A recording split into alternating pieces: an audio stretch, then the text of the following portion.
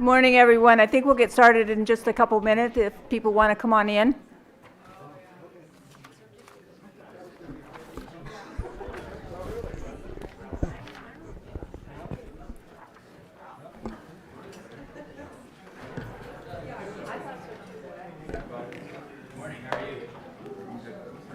don't have to deal with glasses on top of everything else.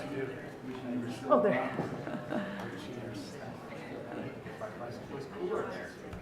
You need to get what?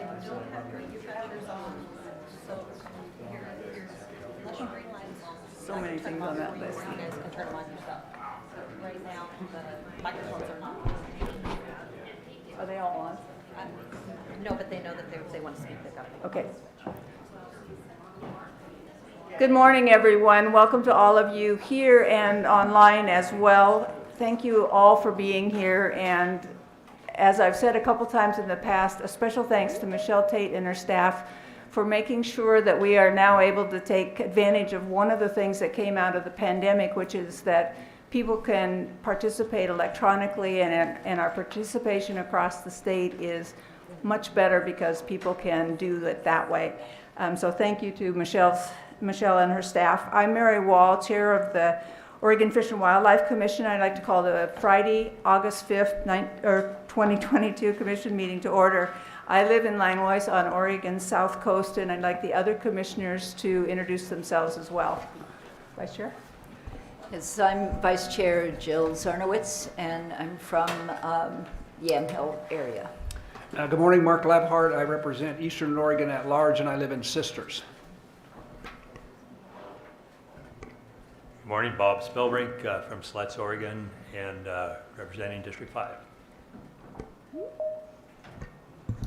Good morning, I'm Becky Hatfield-Hyde. I'm in Congressional District 2, and I'm from places like Paisley and Brothers and Beatty and who knows where. Good morning, Dr. Leslie Kang. I represent the 3rd Congressional District, which is Portland and surrounds, and which is why I always bring pink boxes, which contain voodoo donuts. Good morning. And Commissioner Khalil, Kathyun Khalil, is participating at least for the bulk of the day electronically because she's out of the country, but still trying to participate as much as possible. Is she on, Michelle? Or?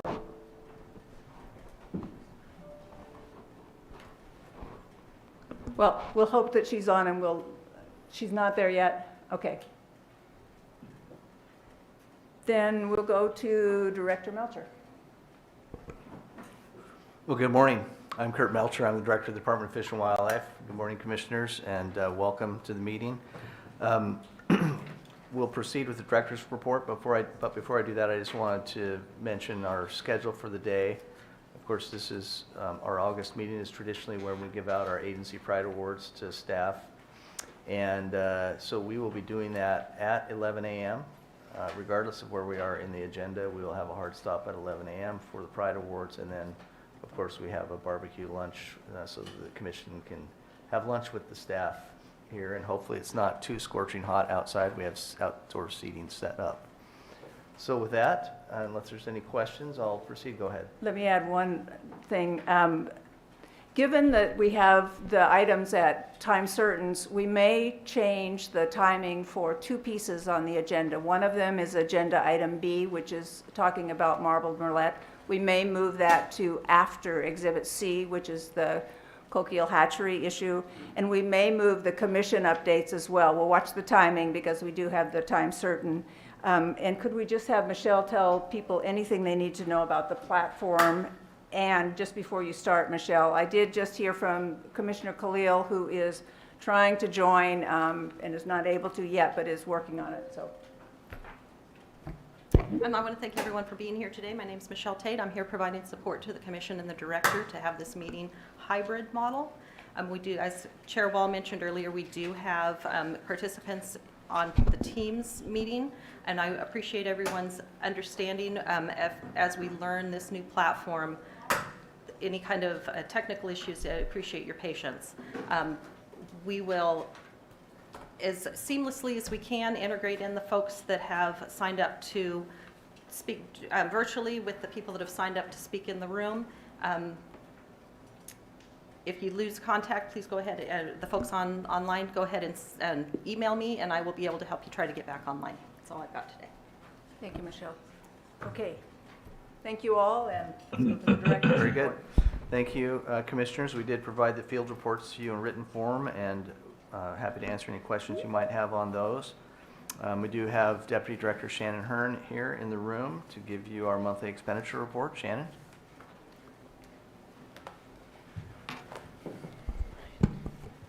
Good morning, Chair Wall, Vice Chair Zarnowitz, members of the Commission, Director Melcher. Thank you. Again, Shannon Hearn, Deputy Director for Administration. In your Commission packet, we submitted the most up-to-date financial report. It showed the preliminary fiscal year closure as of June 30th. With half the biennium over, the department is on track, but currently spending under projections. And while licensed products have seen a dip in the 2022 sales, we did see more robust sales in May around the controlled hunt season as we expected.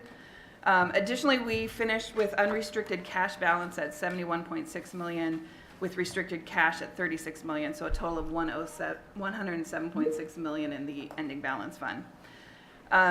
For the 23-25 budget development, great update. After you approved our agency request budget, we're on track for compiling that in the SABRE system, the system that builds budgets for executive agencies. We'll finish that by the end of this month.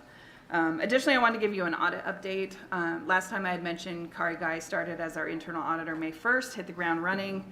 We had our first internal audit committee meeting June 1st, and she started immediately a wildfire preparedness audit.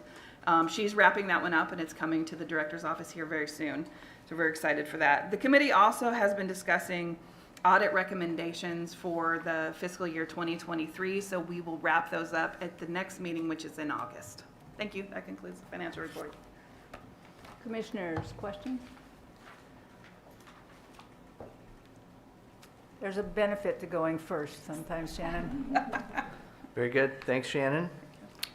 We'll move on to our standing agenda item under the Director's Report, which is Adapting to Climate and Ocean Change. And for this month, we're going to give you an update on the Private Forest Accord implementation. And I have, I believe, in the room Debbie Colbert, Sarah Reif, Kevin Blakely, Chandra Ferrari, and Tom Stahl. Good morning. For the record, I'm Debbie Colbert. I'm the Deputy Director for Fish and Wildlife Programs. And I just want to check with Michelle. We have two of the co-authors for the Private Forest Accord who are joining virtually for the presentation, and they were saying they couldn't hear. Okay, we should just make some adjustments on the settings. We can hear now. It's just come on. Okay, excellent. So here's what we were hoping to do this morning for this briefing is we're going to actually have, we have two of the co-authors of the Private Forest Accord here to really introduce and give you a little background on the agreement, how it came to be. And then once they've done that introduction, then ODFW staff will come up and we're going to really kind of fill you in a little bit more on the details of our responsibilities and what is falling to our agency for implementation activities. So I will just start by introducing our co-authors. We have Kristen Rivard with Trout Unlimited and Dave Bechtold with the Working Forest Coalition. And Michelle, I think if you could pull up the slides for the magic slide. And while we wait for the slides, if I might, I would also point out that we actually have a third co-author in the room, and that's Bob Salinger, who's That's actually true. literally in the room with us this morning. All right, great. So I will, I'll hand it off to the co-authors to kick this off. Great, thank you. For the record, my name is Kristen Rivard. I'm the Oregon Director of Trout Unlimited. Chair Wall, members of the Commission, thank you so much for the opportunity to be here today. We'll cover a little bit of the background and what the Private Forest Accords are, but as we jump into that, I just really want to express the gratitude of all of the authors and signatories to this process for the work that your agency has done. We couldn't have gotten to this point without the support of staff throughout the process, and as part of the Private Forest Accords and the enacting legislation, the Department of Fish and Wildlife is taking on a number of new responsibilities and new authorities. So we recognize this huge amount of work that has been added. We hope there's adequate budget and staff to support that, which was our objective. But we know it's a lot to undertake and really appreciate the support. Next slide.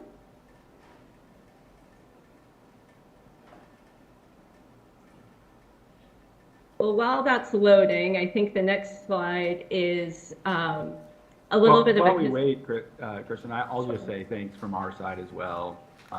Technically, I'm not a co-author. I was the attorney representing all the authors on the forest side of it. And we do recognize that there's a lot of work to still be done, and there's a lot of work that has been done by the department. So that's a two-way thank you, and also a future thank you from us for the continued work that's going to need to occur. So I'm still not seeing the next slide on my end. It could be a delay, but just in the interest of time, I know what it looks like, so I'll keep talking. But, you know, we wanted to cover a little bit of the history of how we got to the place we're in today.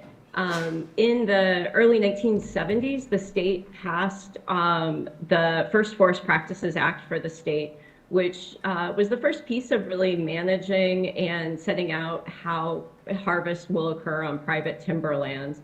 Over the last 5 decades since that really revolutionary legislation that was kind of a one-of-a-kind here for Oregon, the science and understanding of how landscape activities out on the landscape impact our aquatic systems has, of course, advanced very substantially. In the early 90s, we passed the first stream protection rules, which really linked how harvest and, again, landscape use can impact water quality and habitat. And then I think it was in 2017, the SSBT, salmon, steelhead, and bull trout rules were passed, which provided increased riparian protection for Western Oregon streams in the Cascade area, recognizing the real importance of mature riparian forests for water quality and habitat, both shade to keep water temperatures cool and providing logs and wood into the system. But that new rule really didn't protect some areas like the Siskiyou georegion where I live down here in Southern Oregon. And there were a number of outstanding other policy issues that fisheries and conservation interests were concerned about. Alongside that, the timber industry had a number of their own concerns, and we ended up in a place with a lot of just policy things being pushed back and forth using different levers, as well as a number of ballot initiatives that were teed up for an upcoming election. Governor Brown stepped in with some wonderful leadership and pulled all of those stakeholders together, which resulted in a memorandum of understanding between conservation and fisheries interests, as well as the timber industry, to make a couple of immediate changes, which included extending the riparian protections into the Siskiyou georegion and addressing aerial spray. But beyond that, pulled the parties together into a facilitated process to see if there couldn't be a more collaborative and thoughtful approach to resolving those outstanding issues. So over the course of that period, I was one of the authors, as well as a number of other groups, which we'll list and go through.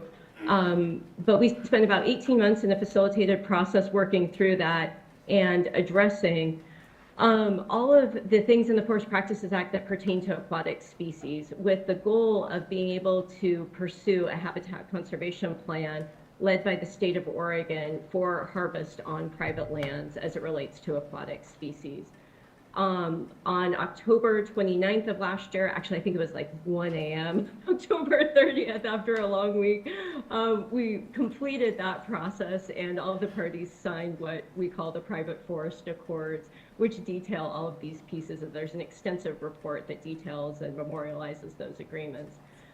We continued with that work to pass 3 bills of enacting legislation earlier this year, which have started a comprehensive rulemaking to enact that, as well as lay out the process for seeking the habitat conservation plan. Next slide. Dave, I'll pass it to you.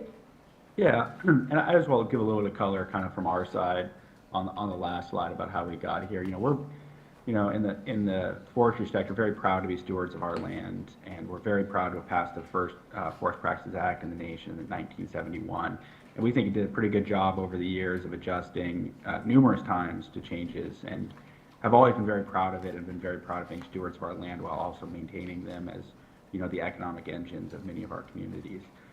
It kind of became clear at some point that there was various issues like aerial spraying of pesticides and others that were becoming very, hot political issues, and a number of ballot initiatives that came out, and it was getting to a point where it really became clear that there was probably some, more collaborative solutions to these issues. And so, from our end, this is unquestionably the largest change to the Forest Practices Act in the past 50 years. It certainly comes with some pain, a lot of pain to the industry. It's a big commitment to conservation, but we also recognize that, for 50 years we worked under the last major rendition of this with a bunch of other changes, and we recognize that kind of getting that certainty moving forward into the future can be critical to the industry. It can be critical to both stewarding the land for fish and wildlife, but also importantly keeping them as the economic engines that we count on and our communities count on. So I think there was just an alignment in 2020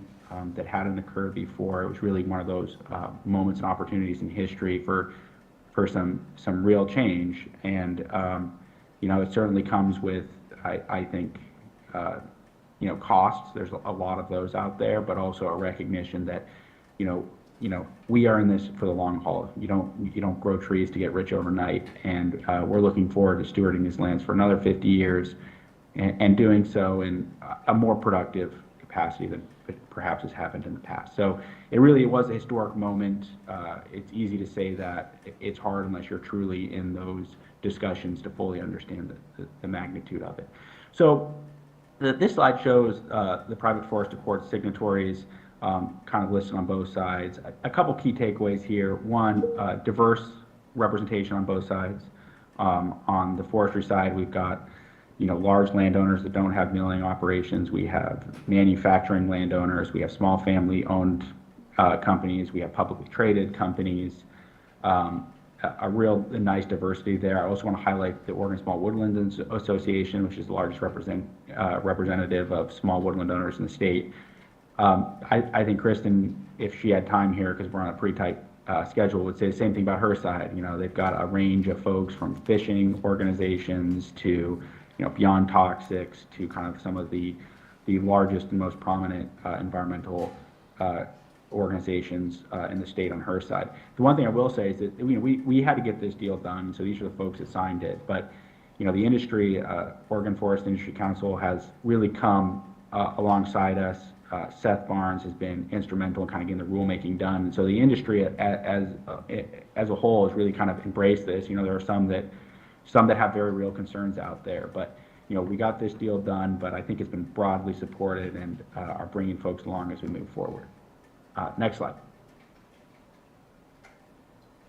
And so, Kristen highlighted this, how did we kind of get to an agreement here? And I really think our North Star in this process was identifying a federally approved habitat conservation plan to get this done. And so that is essentially the regulatory tool through which the federal government can give incidental take assurances under the Endangered Species Act. And so that was kind of our North Star. We looked at what elements we would need to get that done, consulted both with ODFW, but also the federal agencies on this. And so kind of just a couple buckets that we went through and kind of had to check off. And those included riparian management, stream classification, steep slopes, forest roads. Some in there that were kind of new and innovative that hadn't been addressed in other HCPs, things like beavers. And so a whole range of issues, and Kristen's going to quickly tick through those, but I know that you guys have a presentation from your staff on a lot of these issues today. I would point you guys to the private forest accord report kind of as the authority on all of these, but really kind of wide-reaching, but also all tied back to that federal standard to get the assurances that we're looking for that provides both the Working Forest Coalition and the Conservation Coalition kind of the certainty that they're looking forward for moving forward. Next slide. So kind of the key piece of the HCP kind of is at 10,000 feet, where you start, what are the species you're covering, and what are the terms. We're looking at a 50-year term to provide coverage for a whole range of fish, including most notably, of course, our salmon and steelhead, which are, kind of the, I guess, the most prominent species in the state, but also the bull trout, coastal cutthroat, numerous other species that are listed in the private forest accord report. And then also stream-associated amphibians. These are the ones that live primarily in the aquatic habitat for most of their lives. 5 of them specifically were identified: Columbia torrent salamander, southern torrent, coastal giant, Cope's giant, and coastal tailed frog. There's a large number of prescriptions in that package that go directly to kind of helping these folks. And so we're hoping, to see robust aquatic ecosystems on our lands moving forward to cover all of these guys. So one kind of key piece here is that if the HCP doesn't issue by 2027, we kind of go back to the position we were in, the rules kind of revert back. And so one of the big pushes here, and one of the pushes we're going to be looking for ODFW to kind of help us with, is this push to get the HCP done in a timely fashion so that everything kind of stays in place. Next slide. So I'll cover really, as Dave said, the North Star for us was getting to an HCP that can be approved by the federal agencies. And we believe that to do that, the key goals and objectives are restoring and maintaining habitats for all of the covered species, those that are ESA listed, as well as those that we're just proposing coverage under the HCP. But both looking at habitat as well as the processes that create and maintain habitat through time. So of particular interest is temperature. We want to protect cold water where it exists and prevent future increases in water temperature, knowing how critical it is for many of these species. Wood is, of course, a huge and important function geomorphically in these systems. So we want to make sure that we have a high level of long-range wood recruitment. But as a nod to the economic viability for industry, we also try to be really strategic about where we need to leave wood on the landscape to support these processes while facilitating reasonable and economically viable timber harvest. And sediment is, of course, a key component, particularly the increase in fine sediment that can occur with landscape activity. So making sure that we set up protections on the landscape to minimize that sediment delivery. Sure, we still have large sediment where it should be for spawning and things like that. Next slide. So a key component of that is both, is the riparian protections on streams.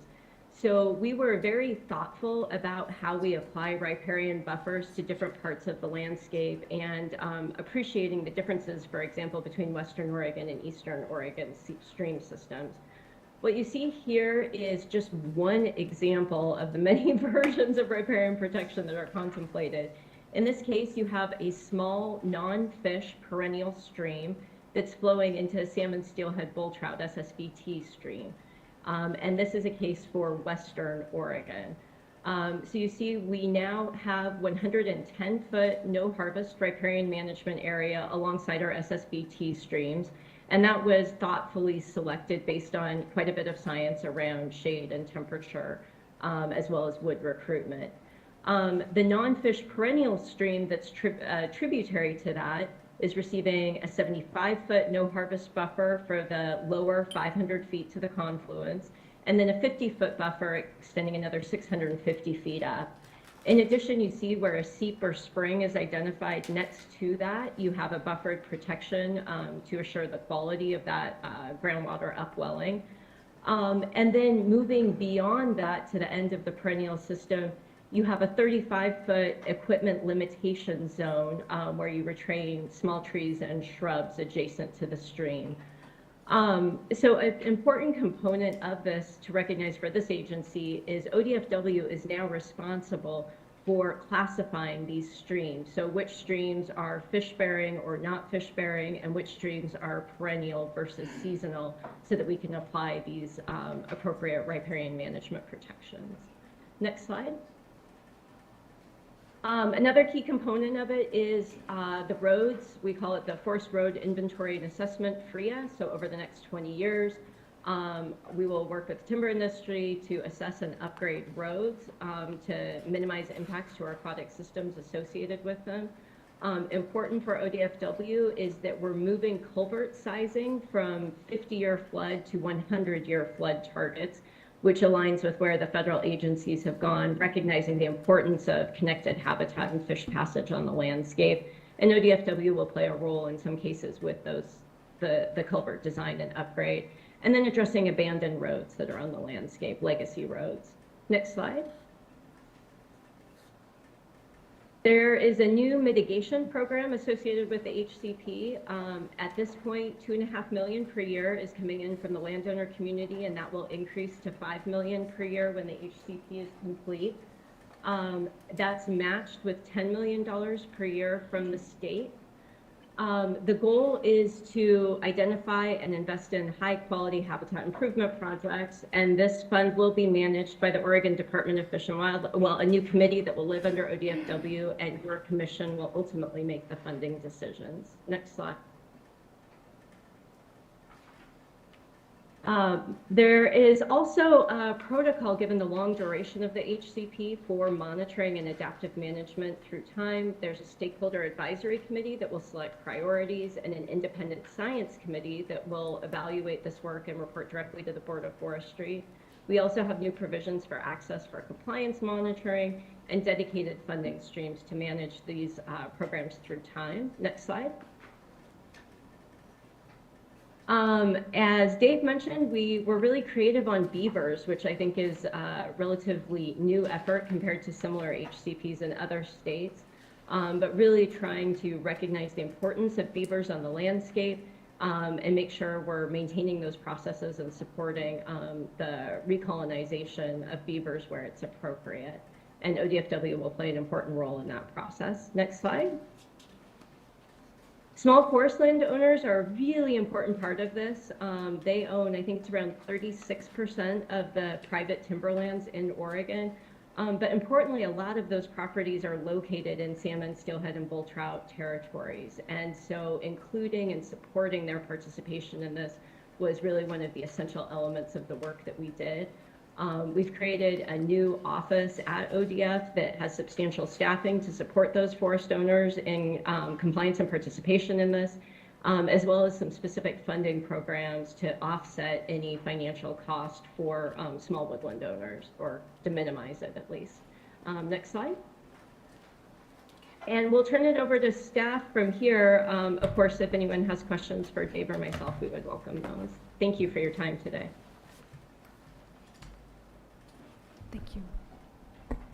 I'm sure people have questions, but I think we should maybe hear from staff and then ask questions, go back to questions for the authors if we could, if that works. Feel free for to the reach out if there's any questions. Again, the board report is pretty large, but it's pretty well organized, so that if you use the table of contents, you can kind of get where you're going.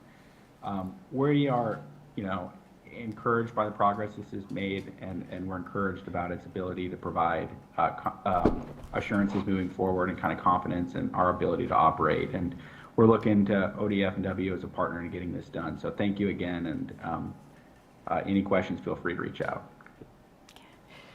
Thank you both, Kristen and Josh, for being here today and providing this introduction. And what you're going to hear from staff is that we are continuing to work really closely with the co-authors and Department of Forestry on the efforts that we are involved in implementing the Private Forest Accord and the legislation that was associated with it. So with that, just want to hand it off to Sean Clemens to give a little bit of context of kind of, the benefits of this accord from a watershed perspective.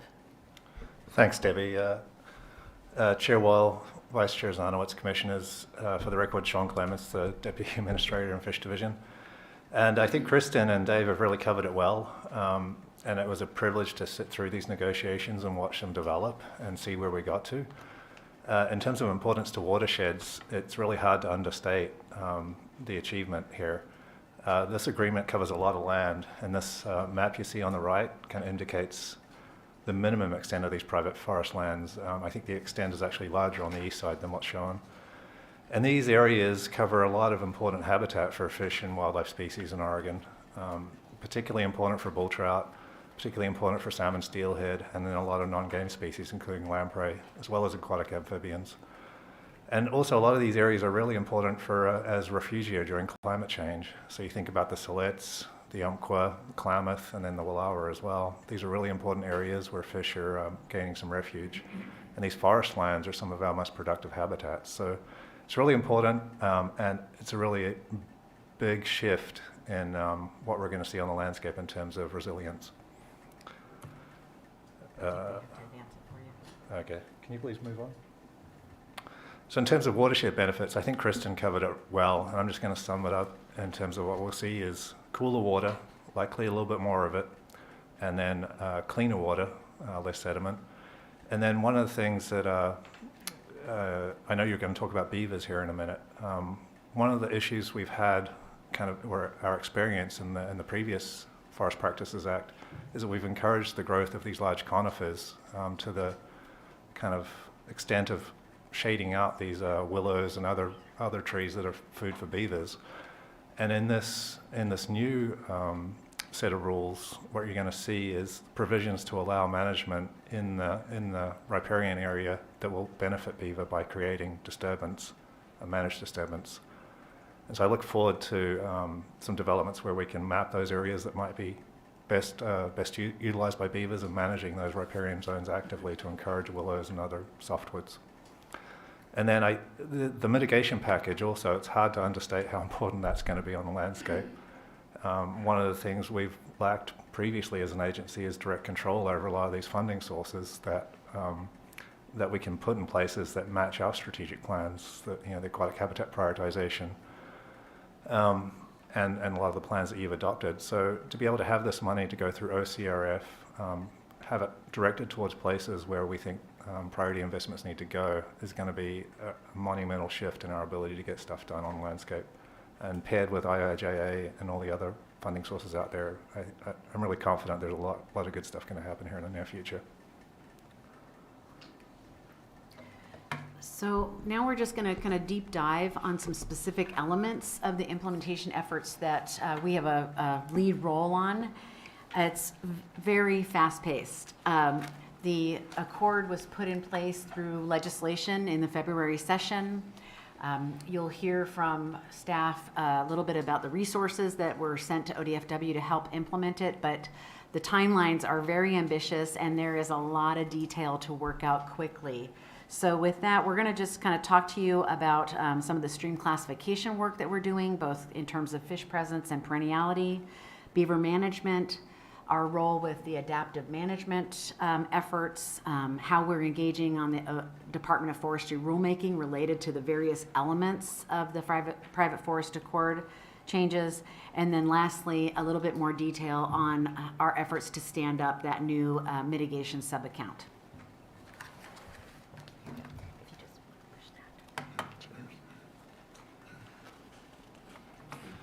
Okay, so David and Kristen talked a little bit about stream classification, and so the Forest Practices Act requires streams to be categorized on a variety of factors. Two that impact ODFW directly are fish presence and perenniality.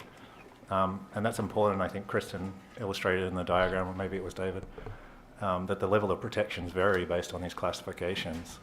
And a lot of that responsibility is shifted from ODF to ODFW, which is a big new workload, but we also got some new resources to deal with that. I'm going to talk first about fish presence, and then Chandra's going to talk about perenniality. And I have to say that in terms of workload, Chandra's program got landed with the bulk of this in the near term, so I'm feeling for her. They're running a million miles now. In terms of fish presence, the way this was set up, initially the parties agreed to use the Franson model, which is just another model to describe fish presence on the landscape, as the base layer for determining fish presence. And then the Accord also set up an agreement that a contractor called TerrainWorks would develop this layer statewide. So that contract's in place through ODF, and TerrainWorks is moving ahead with developing that layer. Our involvement here was to provide TerrainWorks with the salmon steelhead bull trout base layer so that they could incorporate it into their DEMs. And then the real workload comes for us in validating and invalidating prior surveys. So over the years, industry has done a number of surveys, field surveys on the ground, and they wanted those reflected, given the amount of work that was involved, they wanted that reflected in the new layer. And so that is happening, but one of the things we have to do is where those surveys were done out of date or where an artificial barrier was used pre-2007, we have to go through each of those surveys and decide whether they meet scientific criteria for being approved or not. And that's a big workload. Our folks have just got started on that in the last month, and we're going to have to be doing several basins every 15 days upcoming. And then the second place where there's a big workload is just error checking the output from terrain works. So they're going to be sending us, I think 6 or 7 basins every 15 days, and we've got to go through those line by line and make sure that they line up. No errors are being made. So that'll be occurring over the next 6 to 8 months. Terrainworks has to produce that layer by May of next year. And then ongoing, the goal obviously is to keep improving this layer of fish presence. And so one of our roles in that is that there are new models being developed all the time to improve their accuracy. One of them is currently being developed by USGS in Corvallis. It's called Upper Limit, and our role is to assess whether that is a more suitable replacement for the Franson model. And then going on in the future, as other models are developed, we have to assess those and have a public process to decide whether to adopt them. Another piece for us is adopting the physical habitat criteria into rules. So previously our folks have got a whole set of criteria that describes what fish need to be present. Things like area of stream width, gradient, those kind of things. And we have those criteria, but they haven't been adopted into rule, and that's something we're going to do over the next couple of years. And then another thing, so e-shocking is the typical method for going out and determining fish presence, but there are alternative methods out there that can be less invasive. And so we're going to look at those methods and decide whether they could be adopted into rule as well. And then finally, it's establishing the requirements for training and certification of these field staff. So when industry or conservation wants to hire surveyors, we want to ensure that they're following the same protocols and they're aware of how to implement them.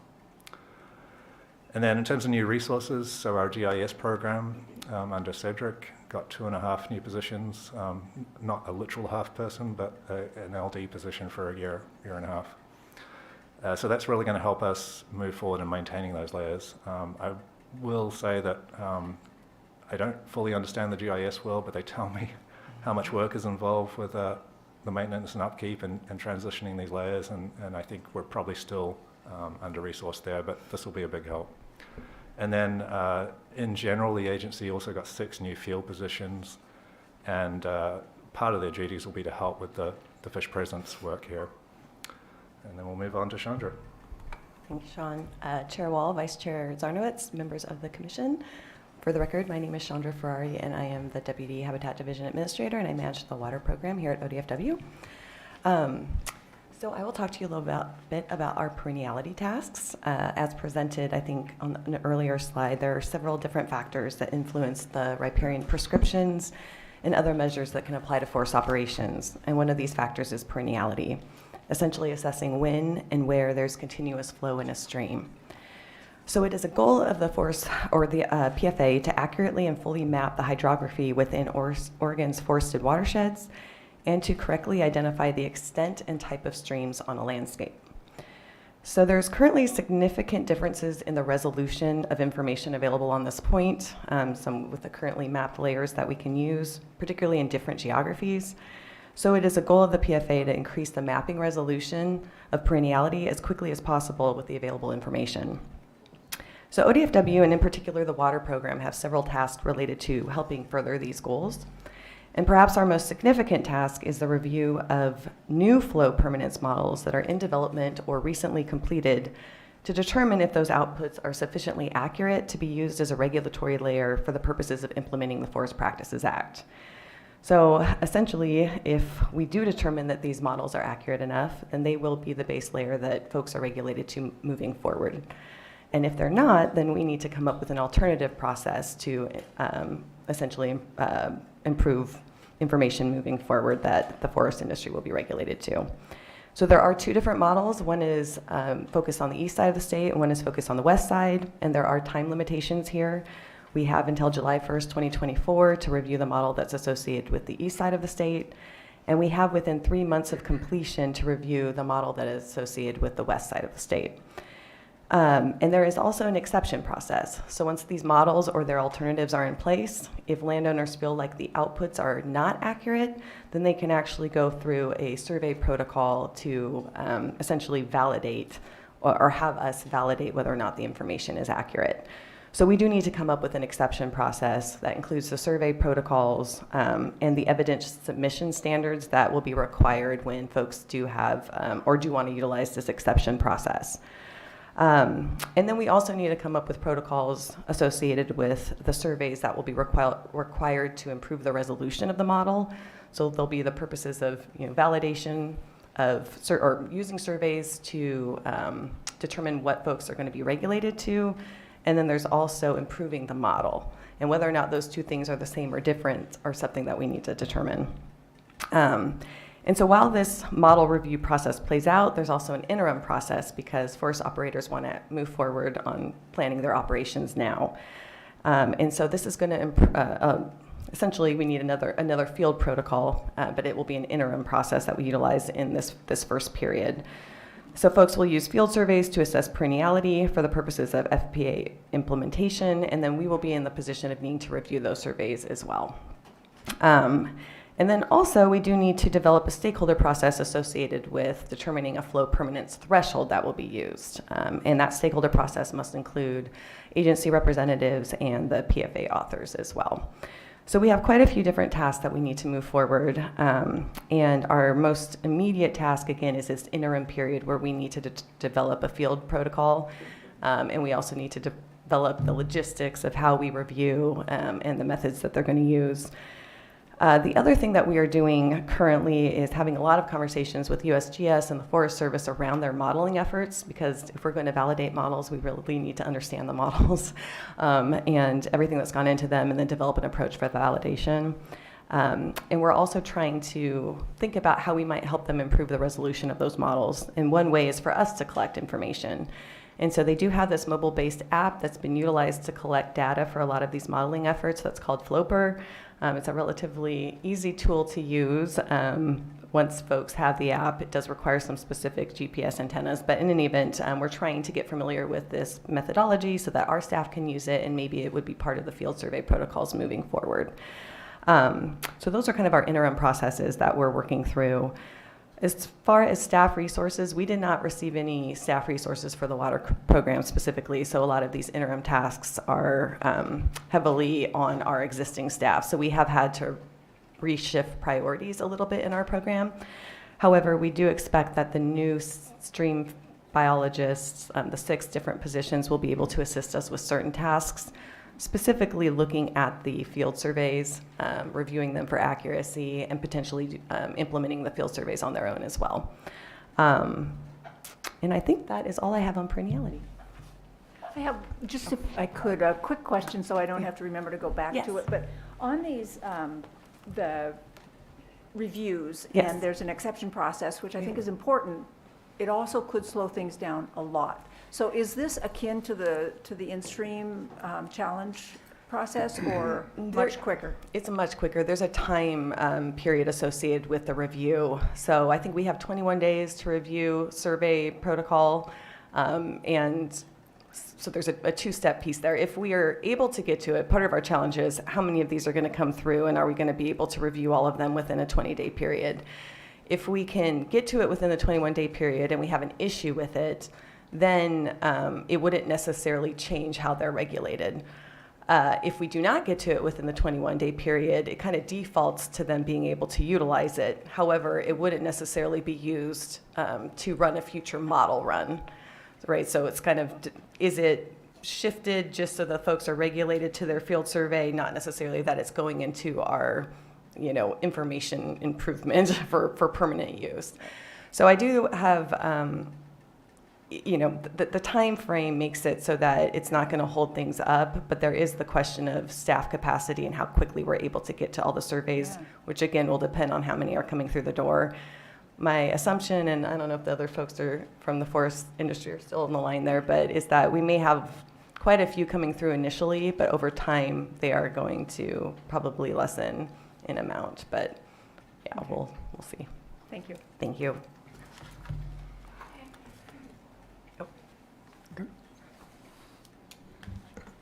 Just a quick question about this Floper app. Yes.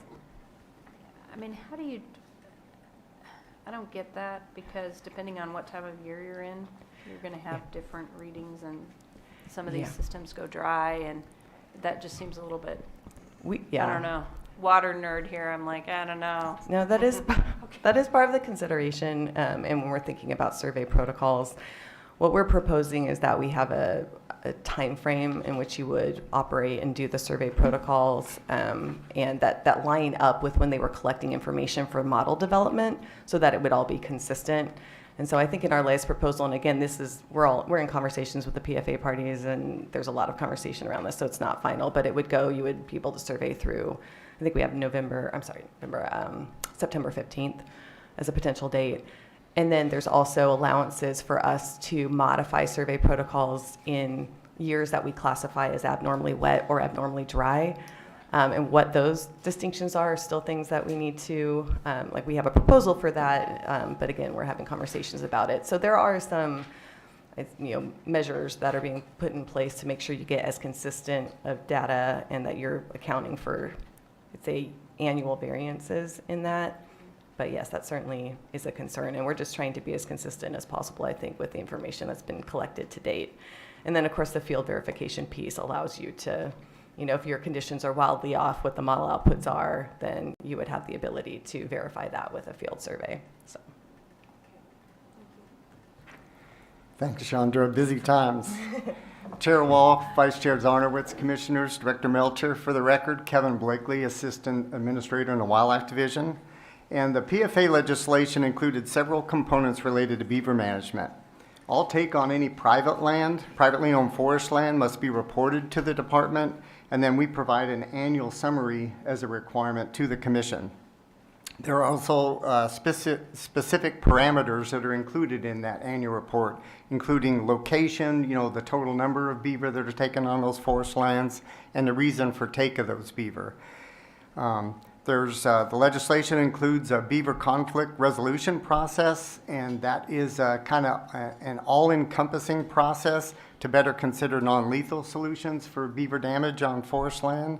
And that includes making reasonable efforts for relocating problem beavers or otherwise addressing infrastructure needs, even give some time frames where landowners know they need a response back to be able to address their issues.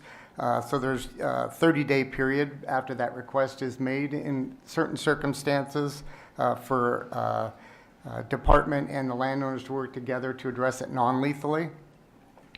There are circumstances outlined that restrict the sale of beaver pelts from some of the forest land.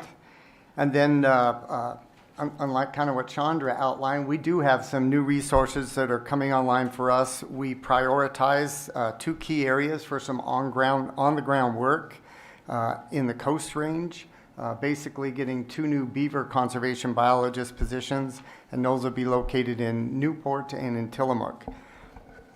Just a better opportunity for on-the-ground work and implementation of some of the outlined and intents from the legislation. To begin the implementation of these components, we've already made some regulation changes for harvest reporting by licensed fur takers for the next 2 years. And those reporting circumstances go kind of beyond just forest land. We want to be able to, as we provide updates to the commission, report across the landscape on all those activities. Those fur taker regulations also describe the circumstances that our fur takers need to be aware of for the prohibitions on the sale of the beaver pelts. We're developing a new reporting process for all the landowners regarding beaver damage, not just involving forest land, like I said, but across the entire landscape.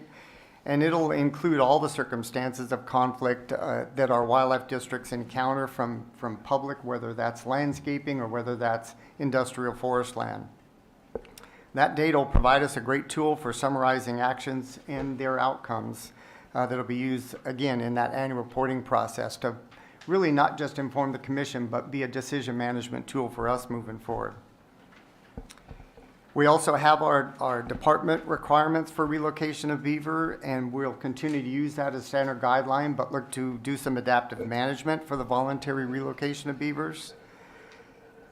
And then really our next key steps, and one thing we certainly are not looking right past, is all the outreach and education as components that have to happen to make this hit the ground, different ways to communicate this out with our constituents.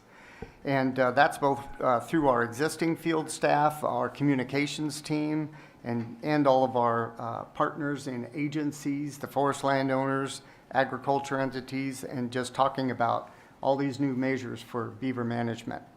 And with that, I'll pass it on to Sarah.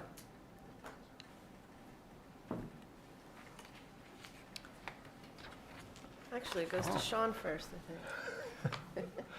Threw me there. Yeah. So we're going to talk a bit about adaptive management, which you hear a lot, and really in this case, in terms of fish and wildlife, it's the mechanism by which the protections that are being put in place will assess those and see if they're working as intended and adjust if not. So the PFA set up a kind of a two-tier approach where they've got a policy committee and then a science team. In addition, they directed funds towards adaptive management for research. So the policy team is really going to review all the results. First, they're going to set the scientific agenda. So which questions is the team going to ask and answer, and where are the funding going to be directed? And then they're going to review the results of that and develop recommendations for the ODF board. In terms of ODFW's role, we have a seat at the table in the policy committee. So that'll help drive where research is invested and ensure that the protections are working as intended. And that's really all about adaptive management. All right. Chair Wall, Vice Chair Zarnowitz, members of the Commission, good morning. Sarah Reif, Habitat Division Administrator. So I'm going to cover the Oregon Department of Forestry's activities, their rulemakings that are coming with the Private Forest Accord, and how ODFW is participating in those. So as Kristen mentioned and Dave mentioned, the PFA report outlines some changes related to the forest practices rules, and those are largely revolving around stream classification and riparian protection. And so Oregon Department of Forestry is in drafting mode with the authors, and ODFW has been participating in that process. There will be public process with that. The federal agencies have been involved as well. The riparian rulemaking, as Kristen showed on her great graphic of the streams, they're looking at expanding buffer requirements in riparian areas and increasing tree retention within those buffers. And so different stream classes receive varying levels of protection. Basically, the larger streams with fish in them receive the highest level of protection. So that's one set of rulemaking. Then the roads rulemaking addresses fish passage and sedimentation at stream crossings. The harvesting and steep slopes rulemaking will increase protection of high landslide prone areas and address sedimentation and large wood inputs into streams. As Sean mentioned, the adaptive management rulemaking will set up a process to ensure protections work as they were intended. And the small forest landowner rulemaking sets up an alternative rule set for small forest landowners. Those are less than 5,000 acres in size, because sometimes these resource protection requirements can have a larger impact on smaller ownerships relative to the larger industrial forest landowners. And then there is a compliance monitoring rulemaking as well that'll just address exactly that, like compliance and enforcement of the new rules. And so we've been working closely with ODF and the PFA authors, providing some technical input and recommendations into that process. According to the Senate Bill 1501, which was the bill that established the Private Forest Accord, the rules need to be completed on or by November 30th, 2022.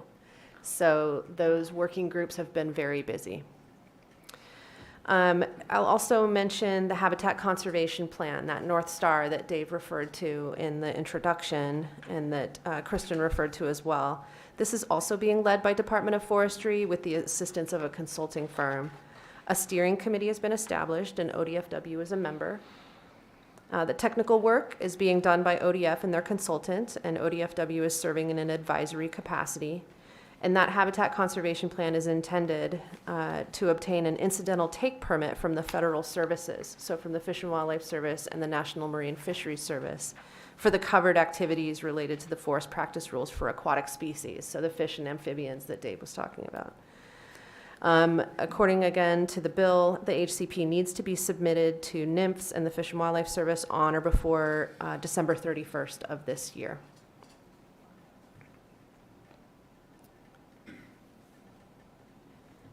So there's been a couple of mentions of the Mitigation Fund that gets established as part of the private forest accord. So this Mitigation Fund will cover aquatic species potentially impacted by the forest practices, including those native fish and amphibians. So that's the focus. Senate Bill 1501 identified the list of eligible projects that can be used as mitigation for impacts to the covered species. So this slide lists out in the bullets a summarized list of those eligible projects. So fish passage, aquatic organism passage, stream, wetland, and riparian habitat restoration, conserving, recruiting, or reintroducing beavers to restore aquatic landscapes, acquisitions of water rights and conservation easements can be done with these funds, riparian fencing or construction of off-stream stockwater systems or those types of measures. And this can occur on public and private lands, forested or not, where covered species in the HCP stand to benefit. So the bill set the table, but also left quite a bit of flexibility and opportunity here for these funds. There should be broad coverage for aquatic habitat restoration in alignment with ODFW's conservation and recovery plans. And this does include proactive work to benefit beavers. We are in the process of scoping what it will take to stand up this mitigation fund and turn it into a grant program. As Kristen laid out, there will be funds coming into this sub-account of the OCRF. $10 million annually in general fund is supposed to come into this account, as well as $2.5 million annually in harvest tax revenue that then becomes $5 million annually once the incidental take permit is signed. And so on a biennial basis, the fund eventually will get to be $30 million per biennium. And so that's a substantial amount. That's a new grant program for us. We've been having lots of conversations with the Oregon Watershed Enhancement Board to learn from them about how you manage a grant program of this size and scale. We've been working with the private forest accord authors to determine who they would like to have volunteer from their lists to be on the advisory committee. The bill lays out the need for, at least in the first 3 years, to have 6 of the 7 voting members be represented by private forest accord authors. And so the authors have self-identified their voting membership and will be passing those recommendations on to the governor's office. The 7th voting member is supposed to be a liaison from the Oregon Conservation and Recreation Fund. And so we're having those conversations with OCRF right now about who they would like to be that liaison. And then there are 5 non-voting agency members on the advisory committee as well. And so that's coming from the Oregon Watershed Enhancement Board, the Department of Forestry, ODFW has a seat, as well as the federal agencies. So NMFS and NMFS and the Fish and Wildlife Service will also have seats at the table. And each of those agencies at this point have identified their person, at least for the start. So we're doing all of that scoping work to establish the advisory committee right now. We were also given position authority to hire 2 positions to support this program, a grant coordinator and a staff assistant. And so we're kicking off recruitment for those positions as we speak. We've laid out some timelines. There's a lot of interest in getting these funds out on the ground as soon as possible, but there's also a lot of work that has to be done prior to that. Rulemaking, establishing, at least a draft expenditure framework, what criteria are going to be used to score grants, what sort of fiscal controls and accountability measures and tracking systems need to be in place, what sort of system will people use to apply? So there's a lot of work that needs to go into standing up this grant program. But we're aware of the desire to get the money on the ground as soon as possible, and so we're trying to move it at a steady clip to get things going as quickly as possible. I believe that is our last slide. Sure. Maybe we could just wrap up and take any questions that you have. Just a significant amount of work, all really good problems to have. I mean, this is really exciting for Fish and Wildlife and watersheds. There will be a number of elements, as you heard, that will come back to the commission, either as rulemakings, regular reports, future grant making. We have set up just, as soon as the bill passed, we moved quickly. We brought Jim Brick in on rotation to the director's office to help us really organize ourselves. He just wrapped up his rotation and helped kind of stand everything up that you see, in terms of organizing. And now we have an executive team, which is essentially the group you've heard from, who meets every other week to just really oversee these efforts and ensure that we're meeting the expectations and timelines that were set out. So we are happy to take any questions. It's a lot to take in. We will be looking for opportunities as the commission is on tour over the next year to highlight some of the implementation work in some of your tours and talk about the details, because there's a lot there. So any questions? I do have a question. I think it's pretty quick. It's probably for you, Sean. So you want, Dave talked about this, I think it was Dave said this was historic, and it does seem like that's the case, both on the policy side as well as on the potential outcomes from a pretty it's so hefty. The question, and I think what I heard you say, Sean, was that there will be cooler water, maybe even a bit more of it. And my question is, I mean, that's music in a climate change impacted world to know that we might have more water and that we might have it be cooler. So do you have any sense at all if the cooler water axis or the line is going up as fast as the predictions about the temperature and problems from climate change is driving against us? Chair Wall, that's a really good question. We haven't actually done the modeling to see if that's the case in terms of whether those lines are going to cancel out on each other. It's kind of dependent on how much logging is going to be planned to be done in a basin. So we could do that. My sense would be that it probably wouldn't entirely keep pace, but would largely kind of counteract some of that. But then it's how far down does that propagate as well? And so we'd have to run those models. And I think that if I could just add on, I think there's a real opportunity with the mitigation grant program to use things like our aquatic prioritization database to inform where do we pursue water acquisition, where do we do on-the-ground restoration projects in the most critical places on the landscape. Yeah, just to follow up on Debbie's point, I think that is one of the key gains is that we have a mitigation fund that specifically says it's you can use it for water acquisitions and water restoration, which is rarer in Oregon, and it's down in the lower reaches that we're really going to see some of those benefits. Thank you. That helps a lot. We have two other questions.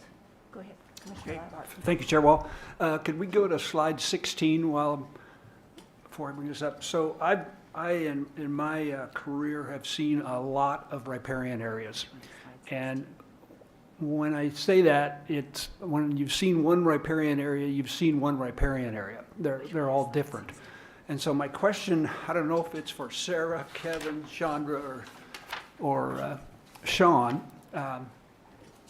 So the goal, I'm looking here, the goal is to increase and more effective riparian buffers. That's our goal. And we want stream shading and we want large wood input. So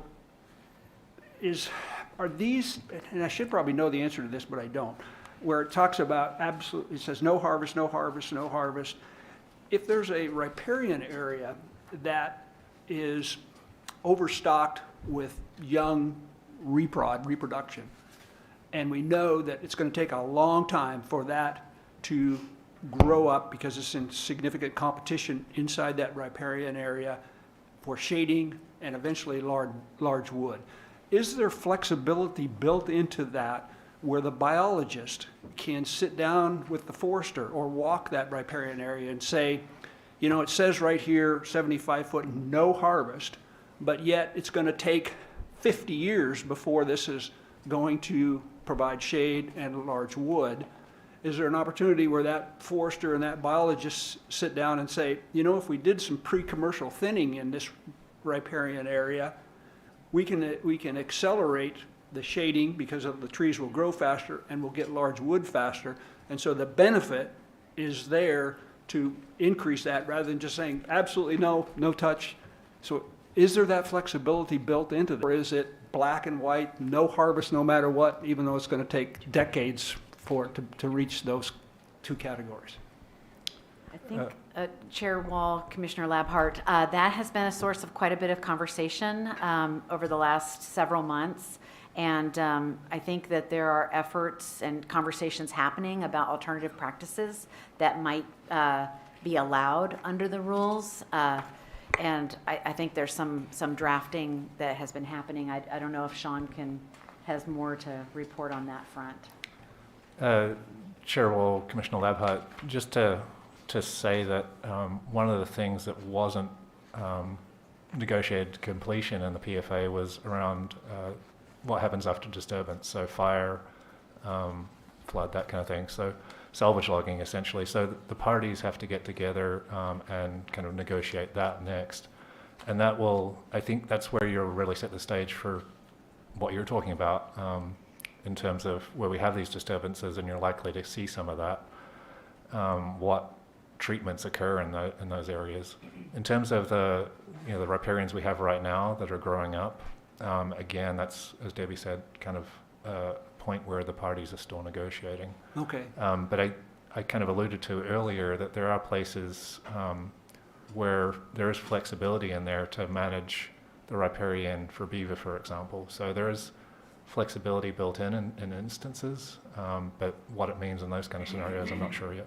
Yeah, so we saw that with our Astoria tour where we went to that one riparian area where there was some selective harvest in there because they're trying to accelerate the stream shading and the large wood. So I just hope that there's that opportunity, and of course it would be with the goal of working with the biologist and the forester on the ground to say our goal is stream shading and large wood, and if we can accelerate that without damaging the riparian area, I hope there would be that adaptability and flexibility built into it so that if we can achieve it quicker through management.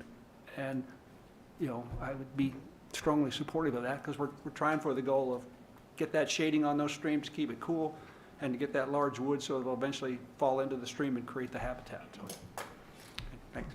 Thank you. Two more questions and then we'll go back to the director. Thank you. Thank you, Chair Wall. My question is about the PFA mitigation subaccount. And I realize it's still being created. But looking at the last, just the last bullet point where it says public and private lands, forested or not, where covered species stand to benefit. So, so you're saying that even though it's the private forest accord mitigation account, it could be for the rangelands, public rangelands. It can just, it's that broad in terms of, or are we establishing that? Commissioner King, Chair Wall, I believe so. So where it could benefit covered species, it's my understanding that work can occur off of forest land. Oh, and also would that cover, just kind of thinking outside the box here, like would it cover stuff within cities and towns? Again, as long as it benefits a covered species. Yeah. I think so, and so a lot of what I think will happen is that what's allowable mitigation will get discussed during the habitat conservation planning process. And so as we define what's eligible in the mitigation grant program, we'll be trying to crosswalk very closely with what the federal agencies agree to in the HCP. Okay, so that would be a way then, like I was thinking, that you can use this for restoring habitat, that, again, benefit species, but like within city limits. I mean, this sort of thing could work there as well. It doesn't have to be out in the salmon habitat in the boonies, essentially. Right, I think if that were identified as an allowable mitigation project in the HCP, then yes, the funds would Okay, thanks. apply. Okay, thank you. My question was also sort of related to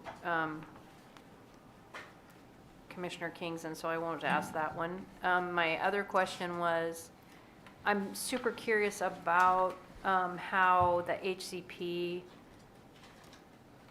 since it's, a lot of separate private timberland ownerships, if you have an ownership that is in compliance and you have an ownership that isn't in compliance, that doesn't risk the HCP coverage for the landowner that's in compliance, does it?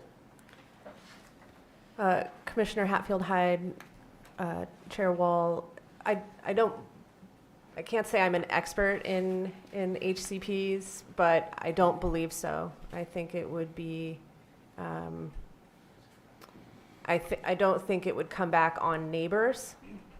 But I think the Department of Forestry, as the holder of the ITP, would need to have some oversight, and I think that's part of what they're trying to get at about the compliance monitoring. And does it cover, I guess the other question I have, and I should already know this, is we have the signatories of the private forest accord, but it probably does not include every private forest timber land holder in the state of Oregon. So they can opt in, they can, what's going on with that? Or they can opt out, but not get the HCP? What's the deal there? If I might just say first, thanks, Chair Wall, that of course the new forest practices rules will apply to everyone. Mm-hmm. See, these are new rules. You don't get to opt in or opt out of the new Forest Practices Act rules. The rules. The PFA accord, was negotiated with really large industrial timberland owners, and there's a separate process for small timberland owners, which is defined as less than 5,000 acres. So certainly it's going to be different for the small woodlot owner versus the industrial timberland owner, but no one can opt out of the new rules. That's clear. But the rules, just because you're opting into, because you're forced, you have to comply with the new rules. But just because you're complying with the new rules doesn't mean you're opted into an HCP process, right? That's what I'm trying to get at. I think, and we can certainly clarify this more in offline conversations, but my perspective is that the new HCP is built on the new Forest Practices Act rules. Therefore, anyone who is following the law is automatically covered under the HCP. And if they're not following the law, they're not following the law, and it's okay. Irrelevant whether they're part of the habitat conservation plan or not. They're automatically in because they're following the law. Right, okay, good, thank you. Commissioner Zarnowitz, did you? Yeah. Go ahead. I just want to say this is very exciting, and it sounds like you have a lot of work ahead of you, and you've already done a lot of work. I've, over the years, have heard the forest industry say that they are the ones putting the cool, clean water into the rivers, and then it gets down lower, and either the cities or other activities destroy it. Basically, take it out or warm it up, or, with no shade and things like that.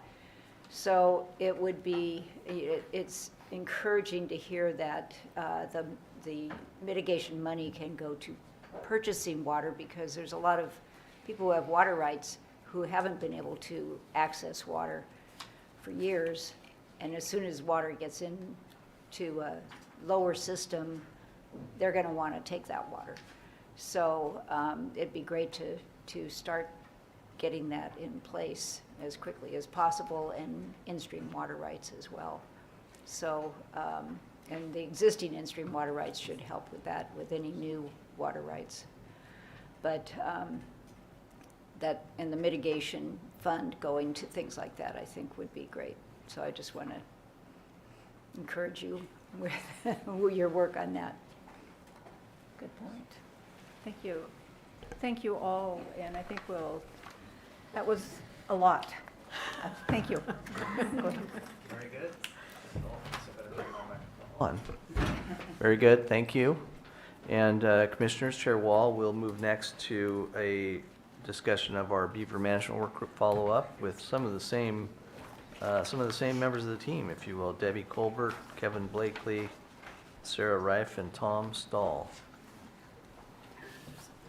Which I think, as you recognize, there's a strong nexus between the Private Forest Accord and a lot of our beaver-related work.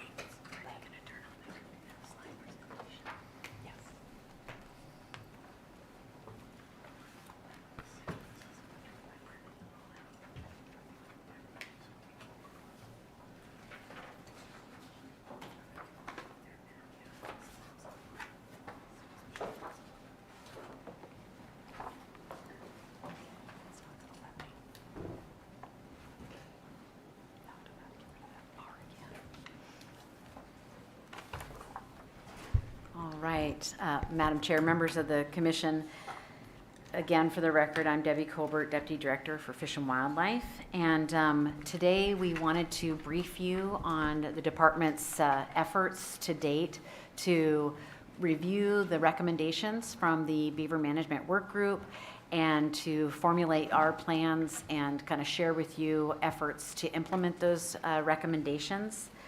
And just, as we kind of begin this conversation, there's a lot of work ahead.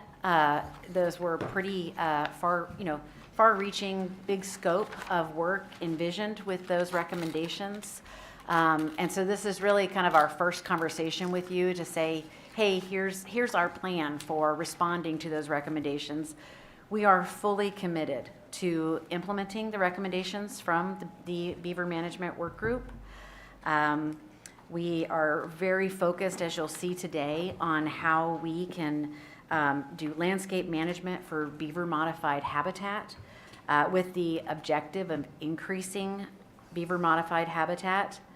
You're going to hear today, as we are looking at those recommendations and thinking about our role and opportunities for collaboration and partnership, there's elements of the data and the science that was in the recommendations, and we're going to tell you a little bit about kind of our efforts to respond to those elements of the recommendations.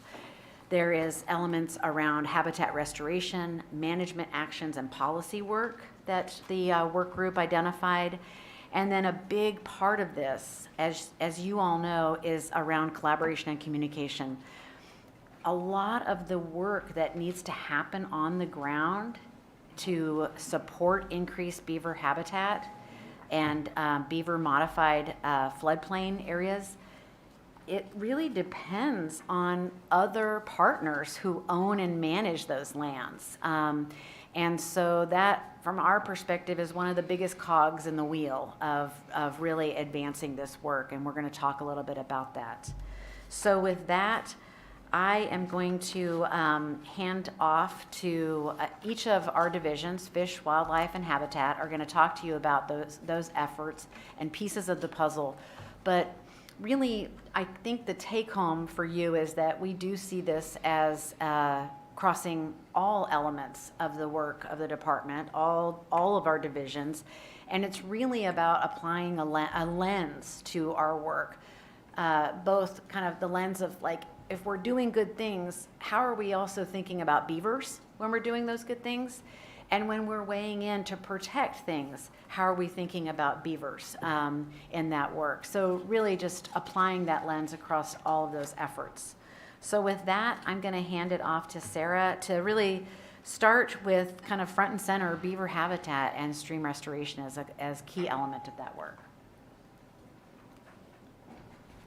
Thanks, Debbie.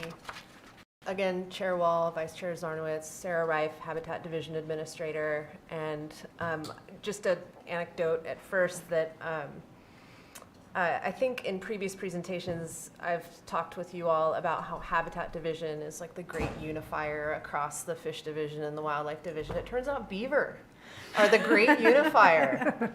I've spent more time working across division lines as we try to center our work on beavers than anything else I've worked on so far in this position. So that's working really well, and I appreciate all the collaboration. So we're really, really making habitat and stream restoration a big part of how we look at this. And because if you're trying to encourage beaver use, it really is all about creating the habitat characteristics that attract beaver. As you all know, beavers need riparian vegetation for dam creation and for food. They need that riparian vegetation for food, for dam creation. They are attracted to that slow water that comes from meandering channels off of the main stem, side channels. And this is, fortunately, this is exactly what falls in the objectives of what our ODFW stream restoration programs do. Our Western Oregon Stream Restoration Program does a fair amount of this work. Our East Region Fish Habitat Restoration Programs really do a lot of this work over there on the east side. And also through extensive collaboration. This is the work that our watershed councils are doing. And so we're participating in the watershed council projects, the soil and water conservation districts, the private landowners, and the state and federal land managers are all collaborating on these stream restoration projects. A lot of these projects are happening through Oregon Watershed Enhancement Board funds. And as we just got done talking about the Private Forest Accord mitigation funds, that's going to be another really large opportunity to expand this work that we're doing. Many of our conservation plans call for beaver-related habitat improvements. It's in the Oregon Conservation Strategy. It's in the Oregon Plan for salmon and watersheds. There are conservation and recovery plans for different fish species. And now the Beaver Management Work Group recommendations as well are another driver of really centering our stream restoration projects on attracting beavers and using them as those natural engineers, as Debbie said. And so these are what provide the foundational support for using beavers as ecosystem engineers where appropriate, and that conveys benefits to threatened, endangered, and sensitive species. So looking ahead, we have an opportunity to further expand this work as we're adding in new regional habitat biologists in our watersheds. We have those, as Sean mentioned, we have those 6 stream biologists that are going to be coming on through the Private Forest Accord, and we're fully expecting them to be able to collaborate with private forest landowners and with conservation organizations to design projects that go forward for those mitigation funds that are centered on habitat work with benefits to beavers. And then, of course, the beaver biologist positions that Kevin will talk about even more. There's also federal funding coming through the bipartisan infrastructure legislation and with our Good Neighbor Authority mechanism that we have in place in order to receive federal funds from the Forest Service and the Bureau of Land Management. We also have an additional opportunity to really kind of be putting forward more projects that are what I've been calling beaver forward, these stream restoration projects that are really kind of centered on that beaver work. And then one of the other areas that we're contemplating is how we track this work better. It's one thing for me to say that it's already happening, we're already doing it, but it's another for me to be able to tell that story, either visually or in a quantitative way. And so lots of brainstorming going on right now with our stream restoration biologists on staff of how could and should we be tracking this, and they're also having those conversations with their local watershed collaboratives as well. So for the last couple of decades, our stream restoration program, our Western Oregon stream restoration program and our Eastern Oregon fish habitat restoration programs have been restoring stream habitats in Oregon in partnerships with those watershed councils and the conservation community. These projects have involved restoring natural channel meanders into previously straightened or ditched riverine systems, creating slow backwaters and side channels. And these features encourage beaver damming while also creating spawning habitat and rearing habitat for salmonids. These projects also typically involve riparian vegetation restoration or fencing, which allows for great vegetation in response to the engineering work that goes on with these projects. Our stream biologists will tell you that beaver activity often increases on their projects even before completion. Or at least within the first couple of years. It can be really quick, and it can also take a few years. Sometimes this is slow work to get to beaver restoration and recovery. Most of these projects, as I mentioned before, have been funded by OWEB and by Bonneville Power Authority, BPA. So I think I already talked about our future funding opportunities with these stream restoration projects, but we're really excited about maybe being able to tell the story better of what we've already been doing, but as these new funding opportunities come on, we're looking at expanding this work quite a bit. So on more of the protection side, the recommendations that we make to others to protect beaver habitat. As you know, ODFW is not a large landholder. In most cases, we're in a recommendations-based role, and we provide technical assistance to public land managers and private landowners on how to best avoid, minimize, mitigate, and enhance habitat for fish and wildlife. Whether it's the Forest Service, state forests, private forest practices, agricultural landowners, it could be waterway permitting or local land use decisions. We, ODFW and others, make recommendations to those entities, and then it's up to those land managers and regulatory agencies or landowners to either accept or forego ODFW's recommendations. We generally recommend that land managers and owners protect riparian systems and their natural disturbance regimes, so protecting that process and that function to the maximum extent practical. However, as Commissioner Labhart says, there's no one-size-fits-all when it comes to riparian areas. They vary widely in terms of their composition and their structure and function, and there are places where beaver naturally can and should occur, and then there are places where beaver presence is not desired, either by the landowner or is not appropriate. And there are also places where good intentions to benefit certain taxa or species overlook the needs of other species. For example, over the decades, protective riparian management requirements that produce larger trees benefiting water quality, cooler water, and fish habitat have, like creating the complex in-stream structures like large wood that encourages the pooling habitat, those have been established. However, these protections in some cases can inadvertently decrease the amount of habitat that beaver can utilize to thrive on the landscape, which is typically that early cereal habitat with less overstory and where sunlight is available to those early successional shrubs and trees that are food for beavers. And so we've been starting this conversation about how to reconcile those different needs without unraveling those really important protections for riparian areas that are already in place. And at this point, we're bringing this perspective into discussions without attaching any sort of prescriptive requirements, because again, this is not a one-size-fits-all thing. But in general, as Debbie mentioned, we're really trying to think about natural processes where disturbance is something that opens up riparian areas and provides potential places for beaver activity to flourish, recognizing that these are really dynamic systems. So some examples of where we've been bringing that perspective into the conversation is in the private forest accord, post-fire conversations, land use, and when we have the opportunity with private landowners through different grant and funding programs. So I think that's kind of all I wanted to say there in terms of the complexity, but where we're headed in terms of our recommendations related to beaver habitat protection. So just one last slide from me here, as we've been having these internal conversations and starting to recognize what we see as additional needs.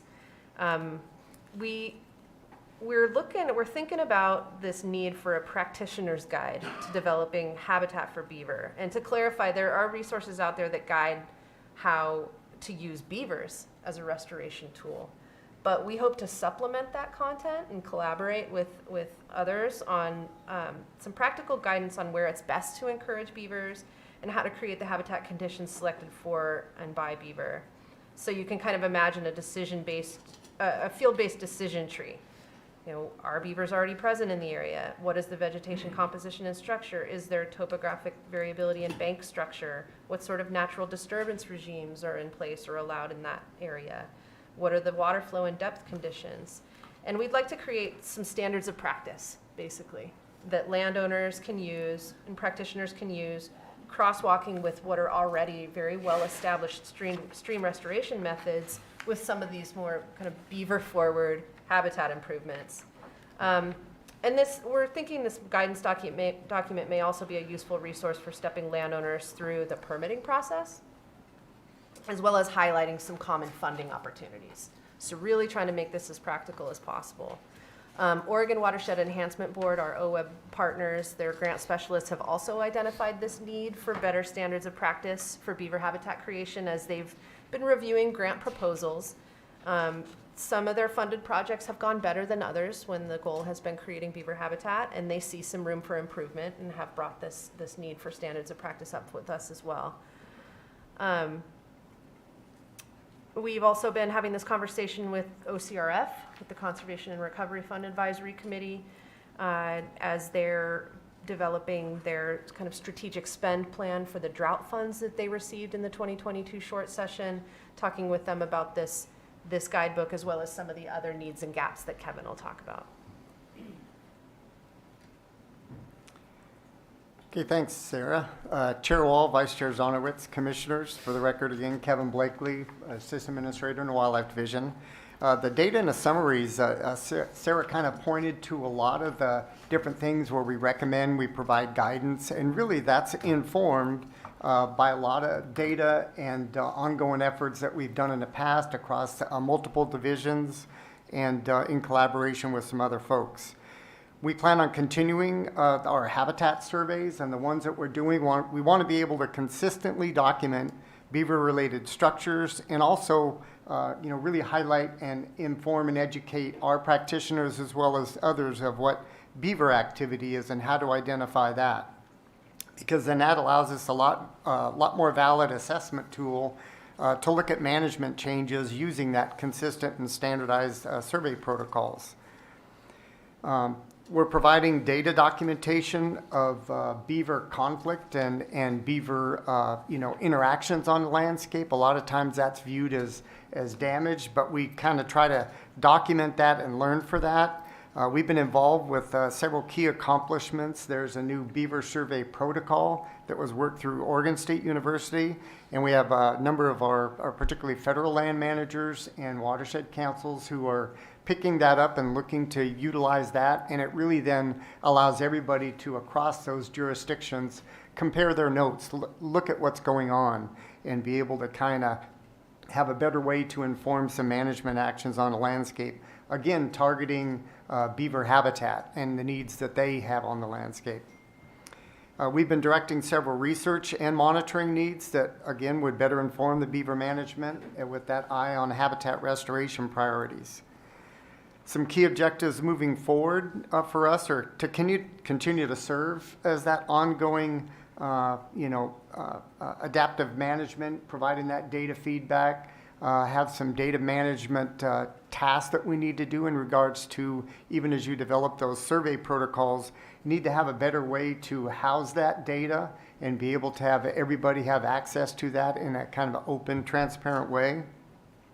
And with that, then we're able to work from some other models that are currently in place that, we're looking at beaver habitat quality and opportunities, and to try to build and validate into those models using that information.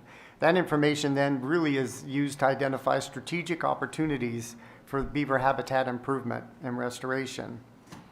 Again, we'd emphasize the use of baseline surveys as we have our various practitioners, across the state, whether you're in Eastern Oregon, Western Oregon, private land or on the federal lands. Having those baseline surveys in a consistent fashion is a key component. We do some further work on limiting factors. We've already been looking at some of that. We think we have some great opportunities just in regards to even some of our harvest closures. Those are just great areas where then if you want to do some experimentation on various things, those are key places you can start to do some activity. Part of that is, again, really focusing on habitat. And do we have the habitat resources in the right places? Are we taking the right actions for the results that everybody's looking forward to?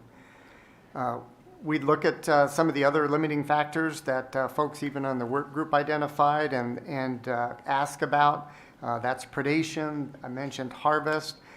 We'd want to assess relative impacts and guide future management actions, as part of the conservation for beaver and really through creation of habitat for beaver. And then we also were always asked and had a discussion about the distribution use and how it's different potentially between public and private land. And is that just a function of how we've surveyed for beaver in the past, or are there functional habitat components to that? We'd also be looking at, some new research. Sarah had mentioned, and others, just the wildfire response to beaver modified landscapes, as well as the opportunities that current fire landscapes provide for beaver habitat. When you think about the disturbance that's there, although, in the very short term, very devastating, provides some tremendous activity for some early sterile habitat and really creates opportunity in the right places for beavers to have that activity and undertake some good processes. And with that, when you talk about wildfire response, it really is to engage more with fire ecologists on that topic. There's all kinds of perceptions about how beaver habitats do or don't provide fire breaks, but it's just a lot of discussion about the landscape itself. A lot of times we don't consider what, say valley floor width and opportunities that provides, or how different it is in different places. As Sarah mentioned, it really does depend on the exact place you're talking about and what's the appropriate tool. We'd also to continue even through some ongoing efforts, as well as expansion into the eDNA as a decision tool of not just for beaver presence absence, but also some relatedness and other things that have been published in the past. All of these efforts are basically directed to inform beaver management, but again, trying to make sure you're taking care of the habitat components. And part of that is just like with all of our wildlife species, it really shouldn't be much of a surprise. Creating habitat for the critters that you want to then engage in the processes to provide benefits across the floodplain, you have to look at what that species needs to be able to have that opportunity to modify that riparian landscape. And then the other key component through all this on the data and research side is really the transparency, the collaborativeness to really foster that ownership in what you're doing and the direction you're heading for the habitat needs for the beaver. Go to the next slide. If I could just kind of mention, Sarah mentioned the 4 million drought funds that went to the Oregon Conservation and Recreation Fund. We just participated in a workshop with that committee on Monday. They're really trying to develop their spend plans for that 4 million. And so we had a number of other agencies and ourselves talking about kind of what funding's already out there, how do they kind of amplify work that's being done or fill gaps. And one of the specific areas that we talked to them about was some of these data needs and research needs around beavers. And we're envisioning that we could use some of that 4 million to front load filling in the data and prioritization work that's needed for beavers, which would really prime the pump for the large PFA mitigation account to then come in and fund work under those priorities and that data that's been developed with the drought funds. So really see some good opportunities to leverage both the drought and the PFA subaccount. So just follow up, Debbie. So was that well received by the OCRF? We had a great discussion, and I think that it resonated with them. And I think they particularly liked I don't want to speak for them, but they sound supportive of the idea of using these funds to kind of ready the work that could then come with the larger construction and habitat restoration work under the PFA. Thank you. Commissioner Hatfield-Hyde, did you have a question right now? Not yet. Go ahead, Debbie. Sorry, I left my little card. Thanks, Debbie. I wanted to talk about a couple other components, basically a support and as a component of successful management for beaver habitat. And that's the engagement on a landscape that is a key component of how we address and how we go about human-wildlife conflicts related to beaver. Our field staff, we completed a revision of some guidance across all of our wildlife species to resolve conflict. And really what we're trying to do is make sure that we educate our staff in how they interact with our publics, be they forest landowners or be they, just residents in a neighborhood looking to just learn more about naturescaping, to just have those coexistence goals in mind. And that's really a key component as you look at the, everybody's perception of what a beaver does on the landscape. It may be good, it may be bad, but we think we can help shape that dialogue into the future. That coexistence includes a lot of improved outreach and education. We aren't, of course, the only folks doing that. There are a lot of local folks that do that through watershed councils, soil water conservation districts, any number of community groups. And those go across all landowners. That coexistence includes things like just deterrent advice or just talking to someone and educating them about the beaver processes and what they're seeing and what that means. There's a number of landscaping alternatives that really help resolve some of that conflict. And then there's also just discussions and opportunities and some adaptation for those strategic opportunities for relocation and a number of other non-lethal methods to basically accomplish all those beneficial beaver activities. No one is disagreeing that everybody wants for beaver, but you got to be able to make sure if you're then putting some investments in that you get some buy-off on the coexistence, and then you prioritize some areas you really want to expend some significant either mitigation funds or other grant dollars that everybody's been talking about. The ODFW Fur Bearer Program, it'll continue to focus on those specific management actions for sustainable fur bearer harvest, but they're involved in a lot of other different things. They've already integrated the new harvest reporting requirements that I talked about earlier, and they participate, as a team on a number of different work groups with federal land agencies, with our state partners through our Association of Fish and Wildlife Agency. We do some both participate and direct some collaborative work, basically to connect all those pieces, either through learned opportunities with some other states or just that opportunity through our field staff and our partners. Kind of as a link back to the previous slide, this entire ODFW team, whether it's at our program level, at our field biologist level at the districts, the Western Oregon Stream Restoration Program, stream habitat bios, our new beaver conservation biologists, all those basically are looking to implement really a science-based approach for habitat restoration. And it's just, as I said, just some shared goals and objectives that you're trying to make sure you have the whole team just with that vision of where everybody is going. A good example I wanted to kind of look back at of that shared goal, in 2018 there was a memo that came to agency staff in both across the U.S. Fish and Wildlife Service here in the state of Oregon, their entire agency, as well as ODFW. That memo came from Director Melcher and the Oregon State Director for U.S. Fish and Wildlife Service. And that memo outlined the mutual benefits and management direction and objectives for beaver on the landscape.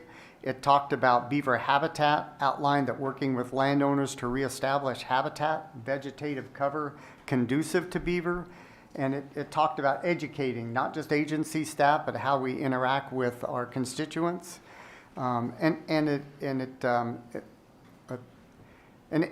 You're really just talking about all those things, even down to the basic dietary and food resource needs for beaver. If you want to have those processes more apparent on the landscape, then you have to really address those needs at that level. That memo to agency staff directed a lot of coordination and collaboration. It outlined some science and guidance components, and it discussed some informed ways to approach relocations and restoration. And I guess my point as I look back to that memo is a lot of that sounds familiar, right? I mean, those are the same outcomes that we saw and that we started working on back then. And I think now is really some moments of opportunity. You have a lot of additional positions. We have some additional grant funds, and we can really start to probably make some additional gains. And it's more not just about us. It's just about a community and engagement in where we're heading next.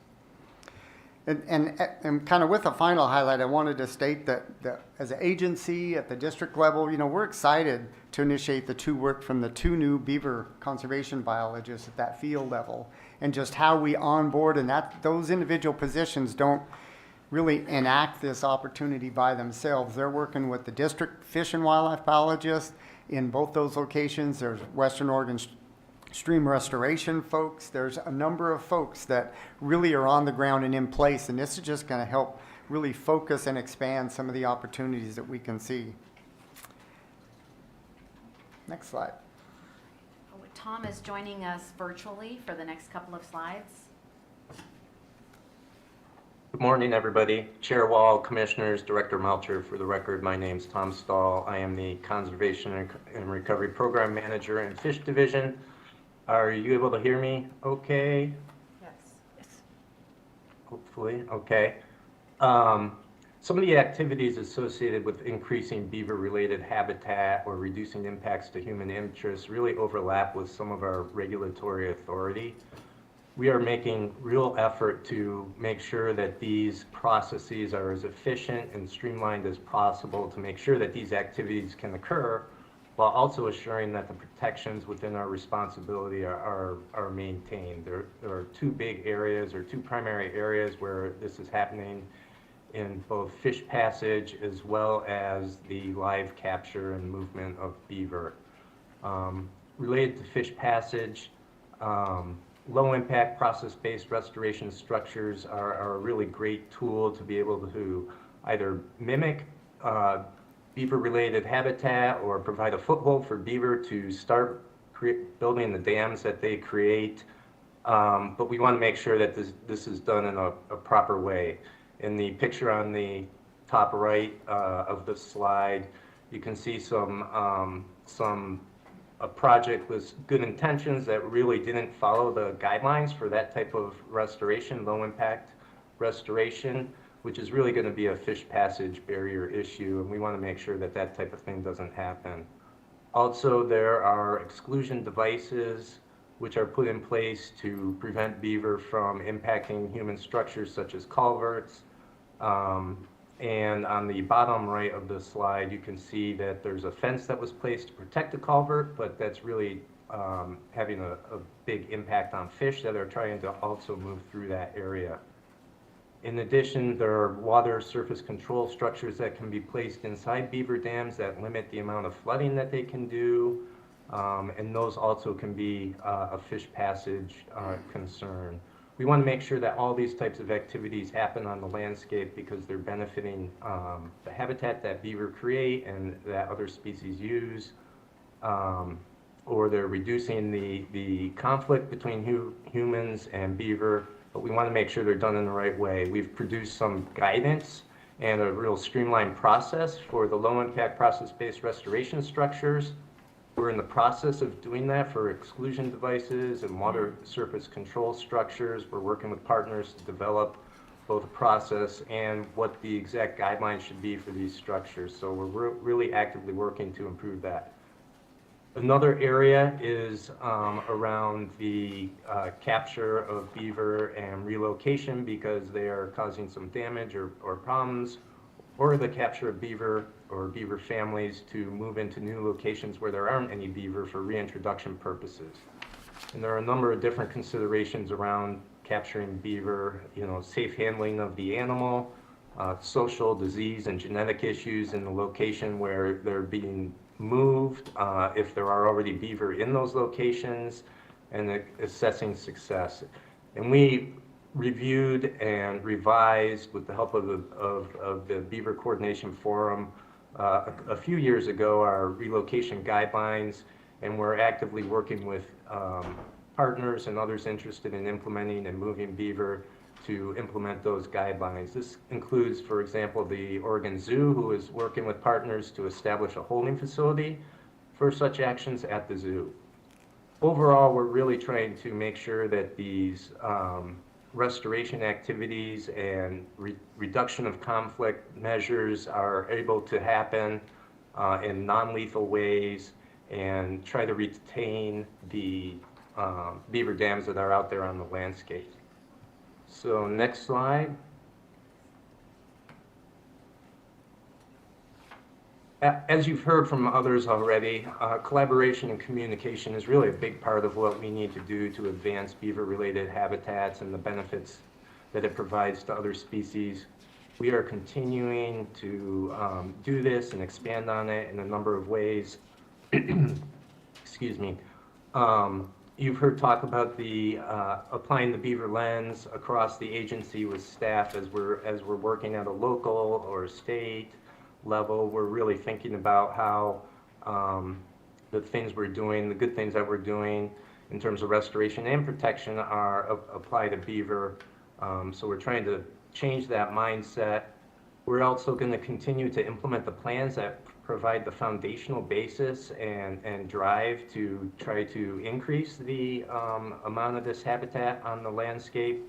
And those are fish conservation and recovery plans, the Oregon Conservation Strategy, which we plan to update at the next update to really better highlight the importance and need for beaver-related habitat as a strategy habitat or subhabitat. You've heard also a lot about engaging with federal, state agencies and all of our other partners. That's a big piece to it. We've had a Beaver Coordination Forum since 2007 when it was originally called the Beaver Work Group. That is a forum that brings together all varied interests around beaver and beaver habitat from around the state and region to have open discussion and disseminate information. We also work and meet regularly with the U.S. Fish and Wildlife Service and NIMS to talk about beaver issues. You've heard a lot already about the Private Forest Accord and coordinating with the Department of Forestry and timber industry on beaver-related needs. We're also going to, and have started through the this recent Beaver Work Group process to talk with the U.S. Forest Service and BLM in terms of needs and how we can improve collaboration and coordination. And we'll be working at the local, state, and national level with other groups to engage in beaver-related activities and needs. We also plan, and you've already heard about this from the others, about directing projects and funding to do the best projects in the best locations related to beaver with groups such as OWEB on their review teams and the OCRF board. We're really excited and looking to engage on those in those groups on beaver-related needs. And finally, we're going to be updating documents, including the Living with Wildlife American Beaver brochure that are on our website and generally available to the public and those who visit the website, as well as enhancing and improving other materials on the website with information regarding the benefits of beaver-modified floodplains and the connection between beaver and watershed health. So with that, I think it goes back to Debbie. I'll just wrap up just by emphasizing again our continued interest in communication and engagement and collaboration. We are proposing, this is really kind of the first time you've heard from us in terms of our view of how we can begin to move forward with the work group recommendations. We are hoping to convene the Beaver Work Group in about 6 months and talk to them about kind of some of these implementation efforts, progress being made, any kind of barriers or opportunities that we want to work together to resolve, how we are adaptively managing as we are doing this work. And then we would propose to come back to the commission in a year, but I think that ends up being a little bit less than a year, but next June, to also share with the commission our implementation efforts, progress, issues, needs, opportunities, and it's just kind of the next year's worth of efforts to continue to move this forward. You'll also be seeing the annual report that we have to do for the Private Forest Accord, which includes reporting on beaver management work. And then we also have ongoing engagement with a number of, and you heard just a few examples of that, stakeholder groups, federal, state, university partners, and other efforts. Again, I think that, or at least I hope that what you've heard today is a genuine commitment and excitement to move forward with these recommendations from the Beaver Work Group. There's a lot of work to do ahead. There's a lot of opportunity in terms of the added capacity and funding opportunities that we highlighted for you that we think can move the needle on this work. We look forward to coming back and reporting our progress and working with members of the Beaver Work Group.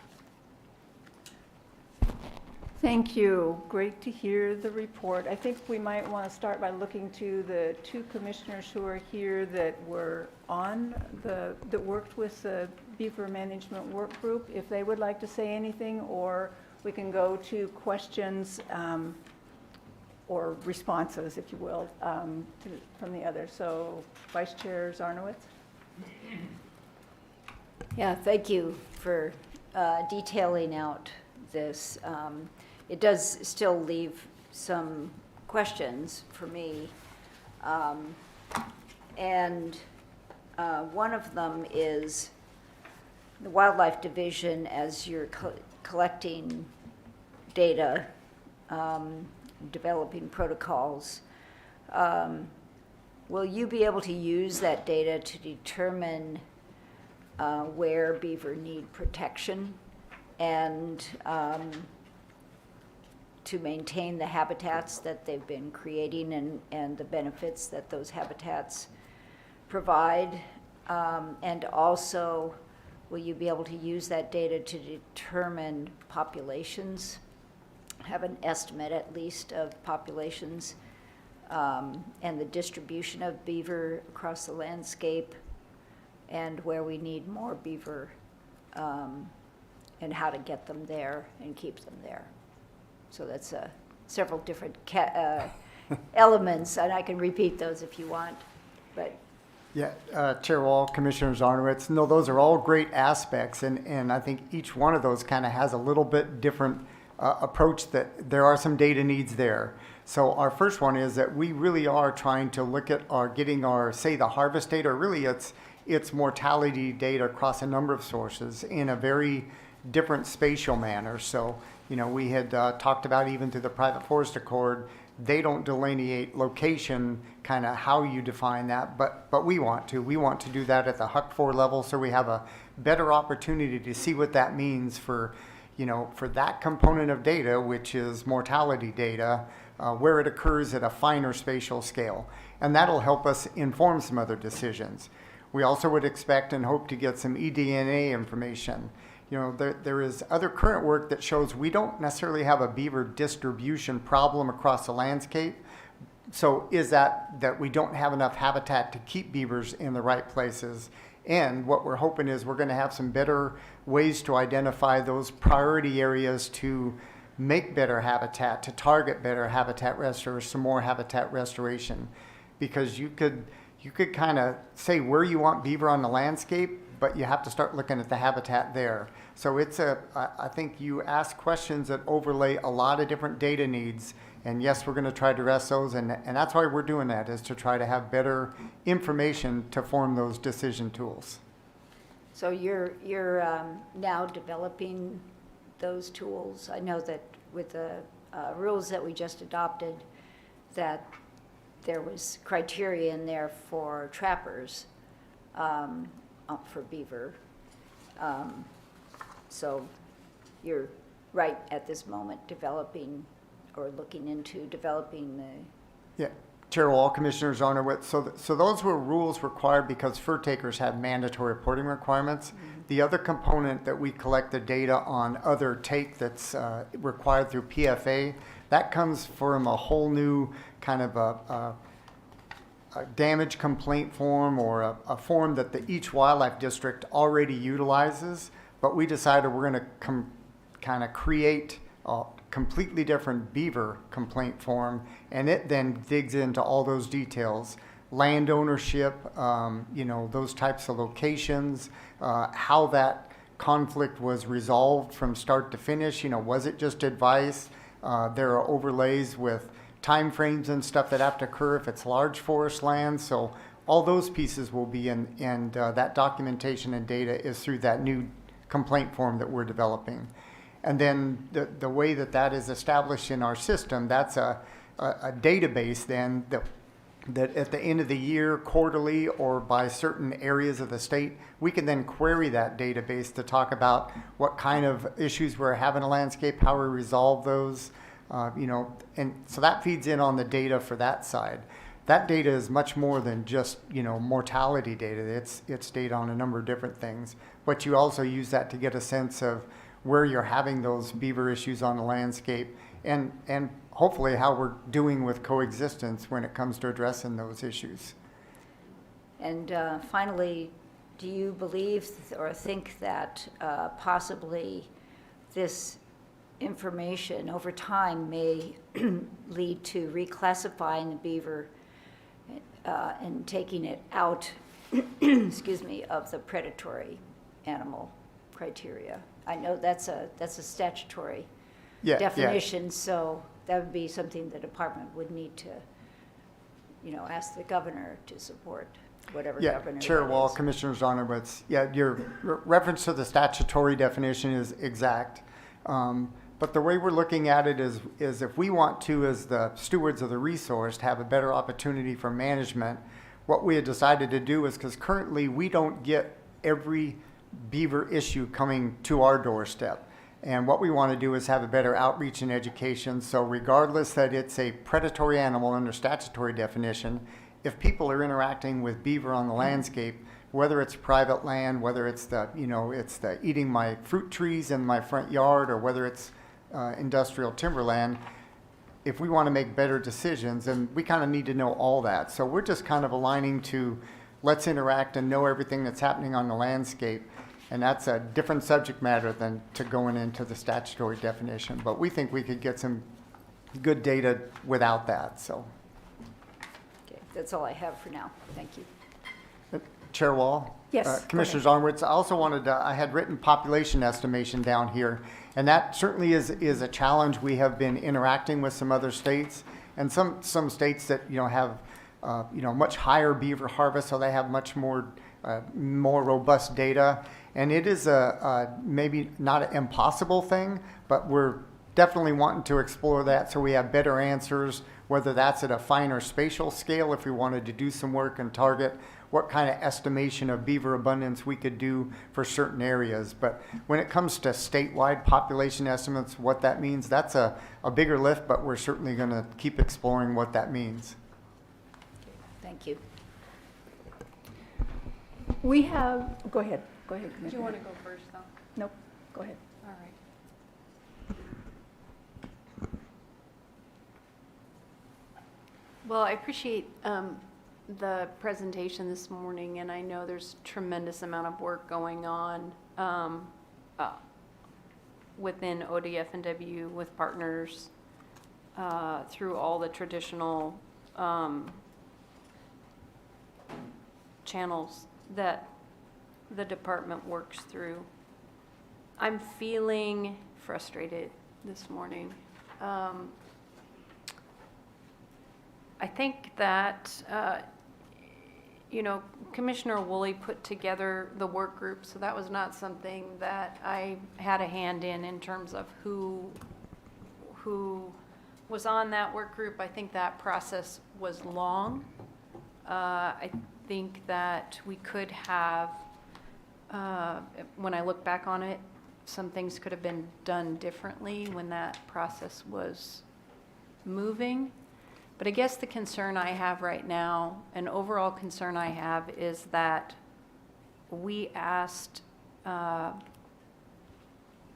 large group of people to commit an extensive amount of time, hours of time, participating in this work group. And the subgroup of that work group, who I think in the room right now is Amy, is the only one that's here, really put a lot of time in. And my sense was what we were trying to do there is reach a place where we lower the conflict around this issue for Oregon. And I think it was hard for that work group to come to a place where they had the recommendations that they were bringing to us. And I guess I'm feeling some frustration because Commissioner Labhart had this idea when we were putting together the POPs this year. You know, maybe we should have had a Beaver POP, like a lead. Mm-hmm. I don't particularly want to see this come back up in the Oregon legislature because we aren't doing enough here to keep that conflict moving in a reasonable direction. And people can say, well, we should just punt. We should, you know, we'll let the drama roll over there and then it's not on our back. But that just keeps going. And I think, well, the other thing, Stan is here. Stan, I'm sorry. Stan is also in the room who was in that group.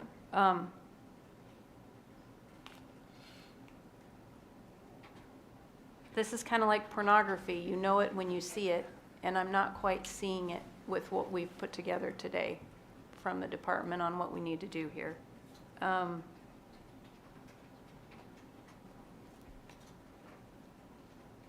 When we talk about climate change, we talk about how climate change is like this new all-encompassing thing that we have to consider when we're thinking about the other decisions that we make. And beavers are not, to me, the all-encompassing thing that we have to think about when we make every decision as a department, but landscape scale restoration to avoid conflict for all of us into the future is something that we have to be thinking about when we make every decision, I think, from within ODFW. And I'm going to give you a little example that came to me just yesterday as I was driving over here. And I think sometimes as commissioners, maybe you guys get talked to constantly from stakeholders, but we do too. And maybe it happens in a different way sometimes with us. But I was approached by a landowner who is working on fish passage to meet the fish passage requirements that we have. And this particular landowner had done some things on their property that violate the fish passage rules that we have in place that are important that I support. But what that landowner was trying to do is get to grading a channel so that we are holding more water in our desperately dried out, screwed up uplands. As a department, did we approach that landowner and say, you know, if we pulled in a variety of partners here, we would not just be looking at this very narrow thing, which is, did you put your culvert 2 feet far enough to the right or 2 feet far enough to the left?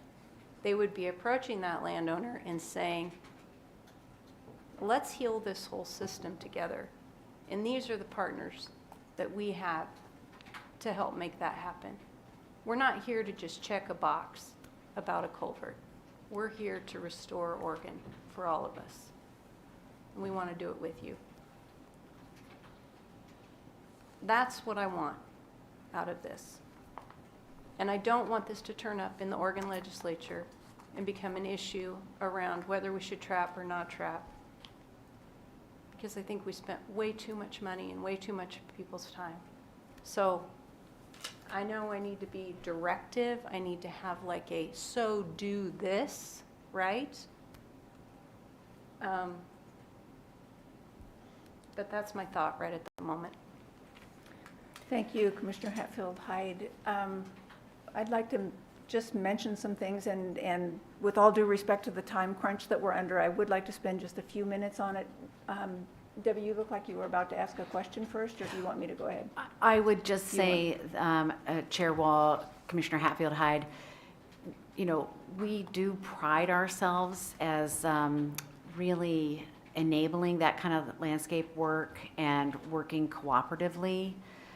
And so, you know, in instances like hearing from that landowner, you know, that's a really good opportunity for us to do some follow-up and engage to understand kind of how did those conversations happen and how can we, you know, work more productively. And so as commissioners, you should always feel comfortable, you know, helping us as leaders kind of engage in those conversations and learn from those kinds of interactions, and just would encourage you to send folks our way when you're hearing about those Absolutely, kinds of but that's just an example. That was being used as an example of what I mean. Yeah. I don't think we have that focus when we go out there in the world. Great comments from Commissioner Hatfield-Hyde and Vice Chair Zarnowitz. I'd like to add just a few, and we have been working on this. The original motion was in November of 2020, so we've been at it a long time. The Beaver Management Work Group took service to a whole new level, and the subgroup in that raised it even further. There was an immense amount of time spent, and by our commissioners, the two that you've just heard from, as well as Commissioner Woolley. Our staff have spent a lot of time on this, and it's, I just want, I guess, to acknowledge that from the outset, but I'd like to talk just a little bit about why I think the commission keeps coming back to this one, and I do recognize that this is a bit like, as Commissioner Hatfield-Hyde said, it's like porn, you know it when you see it, and we're asking you to know it when you see it without being able to, and you have to figure it out to some extent as you go. But we had the original motion that asked that the recommendation from the Beaver Management Work Group be in the context of climate change and all of the impacts like fire resistance and all of those things that are so critical, and especially in terms of water retention. It came back to us in May, and we put together our direction, and I think that you have taken a hard look at that, and I couldn't appreciate more that you're committed to figuring this out and moving forward with it. In the climate change context that we're in right now, I think it just becomes more and more critical, and this gets back to one of Commissioner Hatfield-Hyde's points, to avoid the most costly impacts if we can in terms of fire and loss of water. We've got droughts in a lot of parts of the state, the biodiversity loss, these other things, and there are few options better than Beaver modified floodplain to address those. And so then what you're not hearing today, and I know there are a lot of people who are deeply disappointed that we're not all talking about closures and trap bans and trap, no trap. And the reason we're not, and I think this gets right to the core of why this commission keeps focusing on this issue, is that we're looking to change the direction. We're looking for a departure from the past. So that's why we provided the direction we did, fully recognizing that we can't tell you right this minute exactly what to do, but we can sure tell you that what we're looking for is a focus on Beaver modified floodplain and all of the benefits that provides, especially in a climate change impacted world that we're dealing with, that it's action oriented, that it's focused on increasing that kind of habitat, and that it's focused on the benefits that we all get from that. And if I had to say, what's the difference between what I hear from the Beaver Management Work Group and their set of recommendations and what I hear today? Because I heard great things today. The guidance would be great. Updating the guidance would be great. But that's what we already do. We're experts at that. We do that stuff. And what they were looking for is action-oriented implementation to get more of this kind of habitat as quickly as we can for the benefits that we desperately need in this state. So that's what I would say was the reason that this keeps coming back. So I'll stop there, and I think that Vice Chair Zarnowitz wants to say one more thing. Chair Wall, this is helpful for us. I understand the struggle. We are trying to represent this work in a way that resonates with you. And I think I've talked to a number of you that it feels less about what we're not doing and more about how are we telling the story of what we are doing. And we're fully committed. I mean, this is the kind of feedback we need. We will continue to work on presenting the work. I do genuinely think the work is happening. It's teed up. It's going to be action-oriented. It is going to be landscape scale. It is going to have the resources to make it happen. And so we really are committed to presenting it in a way that you go, yeah, that's what we were looking for. And we hear you. We have work to do on this front. But I don't think we're as far apart. At least I'm hopeful that we're not as far apart as what you may think. Thank you. So I think to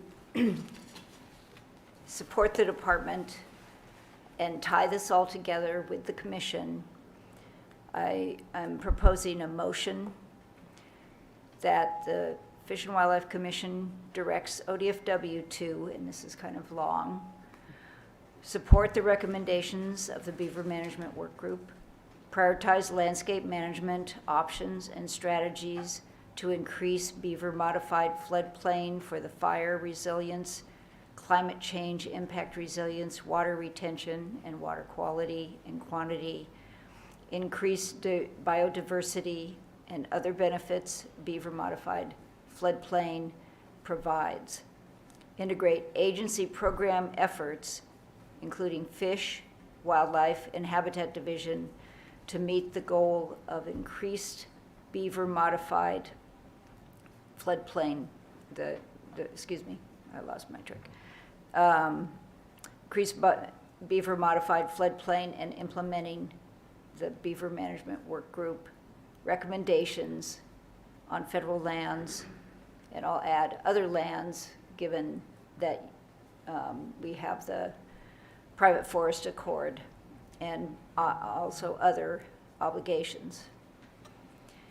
Include increases to beaver modified floodplain as a purpose in budget narratives and implementation of agency work, including things such as the Good Neighbor, Western Streams, and others. Support engaging the Beaver Management Work Group subgroup to continue in an advisory role as needed for the implementation of the Beaver Management Work Group recommendations. And within 6 months, by the end of February 2023, meet with the Beaver Management Work Group as needed to present progress toward increasing beaver modified floodplain on federal lands. And within 10 months, by the end of June 2023, report to the Fish and Wildlife Commission on progress toward increasing beaver modified floodplain on federal lands, and in the case of the private forest accord, on other lands, and on adaptive management changes that are needed. So I can provide that to Michelle. And we made it as a motion, even though this is a director's report, because I think some of us expected this to be an exhibit, in the commission meeting so that we could make motions. Commissioner Hatfield-Hyde, you look like you're ready to. This is just a point of clarification. I would like to make a second, but I also want to make a friendly amendment. So is that a possible legal thing to do? Yeah, I think, Can I second it with a friendly amendment? yes. All right. So my friend, I have a second, but I would like to change the term Beaver modified floodplain, Beaver modified, what's your term? Jill, I've got it in front of me over here too. Let's see, Beaver modified floodplain. I would like to change that to landscape scale restoration instead of beaver management, beaver modified floodplain. And my reason for that is that we know many of these systems are nowhere near where they need to be to support beaver right now. And if you do landscape scale restoration, you move towards a place where that can happen. So that would be my friendly amendment, modifying the language, if that would be acceptable. What So it, just to make sure that I understand that, that third point would be to integrate agency program efforts, including fish, wildlife, and habitat division, to meet the goal of increased beaver landscape scale restoration? No, Or just landscape increased scale restoration. Got it. Thank you.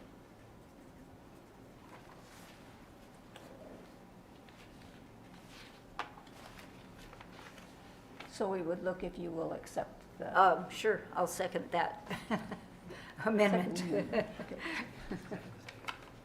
So it has been moved and seconded as was read into the record, and it has been amended, and the maker of the original motion has accepted the amendment that the term beaver modified floodplain be replaced with landscape restoration in Number 3. in number 3. So that is the motion. Do people need to hear it again, or should we ask questions or any discussion? It looks like Commissioner Labhart has his signal up. Yep, first I've heard about this, so I'm trying to take it all in. So the first question I would ask of staff, and I don't know if it's Debbie or Kevin, have you seen this motion? And it sounds like it's, to put it simply, it's to implement the recommendations from the Beaver Management Work Group. And As they relate to beaver, let's see, beaver modified floodplain or landscape scale restoration, Yeah. I guess. Yes. Yeah. is that how you also perceive it? I mean, the recommendations came from the Beaver Management Group, i.e. the subgroup, and so there's support there, and I think I heard Commissioner Hatfield-Hyde say that, and I think I heard you say that. In a longer term, what is staff's opinion of that, and can you do this? So. I would say, and Director Melcher can add, but, we are supportive, and, that was kind of the purpose of the presentation today, was to signal that support and the efforts that are underway to implement those recommendations. So I think the motion in my mind, it's what we're going to do, and but it perhaps gives the commission some assurance and stakeholders that they may be looking for. Go ahead. We have did you want to say something, Vice Chair? Yeah, I just wanted to say, I started off the motion stating that this was the commission kind of linking with what the department just said that they were doing and supporting it through emphasizing the Beaver Management Work Group efforts.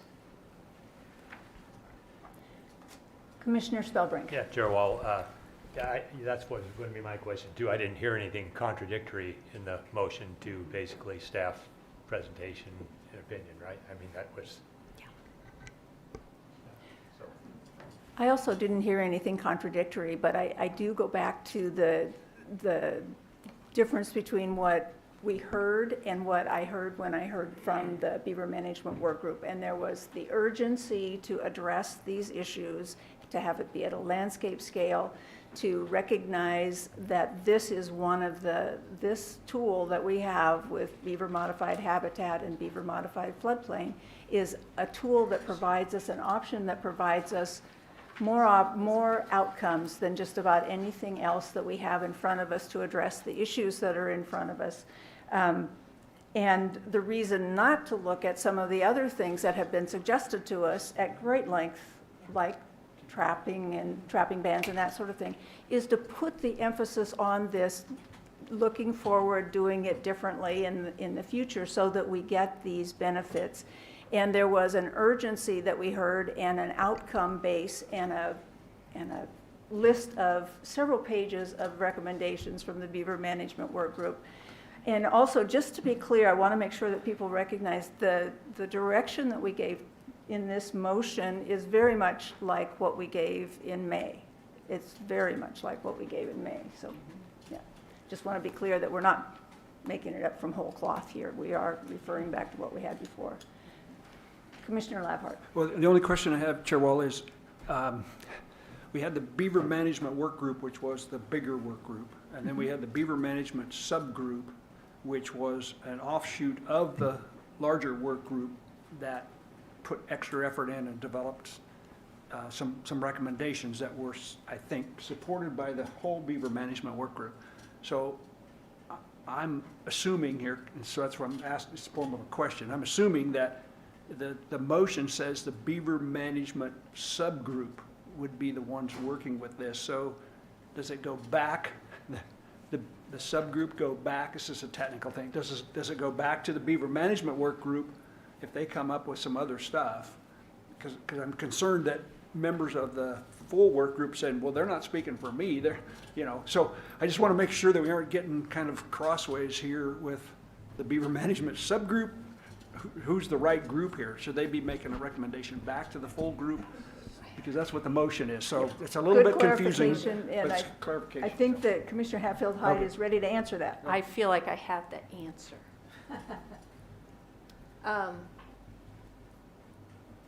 My understanding is that the document that came from the Beaver Management Work Group, this thing, was supported by the Beaver Management Work Group as a whole. And there are, in the back of this, some additional things that the work group would have liked to have gotten to, but they didn't reach consensus on. My feeling is we are not trying to work that larger group or that subgroup to death anymore. They've done a lot, but we do want to check back in at probably 6 months and maybe a year when more develops here. Keep them, that's my thinking on it. And the Good idea clarification. is, and the idea the idea here is not to increase conflict. The idea here is to lower conflict with between you guys and us, between us and you guys and all of it. And just, Okay, I'm there. Okay. yeah. Then, Commissioner Spellbrink, do you have one more question? And then we'll ask Michelle to Okay, I call was the just roll. going to ask, I know some of the subgroup members are here, and I think Amy Patrick were you one of the, maybe if she would just maybe ask her if she had a response to the motion, or, Okay. No pressure. yeah, no pressure. Amy, would you like to come up and address that?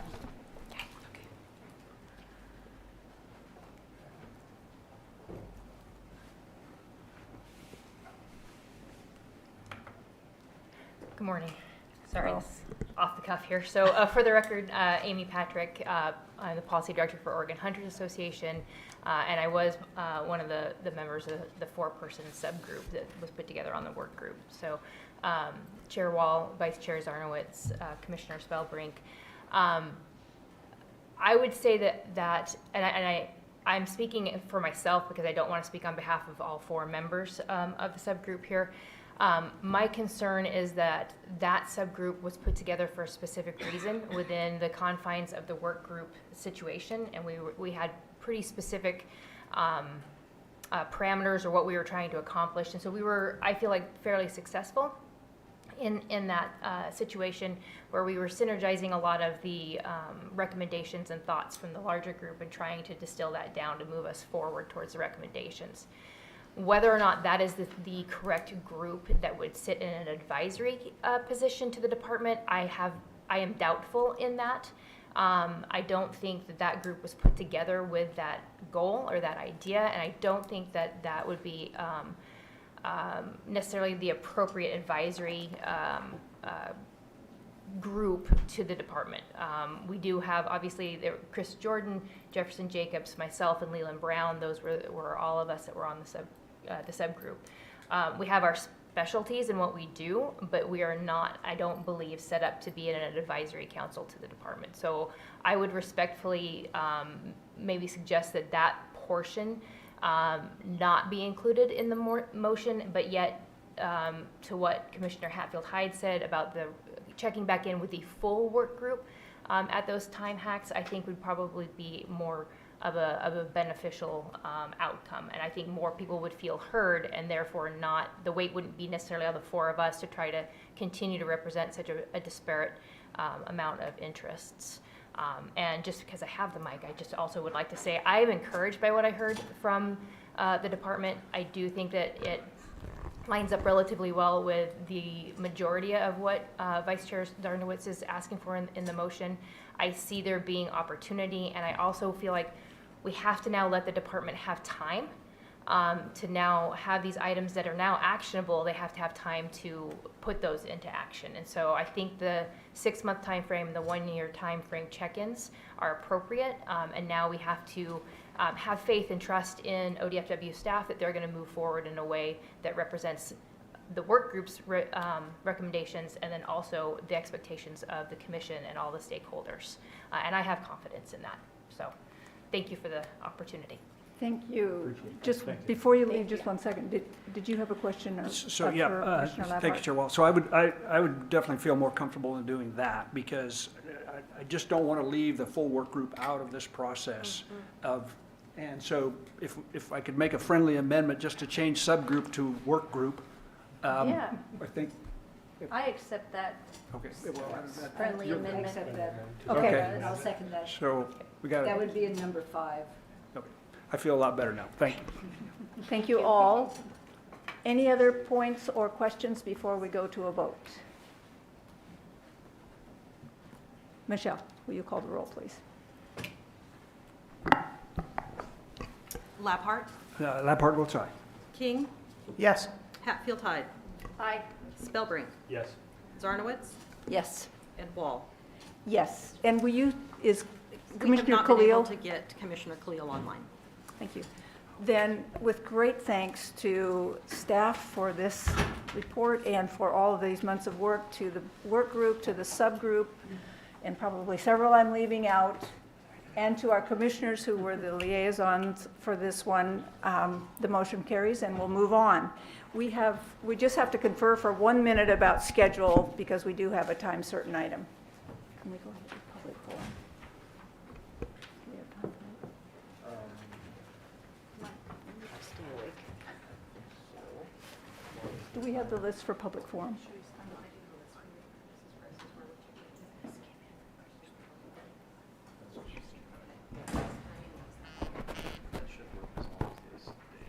Okay. Yeah, I have the list for public forum. Oh, thank you, I have that, sorry. Yeah. But there's a change.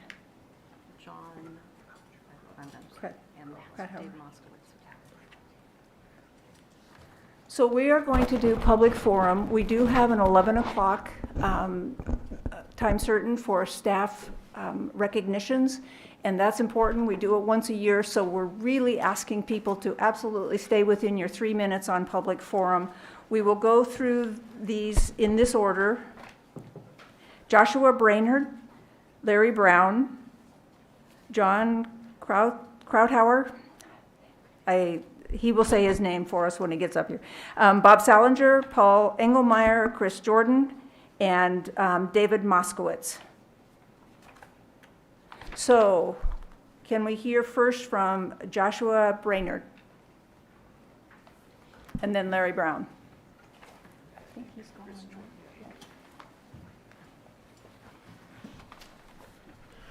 Good morning, Chair Wall, Commissioners. My name is Josh Brainerd. I'm the Executive Director of the Devils Lake Water Improvement District in Lincoln City, Oregon. I'm here today to briefly speak to you about our plant problem in Devils Lake. The Devils Lake Water Improvement District applied and received permission from the Oregon Department of Fish and Wildlife to introduce grass carp into Devils Lake as an experimental program to reduce extensive growth of aquatic plants, much of which were comprised of invasive taxa. Deloitte introduced 10,000 fish in 1986, 17,000 fish in 1987, and an additional 5,000 fish in 1993. By 1994, the lake was virtually free of submerged aquatic macrophytes and remained relatively macrophyte-free until 2020. After that year, a dramatic increase in Elodia canadensis macrophyte growth has occurred, impacting the majority of the lake surface. The Devils Lake Water Improvement District Board of Directors directed that a plan of attack be developed to control Elodia. We have evaluated the primary control methods of mechanical harvesting, cutter boats, pesticide applications, and triplet grass carp, which were previously used, of course. Other control methods, the aforementioned ones, were less favorably considered due to high cost, lack of community support, the efficiency of the methods themselves. The board wishes to pursue a reintroduction of triploid grass carp for the following reasons. Once again, concerns with efficiency of mechanical harvesting, concerns of pesticide effects on fish and wildlife within the lake habitat when used as a long-term treatment option, concerns of the extremely high recurring costs of options 1 and 2, our previous success, other than of course the overstocking that occurred with grass carp, our ability and commitment to work with the department to conduct a multi-year control monitoring and reporting plan if grass carp were to be restocked into Devils Lake. Dilwood requests that the ODFW Commission direct staff to allocate time to work with Dilwood staff to develop a plan to review Elodia control measures to include the reintroduction of triploid grass carp. Thank you for your time, Commissioners. Thank you, and appreciate you staying within. Just 1 second, we have a question. Well, not a question, just a comment. I know we usually don't take action, but we're, just so the public's aware, Mike Harrington's aware of this, Sean's aware of it, Kurt's aware of it. We've had conversations with Representative Gomberg, and the department has assured at least me, and I think you, that they are engaged in this process, and we're going to try to get to a successful outcome that satisfies to everybody. So, is that fair, Director Melcher? Thank you, Chair Wall and Commissioner Lampart. Yeah, we're certainly working with the Devils Lake Water Improvement District. I think the cut to the chase answer is that there is an exception process that's permitted in our current rules. These introductions are prohibited in statute, but the authority to provide exceptions is authorized to the Commission. However, our current rules, this exception process will not cover this particular situation. So you will be hearing about this again in the future in the form of a proposed rule amendment and a subsequent exception. But nonetheless, that's kind of the 40,000-foot view. Thanks. Thank you. Thank you. Absolutely. Appreciate it. Thank you very much. Go ahead. And then Larry Brown, and then John, who will introduce himself and say his own last name. Good morning, ladies and gentlemen. My name is Larry Brown, born and reared here in Salem, in and outdoors in my entire life. Love the state of Oregon, love the Oregon coast particularly. Devil's Lake is an absolute disaster. Our board director just spoke 2 seconds ago, and let me tell you, it's worse than you can imagine. It's just unusable by hundreds and hundreds of property owners around the lake.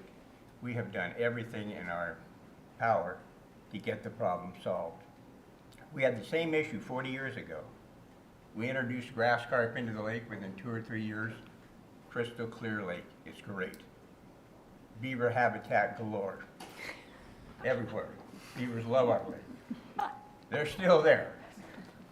But we haven't solved the problem. 10 years ago, we came before this organization and submitted an emergency use declaration, submitted 10 years ago, to introduce grass carp into the lake. Nothing's happened. If we introduce grass carp tomorrow, common sense would tell you it's going to take a long time to get anything accomplished. 2 or 3 years if we put them in now. You put grass carp in, they're this size.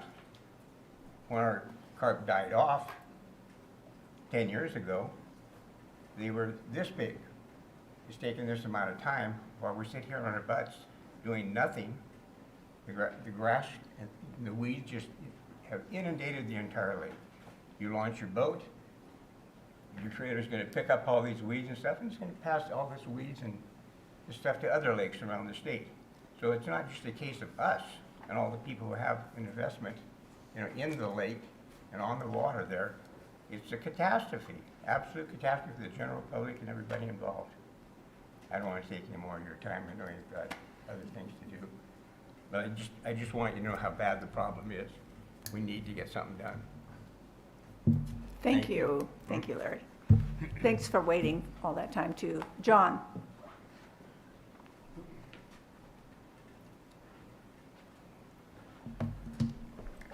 Good morning, Chair Wall, Commissioners, Director Melcher. I'm John Crawdoffer. Don't feel bad, I was in the 5th grade before I could say it. I'm here today to talk about one of your temporary rules that you're going to adopt today, and that's the Tillamook Bay fishery. You're going to adopt a temporary rule that prohibits the retention of wild Chinook in the bay. Now, anybody that understands the pathway that a fish takes when it comes down from Alaska, they all stage right out in front of these estuaries. Commissioner Spellbrink is well aware of this. It's an area that in Tillamook, they call the bubble. I helped design this area years ago to protect our wild spring Chinook. That area right now is not activated.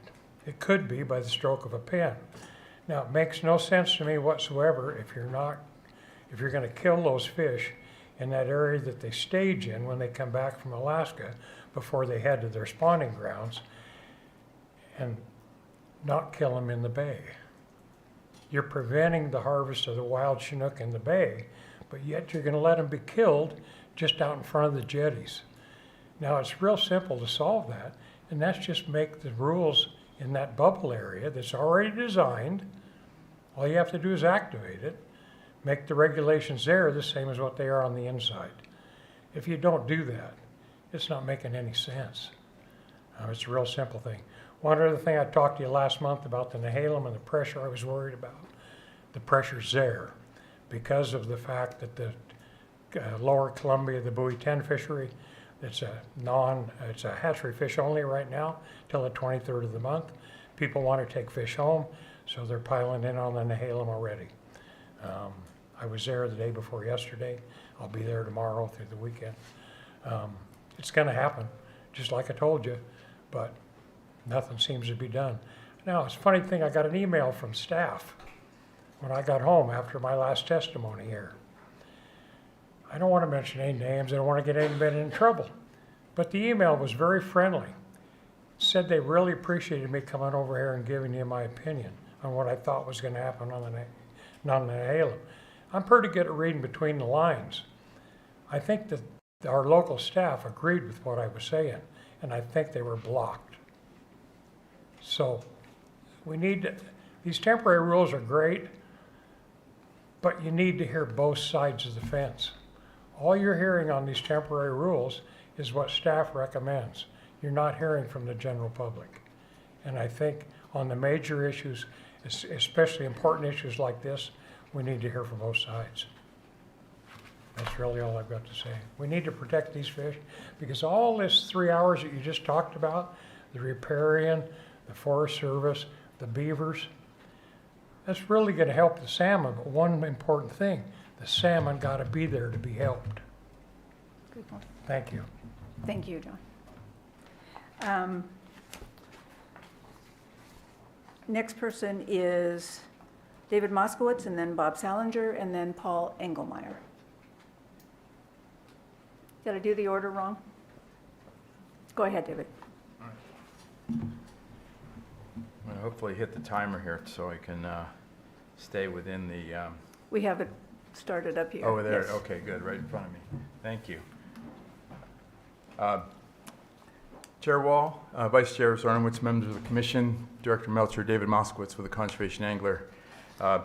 First, I'd like to just completely agree with the previous speaker, Mr. Claude Felper from Tillamook. And we spoke on the phone after his talk in June or July, and we really agree with those issues. I wanted to talk to you about the Columbia River steelhead. We're really encouraged the fact that the return is greater this year than last year. Last year was historic low, but the run is not strong. It's still the total forecast for Columbia River steelhead. It would be the latest or the lowest on record, dating back to 1938. The forecast for wild steelhead returns is the second lowest in the past 30 years. So while it looks like we are going to be having steelhead fisheries, this run is still not very strong. And we believe that the flexible fishery structure that was put together for the Deschutes is creative. However, it's kind of based on what we're looking at as a critical abundance threshold, a CAT. And that's very low on the Deschutes. And it's sort of like managing your bank account down, trying to manage it for zero and not account for variability. The opening that's going to happen on August 15th is going to allow a lot of fishing activity that's been pent up since September 1st last year for steelhead on the Deschutes. We believe that a flexible fishery arrangement should be one that eases angler effort. And there's ways to do this. But we basically have a closed, then open situation on basically the best steelhead river, summer steelhead river in the Columbia. It's sort of a gold rush mentality, and it worries us about the potential effort and encounter rate on these fish, which are still very weak. And the wild fish generally stronger in the beginning part of the year, and they've been lower than the number of hatchery fish, and that's a kind of a change. So this run, the wild run, is not in great shape. We hope that the Commission and the Department will remain cautious and conservative in the fisheries that are authorized, commercial and sport. Just a few seconds left, and I am just bound and determined not to go over the limit. I've sent written materials in. Happy to take any questions. Really appreciate the opportunity. Thank you to staff for that. And look, I'll be here all day, so I look forward to. It's nice to see you in person since April. Thank you. Thank you, David. Bob.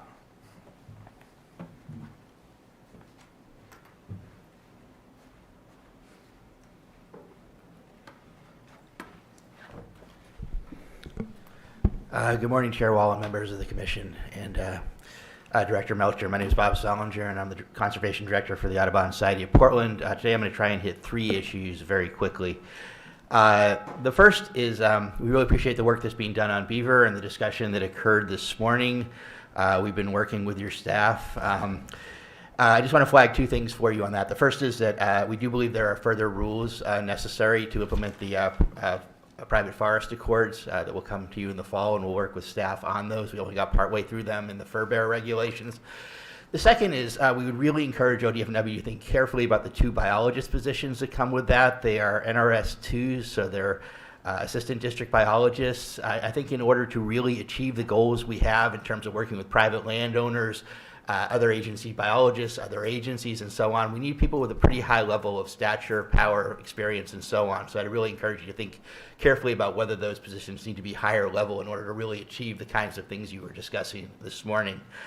We have been talking with Kevin and others about this, but that just popped up on our radar screen as what the level was. So we'll continue those discussions with Kevin as well.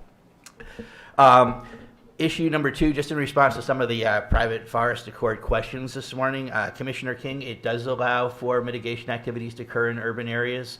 but it has to have a nexus to private forest lands. So it's watersheds that have been really impacted by private forest lands. That nexus has to be there. Agricultural lands as well. So, and Commissioner Labhart, in terms of the activities that can occur in those riparian buffer zones, yes, there is some forestry that can occur, some pre-commercial thinning and so on. The key there is that it be tied to the revised basal area charts that have been put in place, and so that it really does achieve those goals, and it is part of a plan for an alternative practice. But that is in there, it is allowed, but it really has to be consistent and justified based on the goals of the private forest accords. The third thing I just wanted to flag, I thought you already have talked about it today. I really appreciate the work that's going into the OCRF poster that you're going to discuss in a little bit. We were really strong advocates for including urban environments and marginalized populations as priorities in that and getting that language specifically into that document, so we appreciate the work that's going on there. The one thing I would just ask is that in some of the panels there are some activities in there that have been challenges for us in the urban environment. I think particularly of the child holding the turtle up. We have a lot of problems with people capturing turtles in the wild and taking them, and we get them in at our wildlife care center and then have to figure out what to do with them. A lot of times they can't go back out too. So I just think just being really careful to make sure that the activities in that really reflect what we hope to see on the landscape. But again, really appreciate the work that you're putting into that too. So thank you for that. And I think I made it. 0. Nice. Thank you. We have one more person, Paul Engelmeyer. Chris Jordan is not going to be testifying, so let's hear from Paul, and then we will take a break so that we can move to the staff recognitions. Okay. Paul.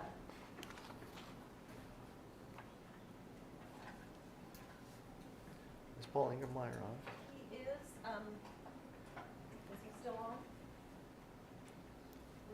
We've struggled with technology with Paul. It's been quite the effort to get him here today, so hopefully it's working. Looks like somebody's trying, but I can't tell.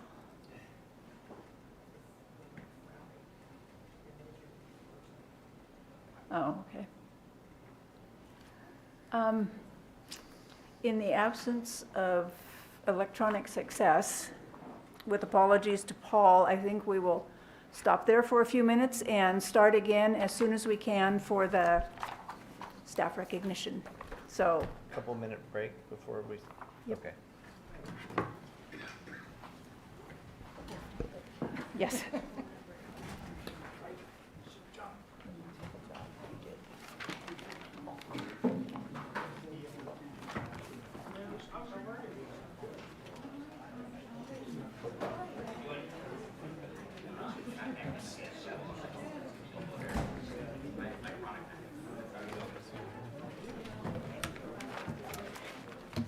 So we were talking about Lisa was saying from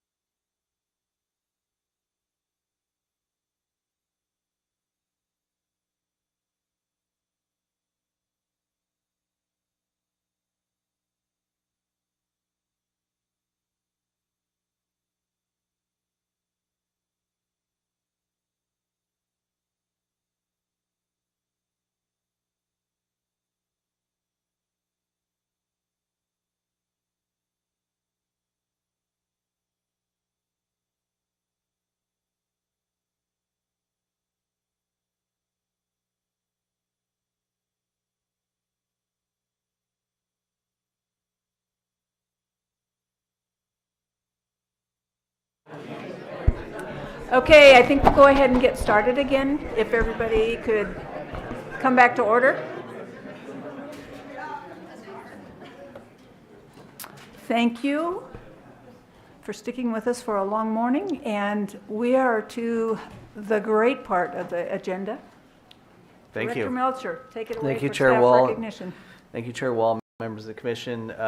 I think perhaps all of you have been through this before, perhaps not, but of course the last couple of years we've had to do this virtually, which is a little different approach, which thankfully here we're back together in person this year.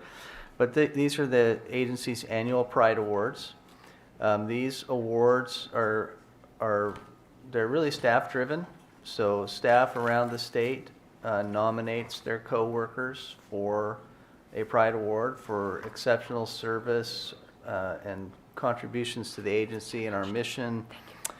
These are, as I mentioned, they're staff-driven awards, and then we have a review committee which is made up of prior award winners that then reviews all the applications and makes recommendations to the director for presentation of these awards. So we have, as you see, a fair number of staff in the room. They all seem to be afraid of the first row, but that's not unusual. That seems to be, standard operating procedure in large venues for whatever reason. So I'm really happy, and this, and frankly, this is the favorite thing I get to do at any commission meeting once a year, and so I'm really happy to have them here in the room with us. And we do have a few that will be either participating virtually, or at least I think one or two that may be on vacation, and so they'll be watching simply via the YouTube link. So we'll still present them their awards even if they aren't here. In addition to these being agency staff awards, we also give a volunteer award. And I'll talk a little bit more about that when we get to that point of the agenda. And then I would just add that in addition to these Pride Awards, then among the nominees that are recommended, and of course we recognize all the nominees whether they were selected or not, but among the nominees who were recommended by the committee, then the director gets to single one individual and one team out for the Director's Pride Award, just kind of an additional level of acknowledgement. So, without further ado, if you'll indulge me, I'm gonna take the mobile microphone and go up here to the front of the room. And Chair Wall, you are welcome to come with me so we can do some photo ops with individual and/or team members as we work through the list here. I don't have a lengthy. I don't have any lengthy talking notes on these. I have a few reminder notes for myself here, and I'll largely just be winging it, and welcome any of you all that want to chime in as well if you are so inclined. So let me turn this microphone off.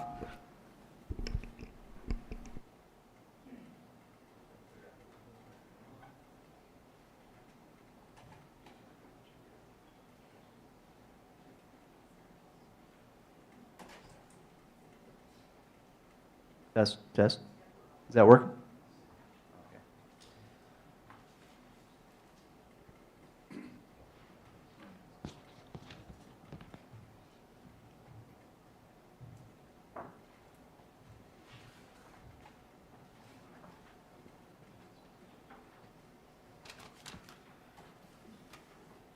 All right. Well, first of all, when I started doing this, I didn't have to wear glasses, but my eyes are failing, so now I'm in the I got the cheaters to help me out. Apologies for that. So we're going to start here with the first Pride Award, and this is for Dr. James Anthony. And I know Jamie is not with us today, and he's not on, I don't believe, on the Zoom or on the Teams meeting, but I do believe he is watching via the YouTube stream. So. Jamie was nominated for a Pride Award and selected by the committee. He's our statewide fish habitat monitoring and conservation, or monitoring coordinator, fish and habitat monitoring coordinator. This is why I have the notes, because I can't remember all those details. But he's been with the department for 9 years.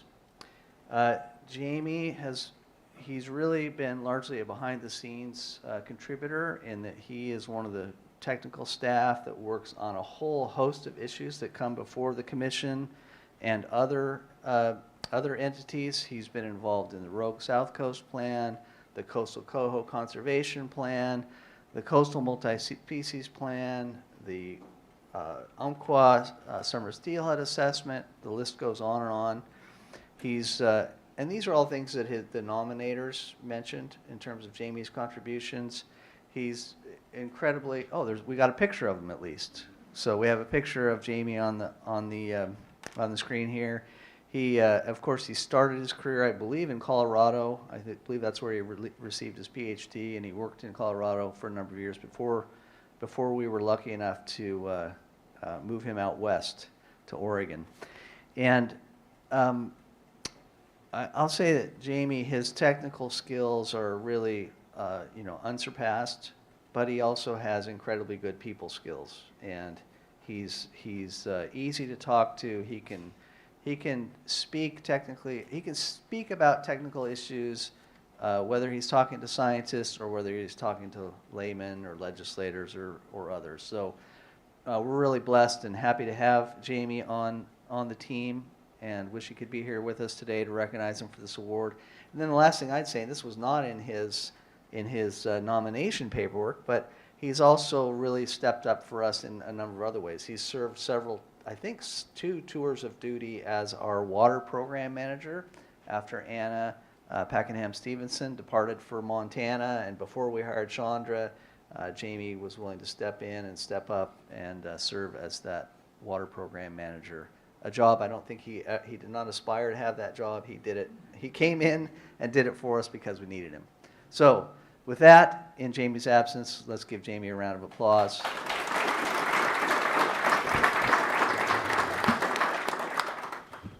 And we will deliver the plaque to him at the appropriate time. Next up is Paul Atwood, and I saw Paul in the room here. Paul, why don't you come on up, Paul? You don't get the luxury of sitting in the back of the room if you're actually in the room. Much more comfortable in the back, though. Yes, yes. And so Paul has been with us, I believe, for about 10 years, roughly. Congratulations, Paul. Thank you. I'll say about Paul, and Paul's the district wildlife biologist in Tillamook. And, of course, in addition to just being an incredibly pleasant and skillful person to work with, he also started out as a fish person. And so he was a fish biologist for a number of years, and he transitioned to the wildlife side, which is actually not that uncommon. And frankly, I view fish and wildlife biologists largely as interchangeable. There's nothing unique that says you can't go from a fish position to a wildlife position, and we have a number of those folks around the agency. Paul was a really important contributor to the Clatsop Plains Elk Collaborative, which successfully, I know Commissioner Labhart is well versed in that particular project, which really successfully brought a large number of folks together to really reach consensus on ways that we could address the quote-unquote overpopulation on the Clatsop Plains and the conflict that those have caused over the years. So really incredibly happy to have Paul with ODFW, and really happy to congratulate you on this Pride Award. Thank you. Paul, thanks. Thank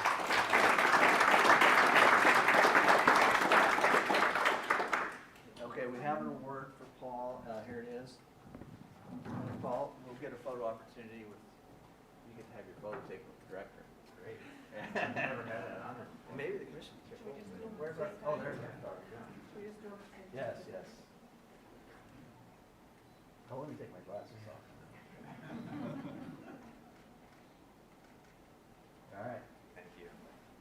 Thank you. Good to meet you. Thank you. Thanks, Paul. Thank you. Yeah, good to see you. You too. Looks like maybe you brought some family with you too. My spouse, yep. Yes, Thank you.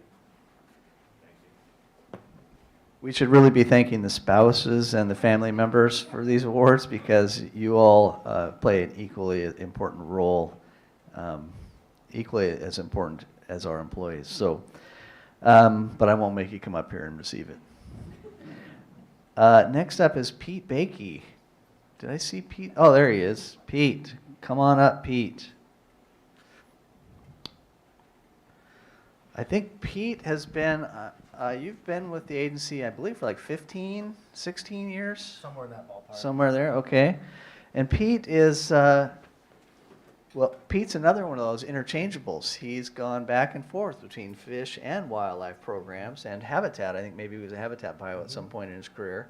But Pete is currently our ODOT liaison. I'll have your title wrong, but he's the fish passage liaison with ODOT. So he works extensively with our partner agency in implementing fish passage projects. And as you all probably remember, the fish passage MOU that we have with ODOT that really provides for resources, dollars, that we then get to direct to on-the-ground fish benefits.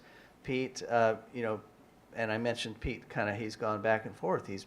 Pete was our inaugural sage grouse mitigation coordinator when we first adopted rules related to sage grouse mitigation. Department of Land Conservation and Development adopted their rules regarding sage grouse mitigation, and Pete was our inaugural sage grouse mitigation coordinator after serving in the fish division. Yep. And then he, several years ago, maybe about 4 years ago, or it was about 4, yeah. 4 years ago, he went back to the fish division in the fish passage role. So Pete, I think he's a Eugene resident as well. Yep, Springfield, yep. Yeah. So Pete, thanks for hanging with us. Thanks for being a great employee, and thanks for being here to receive your award. Yeah. Thanks.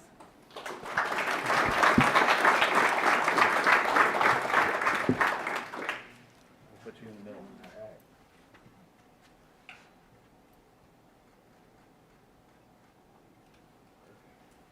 right. Thanks a lot, Pete. Appreciate it. Yep. Thank you.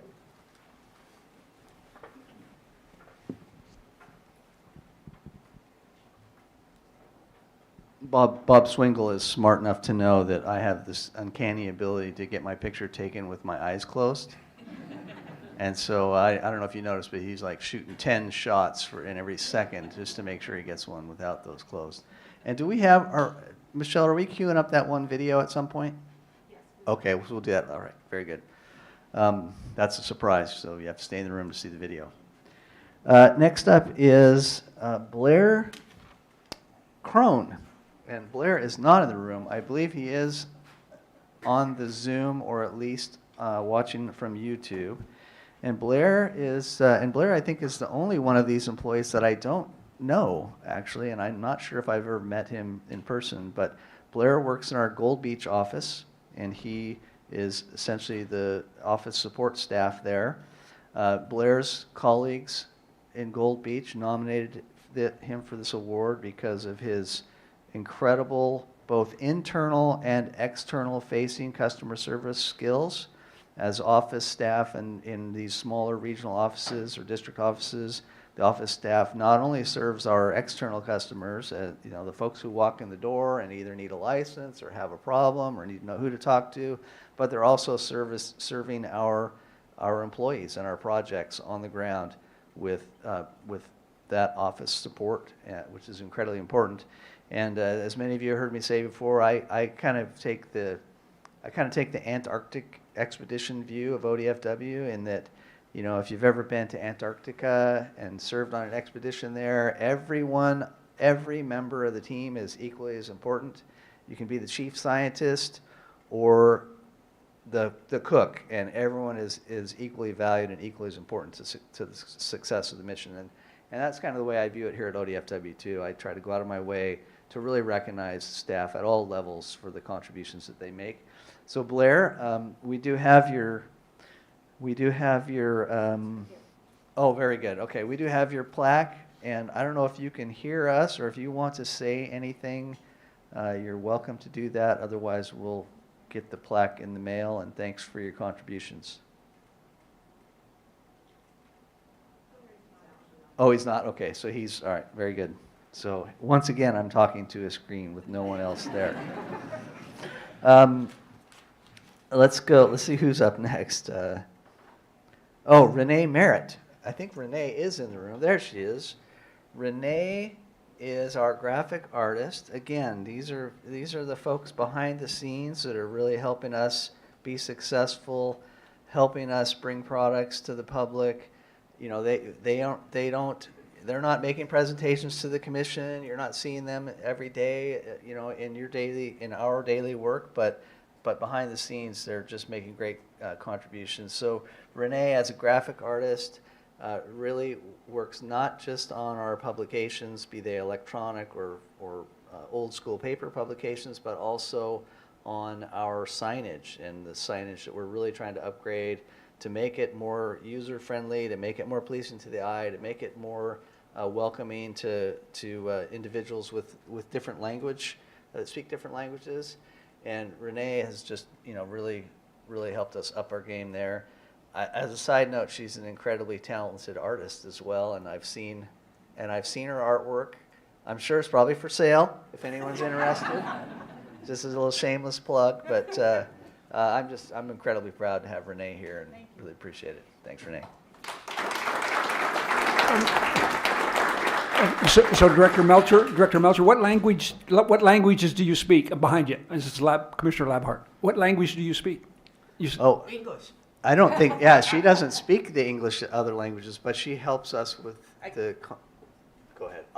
I should let you answer. I get them translated. I get English to Russian or English to Spanish translated. Okay. Yeah. Okay. Thank you. See, I need to learn to hand off the microphone. Anyway. And thanks for the plug. Yeah. Yeah. You can make your own shameless plug too if you want. Bob? Then I'd have to do something. Thanks, Renee. Yep. Thank you very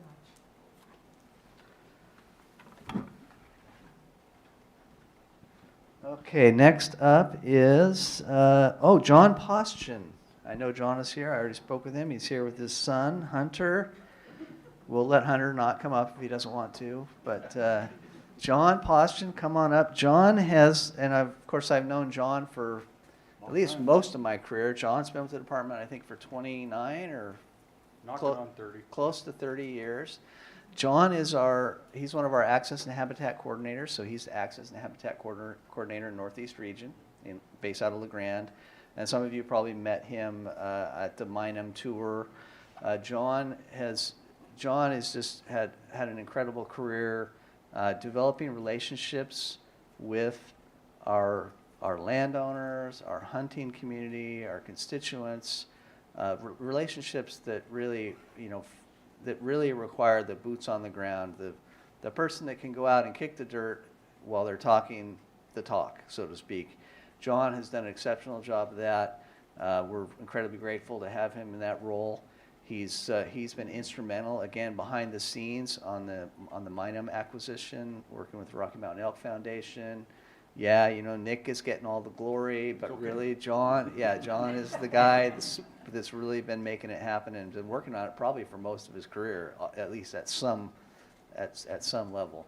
So, but it's not just about the Minum. I think John has these great relationships, for instance, with formerly Hancock, now Manulife, that are participants in our Access and Habitat program, and I think we have a couple 100,000 acres of their property that's open to public access, not just for hunting, but for other activities as well. And John's relationships have been really important to that. So with that, John, we want to recognize you, and your colleagues nominated you for a Pride Award. Thank you. Yep, good to see you.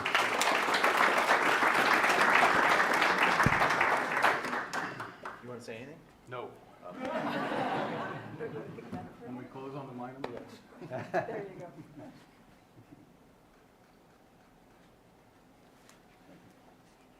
Thanks, John. Thank you. See you.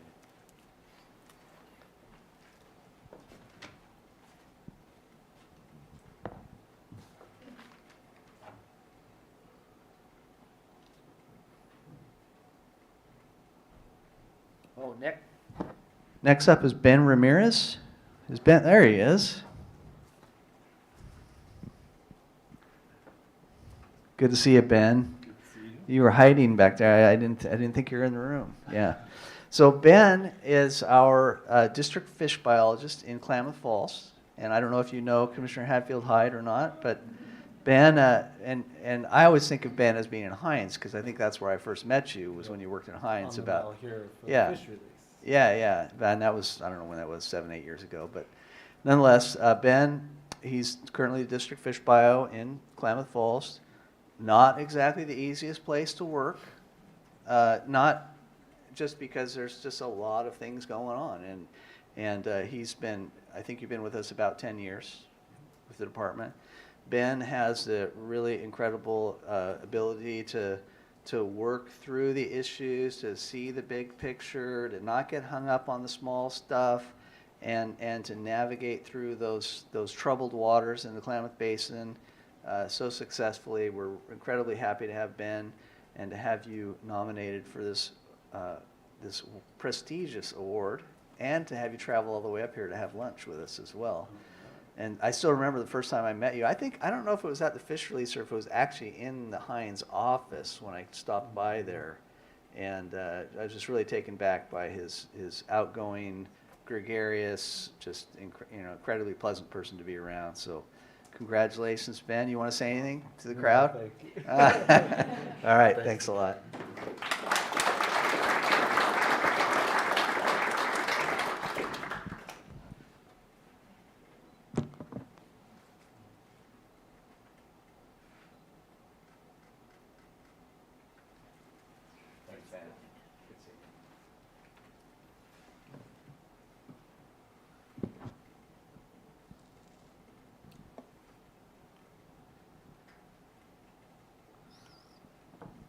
Oh, next up is Mike Walker.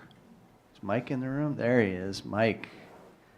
So Mike works, he's one of the, I'll get the title wrong, but he's one of the help desk folks. He's on the help desk team in Information Systems Division. What's your official title, Mike? I see, service technician. Service desk technician, there you go. And so Mike, you've been with us about 10 years, I think, also. 9 years. And Mike is, just, again, an incredibly pleasant person to work with, nominated by his peers for the service that he's provided. And of course, this is largely internal-facing service, and maybe individual commissioners have had the opportunity to work with Mike because he is one of the service desk technicians. So if you put in a service ticket, Mike is likely, or a good chance that Mike is one of the folks who responds. But Mike is also my personal service desk technician because I don't put in a ticket usually. I just walk over and say, Mike, I got this thing going on with my computer. And then he'll say, well, let me come take a look at that. So anyway, Mike, I wanted to say also that Mike this is not your first award, right? I think I remember you received an award several years ago from the Northeast, or maybe it was the East region, and it was an award because they recognized you for the service that you provide to them in the Far East. So, Mike, we're just really, really happy to have you here, and really happy to have you serving our agency staff and commissioners as well. So, anything you want to say? No, it's a pleasure. Thank you. All right. Thanks, Mike. You don't get away without a picture. Okay. You can get away without speaking, but you can't get away with it. Thanks, Mike. Thank you, thank you. Yeah.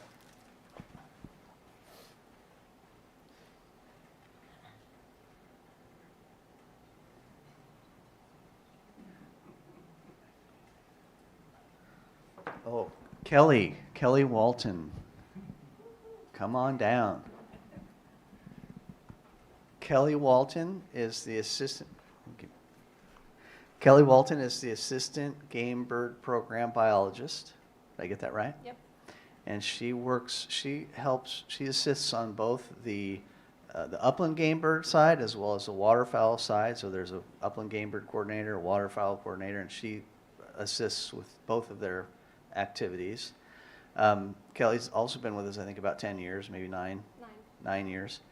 And she is, don't let anybody nobody out there should think that when you go to headquarters, you don't get to do any field work.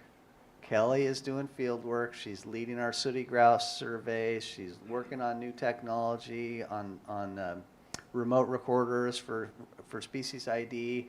But she's even doing banding activities right in the backyard, right in the back lot. So Kelly has just been, so incredibly helpful. I know the staff in the field, we received also several notes from staff in the field, appreciating your work, appreciating your attention to detail, and the energy that you bring to all things avian. So for that, Kelly, we wanted to recognize you with a Pride Award, and thank you for being here with us. Thanks, Kelly. Thank you.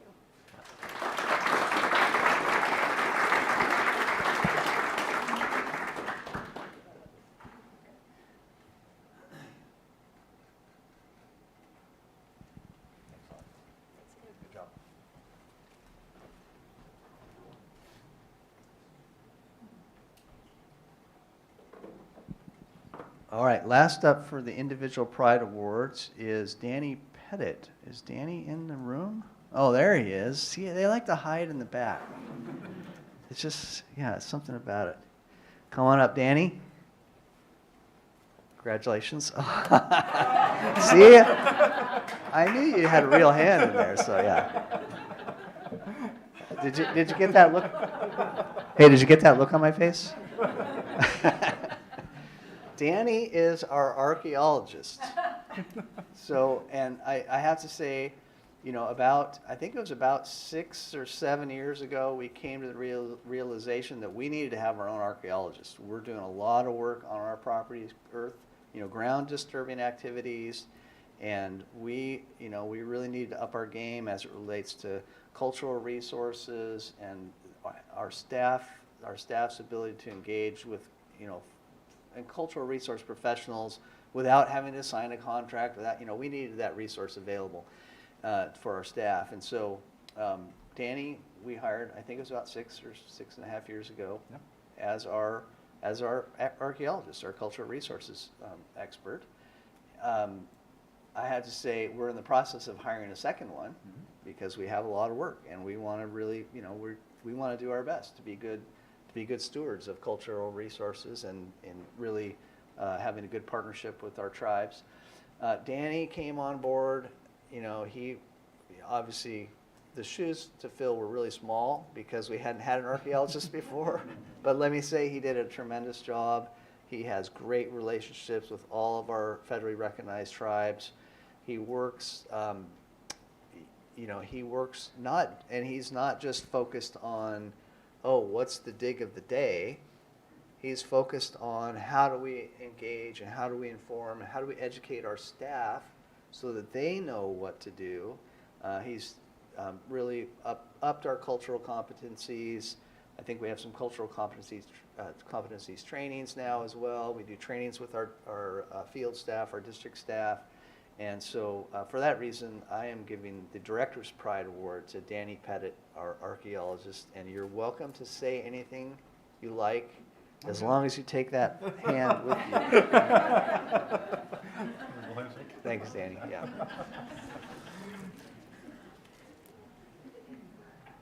Come on in. Yeah, let's, there you go. There you go. Thanks a lot.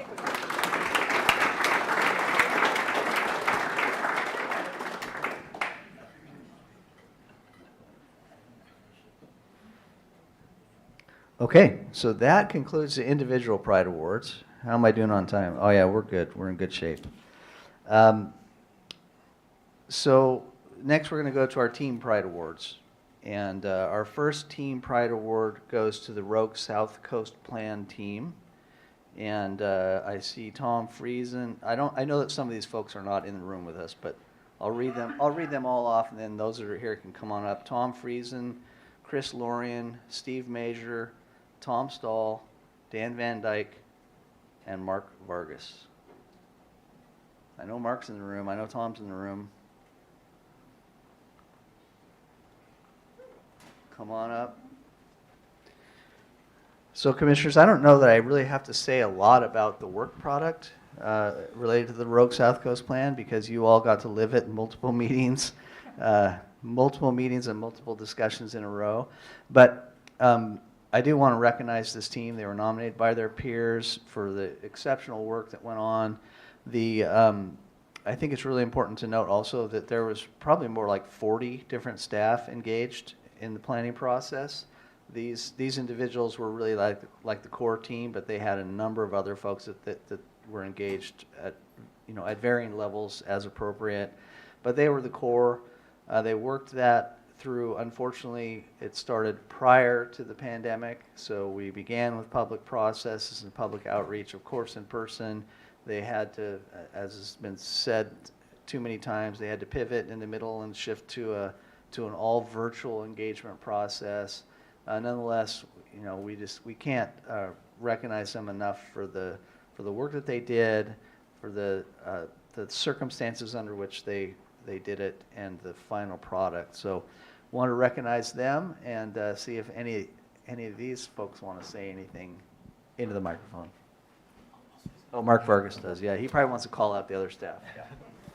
Yeah, thanks, Kurt. I really appreciate it. And just to build on what Kurt had said earlier in his conversation about the team and everybody's equal, our staff and on the Rogue especially, we got headquarters staff too, but there were so many folks down in our area.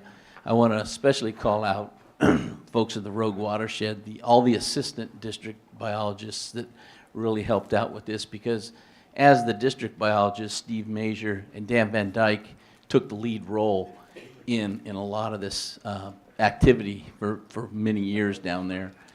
The assistants also participated, but they also picked up all the slack with all the other district duties, and that's really important. So I just want to make sure that all the assistants down in the Rogue, we recognize all the work you did to pick up the slack while the DBs were doing the primary heavy lifting on this. So that's what I wanted to say. Thanks. Oh, thanks. Are you going to keep the mic? I was going to give you an award. There you go. Thanks. All right. We need to have a photo up.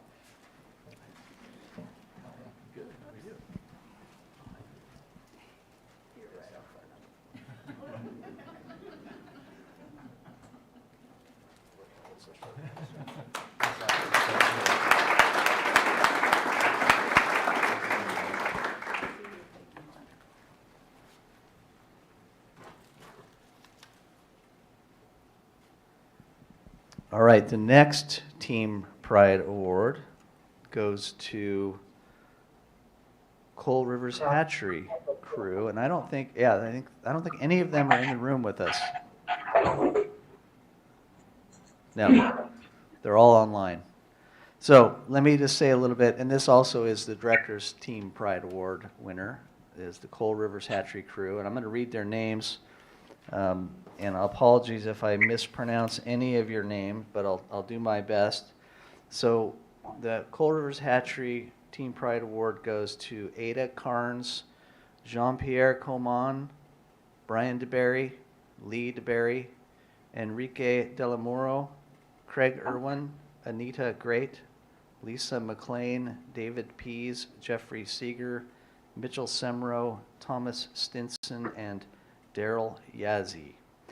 And Commissioners, this is a pretty large hatchery facility. As you can tell by the number of staff, I think it's our second largest. Bonneville Hatchery is the largest, I do believe. But this hatchery team, and Michelle, do we have any of them online? Okay. This hatchery team working at Coal River's Hatchery has just, they have really, they've endured through a number of hardships over the last year plus. But first, before I go into that hardship, I would say that they were critical in our 2020 wildfire response. When, for instance, when we had Rock Creek Hatchery, that was a total loss. The crew from Coal Rivers was helping out. They were trucking into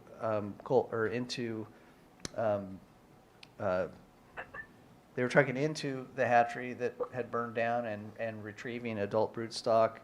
They were rearing those fish at their facilities, and really had to step up to help with that hatchery program issue. But then, to add insult to injury, starting about 16 months ago, their power supply cable, which is a buried cable, failed. And this is, of course, a Corps of Engineers owned facility. That power supply failed. So literally for the last, this is not exaggeration, for the last 16 months, they have been on emergency power generator. They had to get a backup generator to back up the emergency generator while we waited for the Corps of Engineers to fix the power supply. I guess we're happy to report that with the help of Senator Merkley, that fix may be coming in the next several months. It's underway and planned. But this team has just done an exceptional job at dealing with the challenges, like so many of our hatchery crews and so many of our staff, putting the program together with duct tape and baling wire until they can get it permanently fixed. And so for that, we wanted to recognize them first as a team award winner, but I want to recognize them as the Director's Team Pride Award. So I don't know if any of them want to say anything.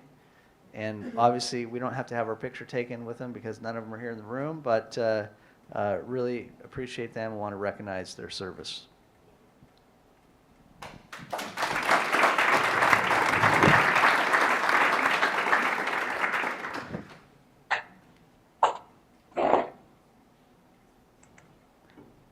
Do any of y'all want to say anything?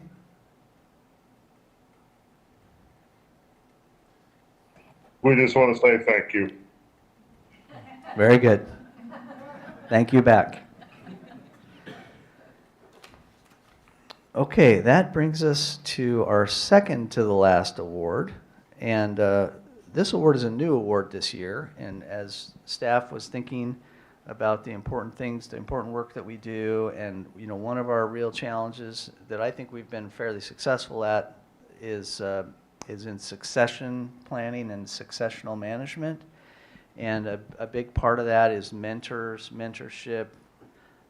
So we decided to issue or begin an annual mentor award for a staff member that has just provided exceptional service to the agency in mentoring new staff. And this year's award and the inaugural award goes to Tom Stahl.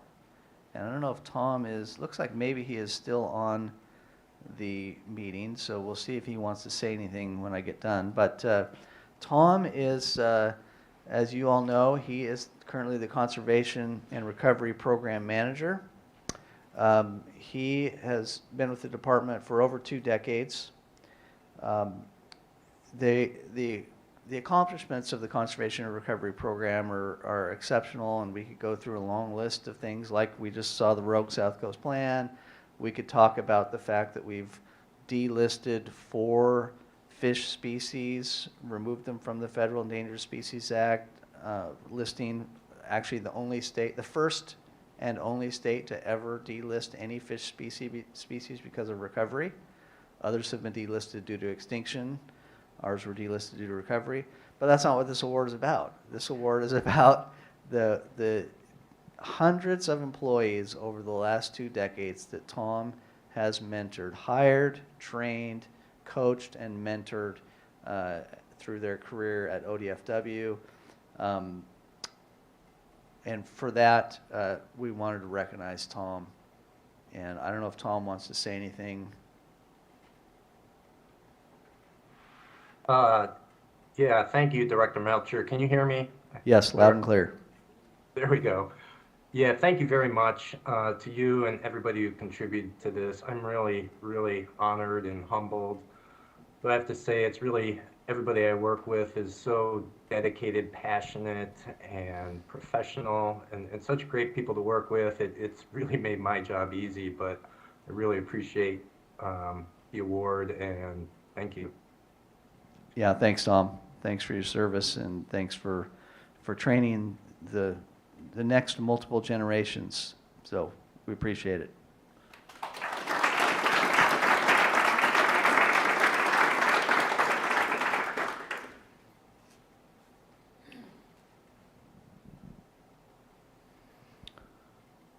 Okay, that brings us to our last award, unless I've missed anything. I'll look into Michelle. Our last award is the Dave Lisha Award. And for those of you that never knew Dave, Dave was a dedicated ODFW employee. He served for about 2 decades as a STEP biologist, both in Roseburg and in Clackamas. He was passionate about the STEP program. He was passionate about the use of volunteers in our mission. And Dave was tragically killed in a car accident after leaving work in Clackamas, literally a quarter mile from the office. He was killed by a driver who ran a red light. And since that time, we've offered the Dave Lisha Volunteer of the Year Award. And so that's just a little bit about Dave. This is just our effort to commemorate him and his passion for volunteers. This year, of course, we had a number of nominees for the Dave Lisha Award, and this year's recipient is a team, again, and I know we have several of them, I think several of them in the room here with us, but I'll read all their names and then they can come on up if they're here. And this team is the ALSI Cougar Study Volunteer Team. We have Mark Armstrong, Ty Armstrong, Andrew Beggs, Larry Beggs, Brad Mombert, Art Ragsdale, and David Walker. Come on up. Offer them a free lunch. They're right on it. So this team, commissioners, as you probably or may or may not be aware, we have a cougar study underway in the ALSI Wildlife Management Unit, where, of course, we've not done a lot of cougar research in the Coast Range. We know the populations are continuing to expand both in number and geographically, but we really wanted to dig in with some true Wildlife Management Unit specific research in the ALSI unit. And this team really, and I'm told that they logged over 90,000 miles and probably still counting. I'm guessing you all are still doing a little bit of that work, but in helping us track, tree, tranquilize, and collar cougars, and then locate them subsequently. And so for that service, and it's really, let's just say that that's not a skill that you go down to your local,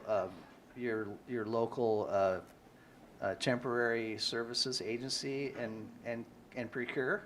It's not a skill that you can buy necessarily, but their work, their dedication, they're working with the staff on the ground, was just critical for the success of that study, and we have learned and are learning a lot.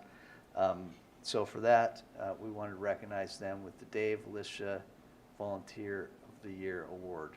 And if any of you folks would like to say anything, you're welcome to say a few words yourselves. No? Just appreciate the opportunity. All right. Well, we appreciate you taking part with us. So let's, since I don't know which of you are which, come on over here and let's hand out these awards, and then we'll get a picture taken. Ty? Yep.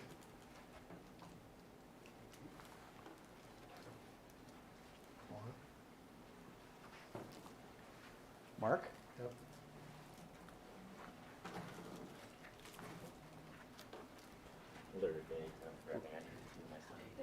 Oh yeah, Andrew's not here, is he?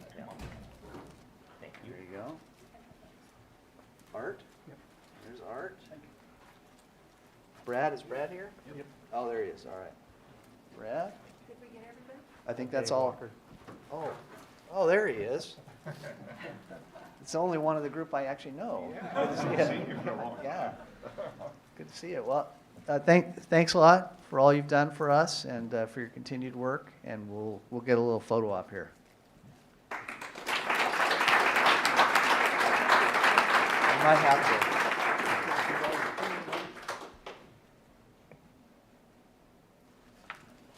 Thanks a lot. Enjoy lunch. Thank you. All right. We will. Yep. Thank you. Yep, good seeing you. Thank you. Can I say one thing? Absolutely. I have one other thing to say. Yeah, go ahead. I just want to mention one thing, and I know we're between you and lunch, so this will be very quick, but I spent years and years of my life in state agencies, so I have enormous regard for the people that spend their lives in these state agencies.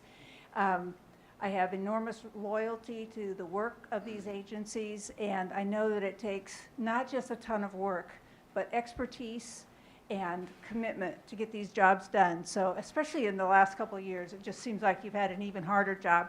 So thanks doesn't seem like much, but for myself and for the rest of the commissioners, please accept our thanks. It's great to be here with all of you. So thank you.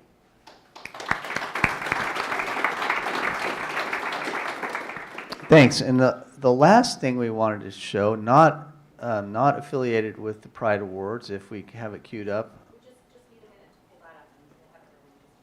Okay.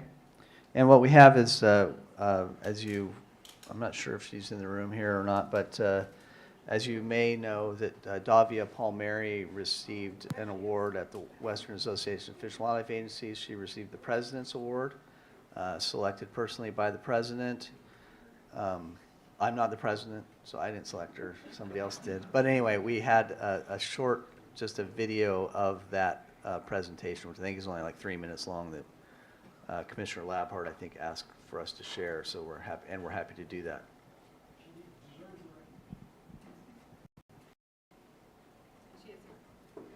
Oh, there she is.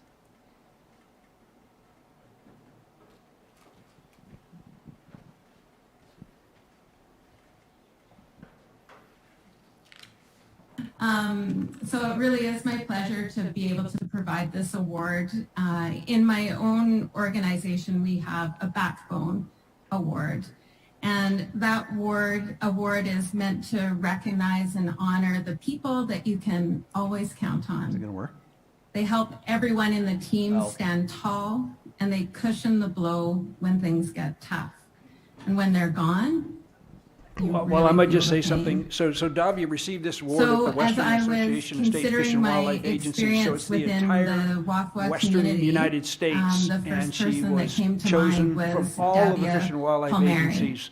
And her work, her consistent work, leading, coordinating the Women in Conservation Group, her role as chair in the Climate Adaptation Committee, the way that she stepped up and leaned into our recent Wildfire Symposium, all really reflected to me her strong commitment, contribution, and by the way, she's like 9.5 months pregnant or something like that.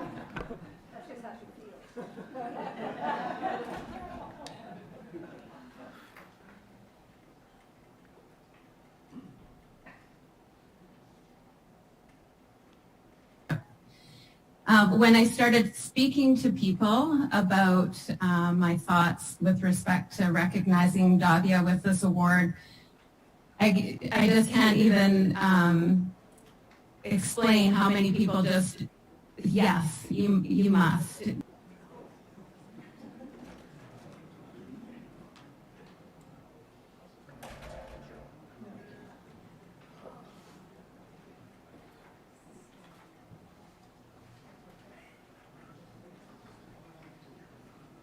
We need to call an audible. Oh, where did she?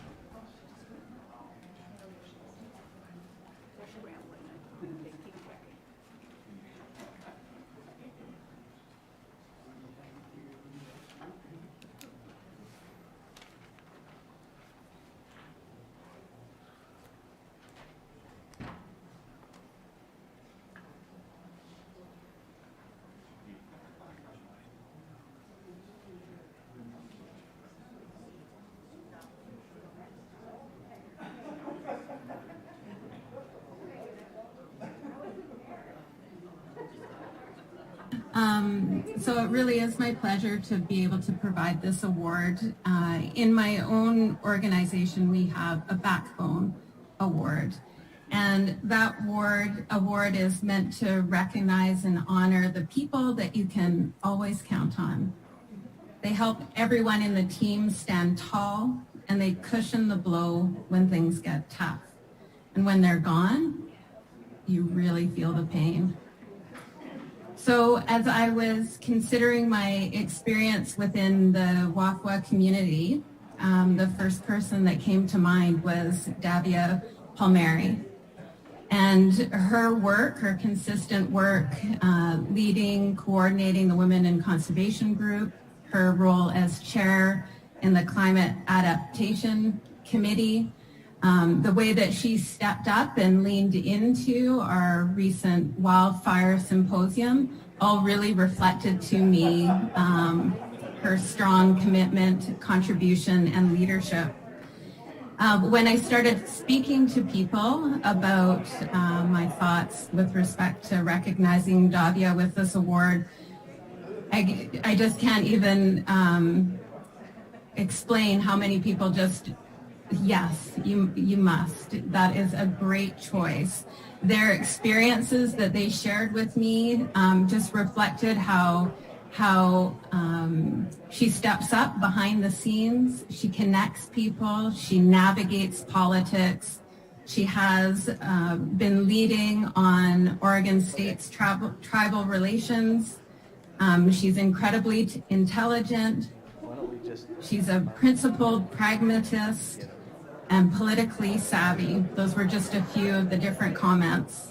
And we're going to some of the admit things that I electrical defeat recognized and go as to well lunch, as, and we'll she's watch very this when we organized. come back. Sorry you When came you're in just checking in in time on for it, something, it's Davia, like she's and always now we're 3 going or to 4 steps go to ahead. lunch. So I would like to take this opportunity to recognize Davia. She's not here in person, so if I could ask Kurt to come up and accept the award on her behalf.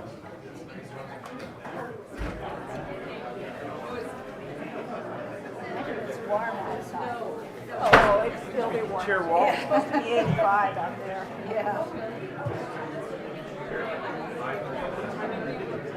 We can try for 1. Yes. Good question. We'll try to be back at 1. I do believe Davia is online, so maybe she'll want to say a few words. And unfortunately, she couldn't be here with us tonight for some other reasons. So, Davia, take it away.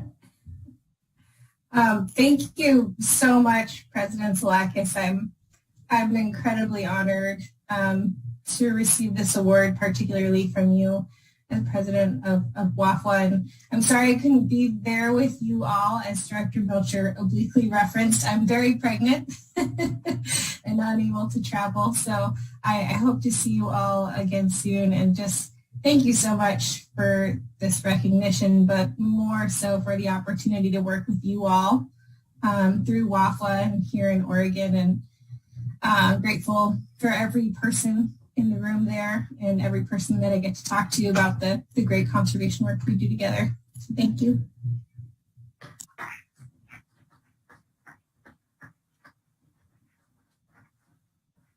Congratulations, Davia. You're, I don't know how I was going to say, she's a principled, pragmatic, pregnant. That's a whole lot. Palmieri. Congratulations, Davia. Well deserved. I do hesitate a little bit. We're given, it's Kurt's up here getting the award, and it's kind of like encouraging him to steal other people's employees. There's a backstory. Congratulations, Davia. Our next award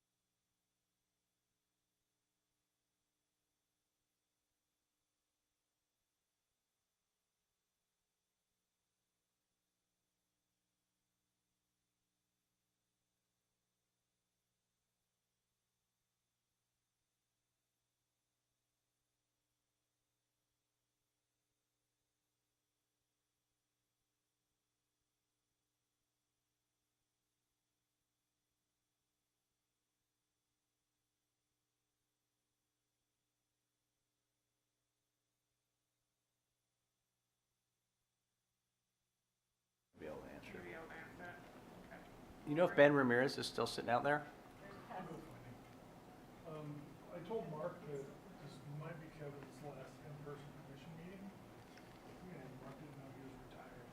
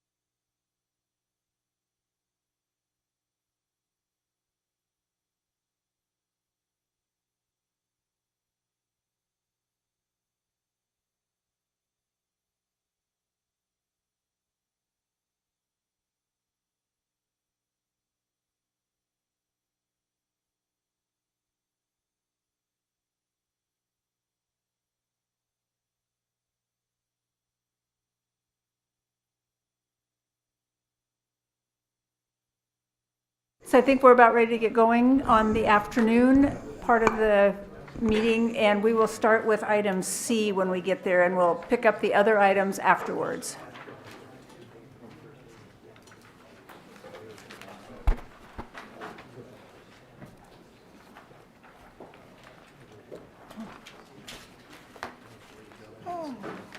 Yes, sure. Why don't you go ahead and say it now? All right, thanks. Thanks, Chair Wall and Commissioners. I just wanted to, on the record here, thank the staff that did all the organizing and cooking, and especially to thank Nadine Hurtado, who was the lead organizer. So even though not everyone... Is she here? Maybe next year we'll bring the tri-tip back, but we took the easy path this year. So, It was great. Thank thanks. you. Yeah. Okay, I think we and staff are back in the room, right? For this one? So we're skipping the temporary rules and a couple of the other items to go right to item C, which is Coquille Falls Chinook Conservation Hatchery Program. And I think that Chris Kern and others are coming up for this one, John Ogan as well. And the chair. And the chair, Chair Mead, come on up.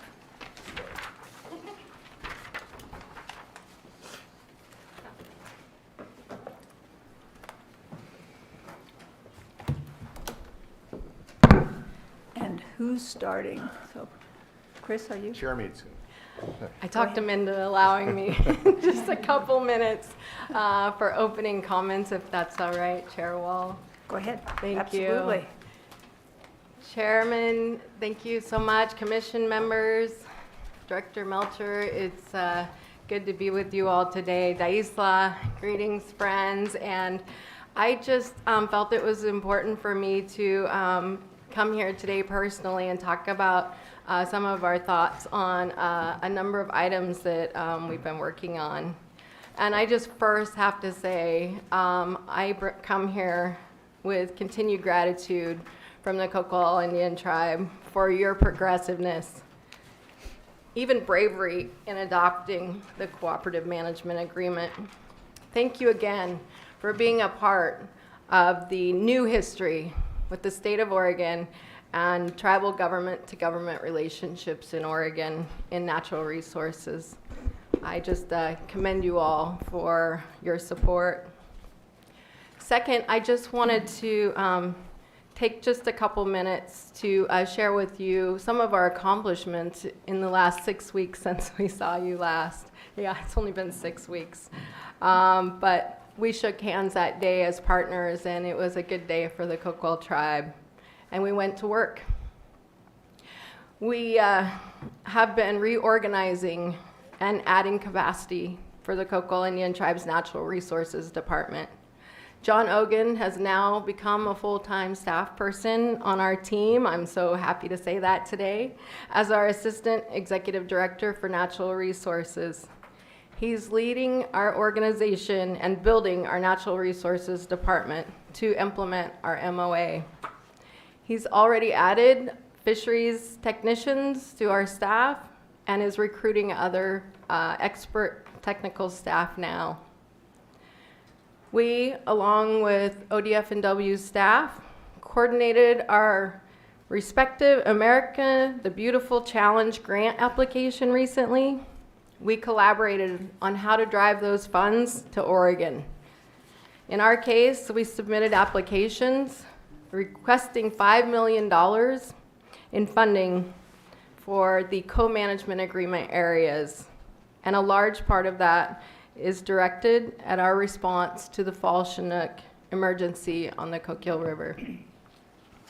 The tribe also worked with our friends Senator Merkley and Senator Wyden to secure $750,000 of congressionally designated spending in the Senate Appropriations Bill for our response to the Coquille River Fall Chinook emergency. Last year, we had one ODFW electrofishing boat to remove invasive species devastating our salmon in the Coquille River. The tribe has 3 additional electrofishing boats being built today and equipped right now. ODFW has also added an electrofishing raft this year. Next year, we will have 5 electrofishing boats on the Coquille River. Thank you for approving the policy option package 118 in your next biennium budget, asking the legislature to fund new ODFW staff capacity for invasive bass suppression in the Coquille River. Thank you for that. I will be in the halls and making phone calls personally, working to secure the support of that legislation for this POP. Great things in a little time, but what I think is the most important work we've done under our new co-management MOA is working hand in hand on the Coquille Conservation Hatchery Plan my staff and yours bring forward today. This is our first cooperative management, boots on the ground project. This is the 3rd matter I wish to address today. I am asking you to support this plan. I'll be frank. I believe we will lose our Coquille River Fall Chinook without this cooperative conservation program. Extinction is the word we continue to hear. I will not allow the salmon in the Coquille River, my tribe's river, to go extinct.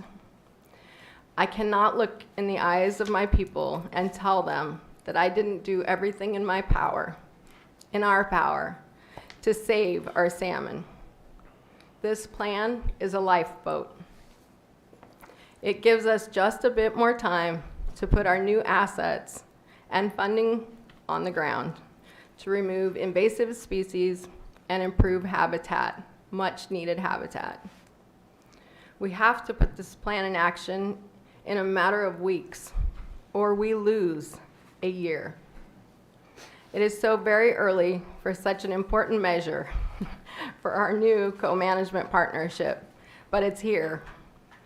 I believe all of you left our last meeting in June with pride and new hope. I certainly did. For that feeling to mean anything real, at least to me, I need you to support this proposal. It's our responsibility to save this salmon run. My duty, yours too, nobody else's. Our expert team has given us a plan. It is the best plan, the only plan we have today to avoid extinction on our Coquille River of our fall Chinook salmon. I just want to give kudos to the ODFW staff here today, the amazing work that they've done in looking at all of our options, and I believe we agree that this is our best option today. I do look forward to talking more about a larger, holistic plan one day soon, but these are our immediate actions for our emergency today. And I thank you so much for allowing me a little bit of time today, Chair Wall. Thank you. I'm going to let them do their work, if that's all right. Thank you. Thank you for that. Thank you. Go ahead. Thank you. Good afternoon, Director Melcher, Chair Wall, Vice Chair Zarnowitz, and the remainder of the commission. For the record, it's been a while since I've been up here, so I might be a little rusty. But Chris Kern, West Region Administrator for ODFW nowadays, and with me, thank you, Commissioner. And then with me today is John Ogan from the Coquille Tribe as the Assistant Executive Director for Natural Resources, as Chair Mead said. And I think I'll let him have a few moments here to just kind of introduce himself and start us off. Thank you, Chris. Madam Chair, Director Melcher, Commissioners.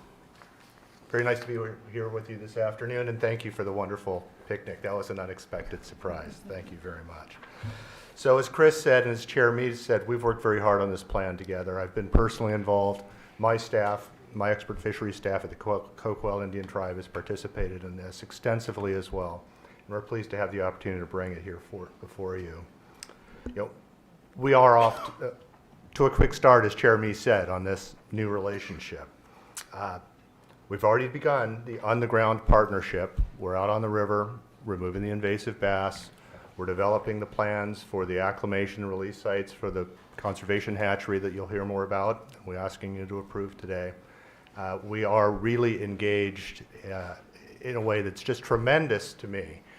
We had probably 20 ODFW staff in Cocoa Tribe chambers earlier this week, building up, talking, sharing with one another, starting the relationships about how we do and how we can do it better together.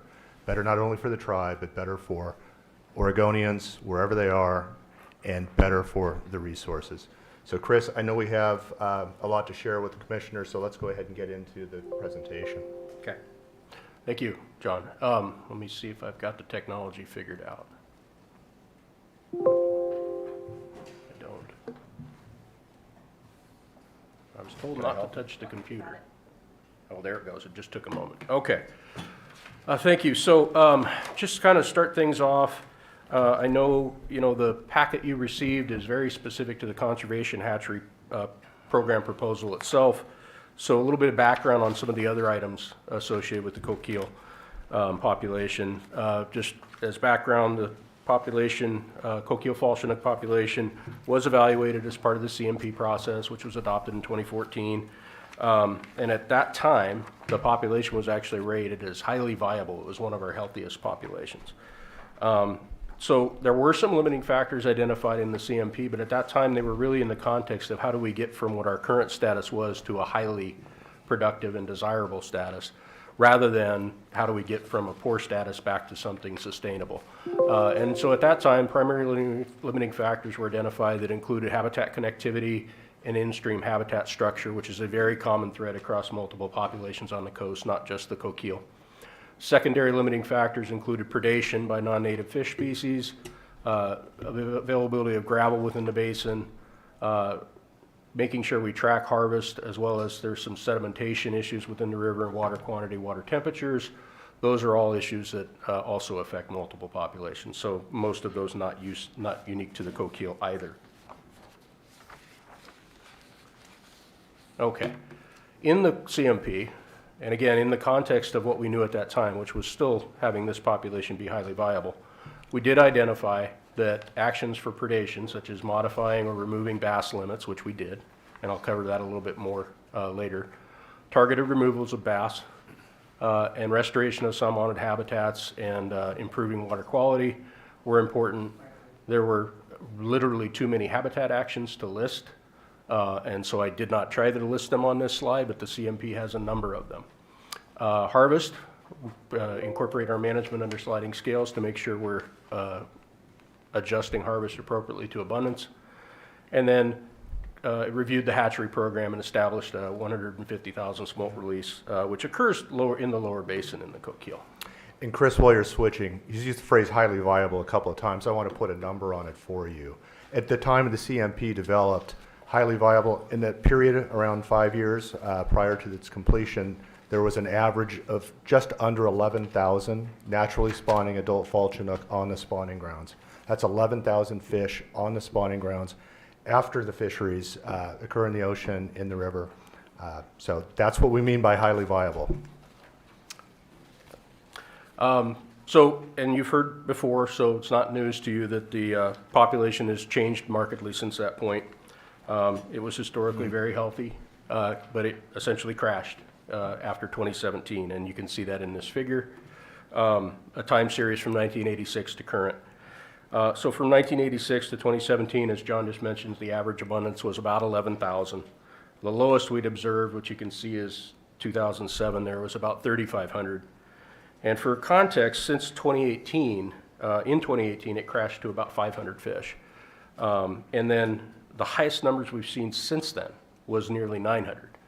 And so just for context, the highest number we'd seen since 2018 or since 2017 is only 25% as much as the lowest we'd observed prior to that. So I'll just kind of let that sink in a little bit. You can't really see the numbers in that bar chart very well. There's a little there. You might be able to zoom in on your own copy if you put it real close to your face, but so I'll just read them for you. 2018 was 498 fish. 2019, 275 fish. 2020, 879 fish. That's the high mark. 2021, 371. And our forecast for this year is less than 200. I don't want to overstate it, but I don't know that I can.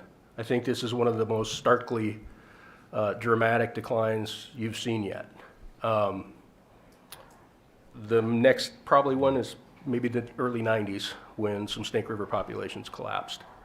And some dramatic actions were required then too. And we'll come back to some of that later. I challenged Chris and his team to tell me another crash that you have observed in your career like we've seen on the Coquille. This is the best they could come up with. Perhaps one. And we're talking about the Snake River Spring Chinook populations that are dealing with the Federal Columbia River power system, all of the issues that go with that. It was hard to come up with another example of a crash this dramatic in Oregon, if not the West Coast.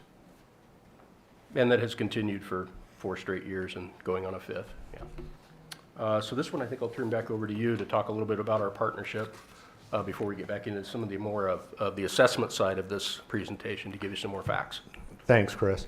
So in 2021, the Coquille tribe was visited by ODFW staff where this crash that we've just highlighted on the graph before you was presented. And coming out of a pandemic, or really still being, in the throes of a pandemic, Chair Meade would say, maybe we were just too focused, maybe we were just too sheltered. We did not have any appreciation that this was happening.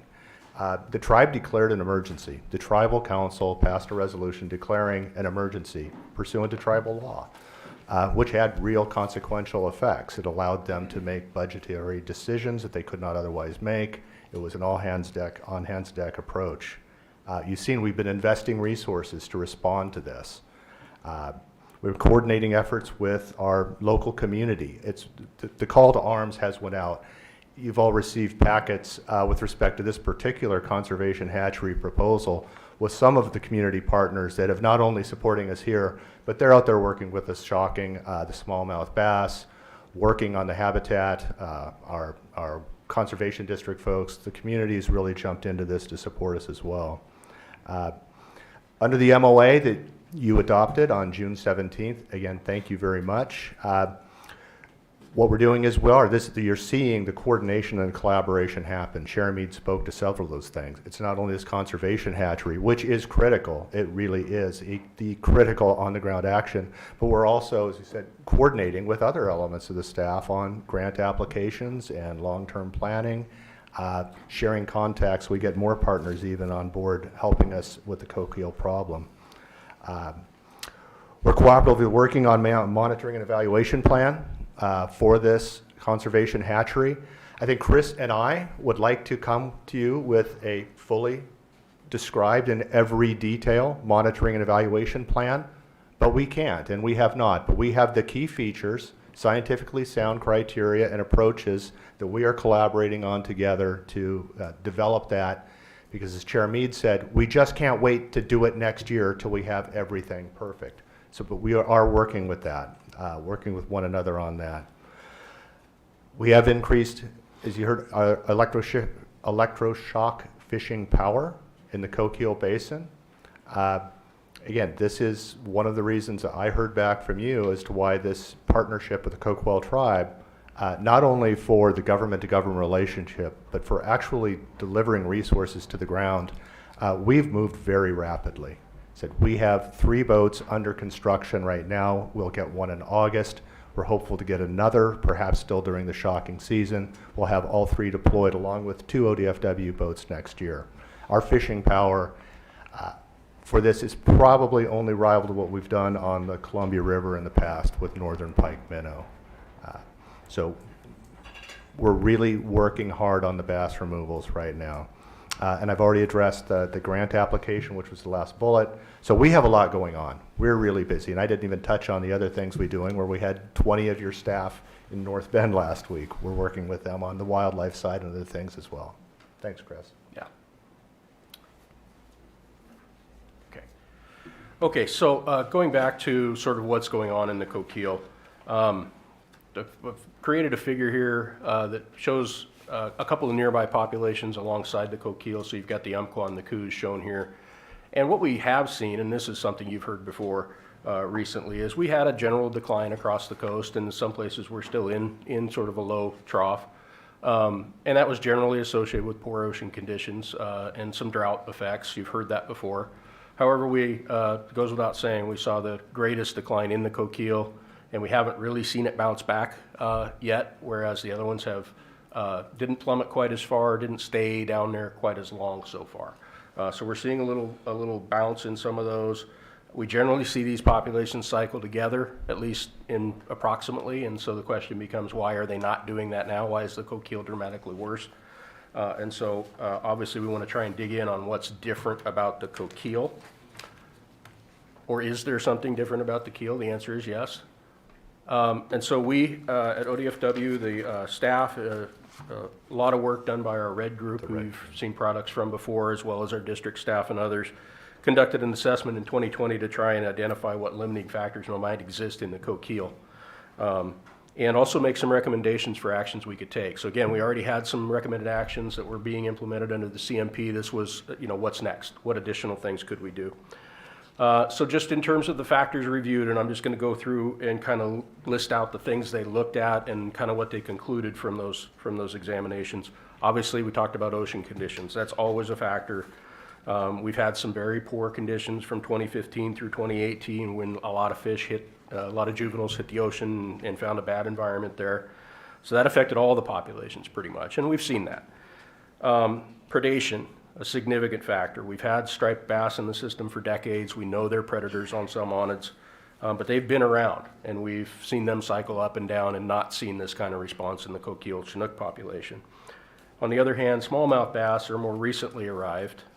We think those were illegally introduced in the 2000s and started becoming established by the 2011 to 2015 kind of period. And in the last several years, they've expanded both in number and area, and some of that's associated with water temperatures. We'll get into that a little more.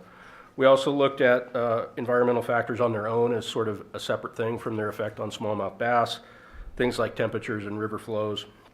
And there are landscape level issues within the Coquille Basin habitat-wise that were known going into the CMP through coastal coho planning, were identified in the CMP. There are long-standing issues that will take some time to address, but there are efforts, significant efforts underway to do that. But nothing dramatically changed habitat-wise. We didn't lose a bunch of habitat in 2018 or 2017 or 2016 that would, sort of signal some kind of this kind of response. We do also know that the warmer temperatures, I kind of alluded to this already, allows the bass to begin to expand upriver where they can begin to overlap more with juvenile salmon.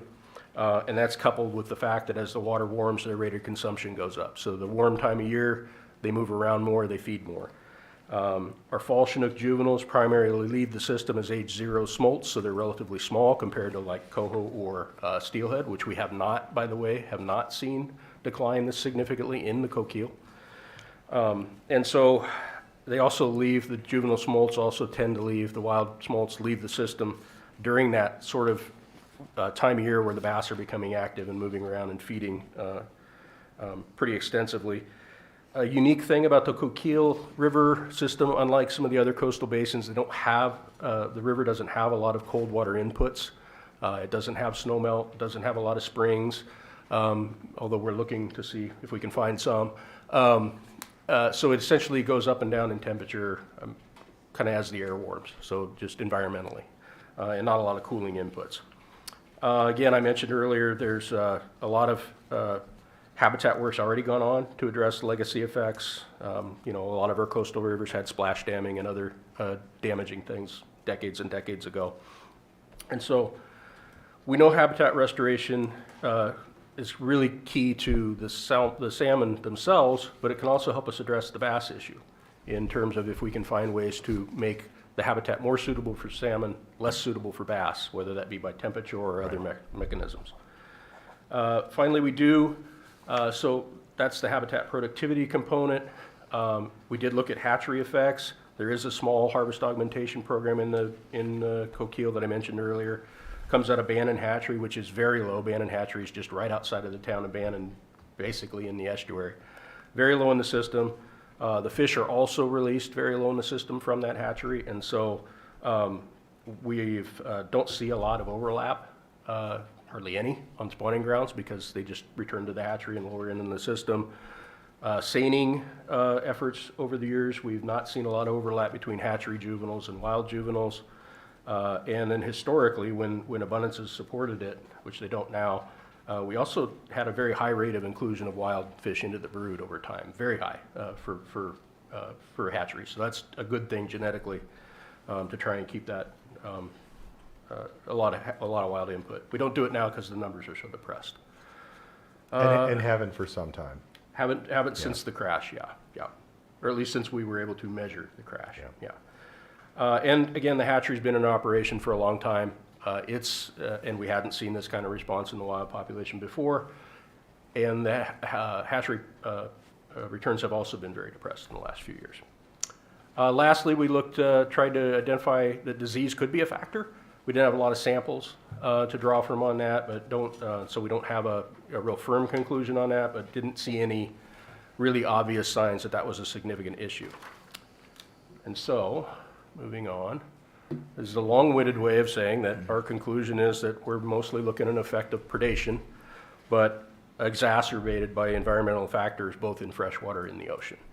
Now, of course, we've talked before that we have limited dials to turn on the ocean.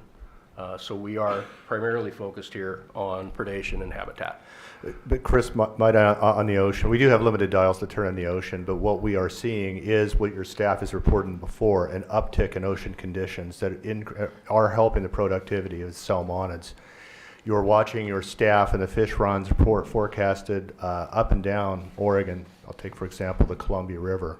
The predicted abundances, the technical advisory committee that does that throughout the year, those run forecasts have gone up, up, and up. And that is a consequence of the ocean being more productive than it has in past years. I was speaking with your Charleston staff over the week and again just today. We're looking at the predictions for coho, Oregon coastal coho. Those are doubling forecasted predictions last year, and this year we're expecting another large return. So we see evidence that the ocean conditions are significantly improving, which I'll say it now, is why now is the time to act. If we can get as many of these wild, naturally spawning coquille fall chinook to that more productive ocean, this is a window of opportunity. Okay, so I mentioned the assessment also had some recommendations for us, and there are, 4 or 5 bullets here. I'll just kind of go through them, and again, we'll follow up on some of this in more detail in a bit. Predation. Our near-term action really was, and I'll talk about some of our actions, was focusing on removing bass, whether that be by liberalizing angling regulations, which we've done, or whether it be electrofishing or some other mechanism to directly remove bass. So that's the part of encouraging public harvest. We've liberalized those limits. We also had a recommendation to do a formal assessment of the bass population and the population dynamics, so both abundance and productivity and other things. Speak to that in a moment. Those are kind of our toolboxes for bass predation right now. I have some personal hope that down the road maybe we'll get what's called the YY males developed for smallmouth bass, and I don't want to get into the weeds, but it's a way if we've got it in place for brook trout to use now, and it's a fairly new way of going about it where you can introduce a fish that can successfully spawn but create sterile offspring and therefore hopefully crash the reproductive rate significantly enough that you can get some suppression. I want to make it clear we don't have it now, but it's something that would be really handy, I think.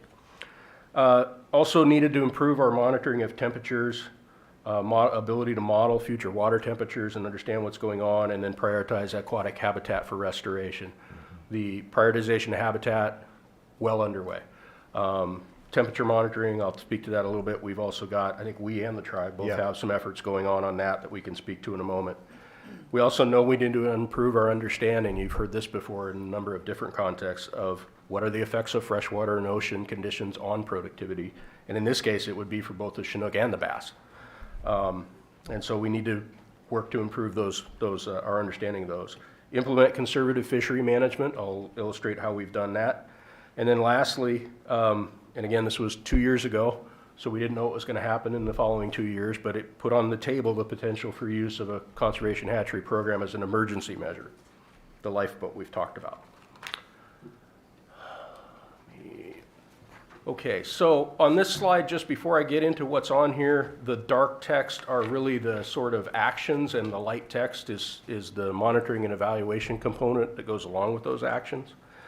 And so on the habitat, we talked about it a little bit already, improve conditions for fall chinook and try and decrease the suitability for smallmouth bass, improve our temperature monitoring, monitoring of flow, monitoring of other disturbance in the basin. Significant amount of planning's already occurred for that and underway, and we'll speak to that some more.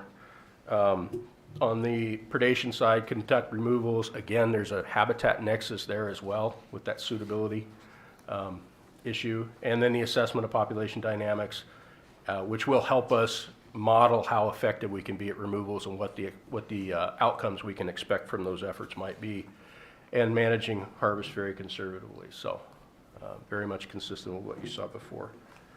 You just tell me if you need to jump in. Yeah. In terms of actions to date, I just wanted to focus a little bit here and make sure that there was at least a snapshot of some of the extensive efforts that have already gone on. Because again, you know, the report you have and the draft agenda summary and everything you've received is really focused on the conservation hatchery program. But there are a number of other actions we know we need to do and that we're already doing. So this is just a list. I wasn't going to go through it and read through it, but you know, we've conducted quite a bit of smallmouth bass removal and also removing striped bass starting in 2020. That's been cooperative pretty much from day one, I think, and we've amplified it since. There's also been a community-sponsored bass derby this year, which was, I think, pretty successful. 2,000 removed, and I honestly don't think there was all that many participants, so the per participant rate might have been pretty high. There's a prize involved in that. We helped go out and put pit tags in some bass so that there could be a prize associated with an individual code for pit tags, so that when somebody could bring one of those in, they might get some money.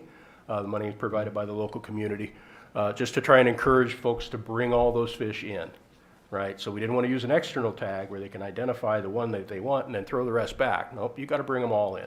And so that seemed to work pretty well, and I think they've got a second event planned for September. So yeah, I was going to say, for those of you watching, that money fish are still out there, and we have another episode in September, so come on down. So beyond the removals, we also had a significant effort last year we call a bio blitz. We do these kind of bio blitzes for a number of topics across the state, and the one that happened last year on the fish side was down on the Coquille. We sent a total of 30 fish biologists from a number of entities, including us, the tribe. We had some Trout Unlimited folks, some BLM folks, and I may even had some volunteers.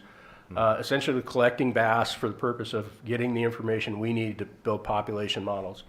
We put 5 electrofishing boats out in combination with everybody, actually removed a good number of bass, but also we're able to document the upper distribution of where the bass were with snorkel techniques and collecting samples for age and genetics.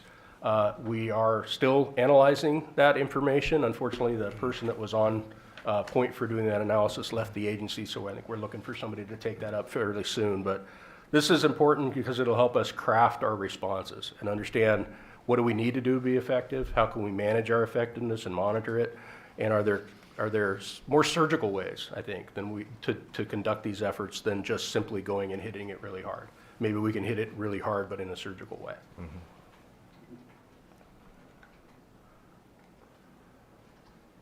I'm afraid I'm going to click it a second time when I don't need to. There we go, habitat.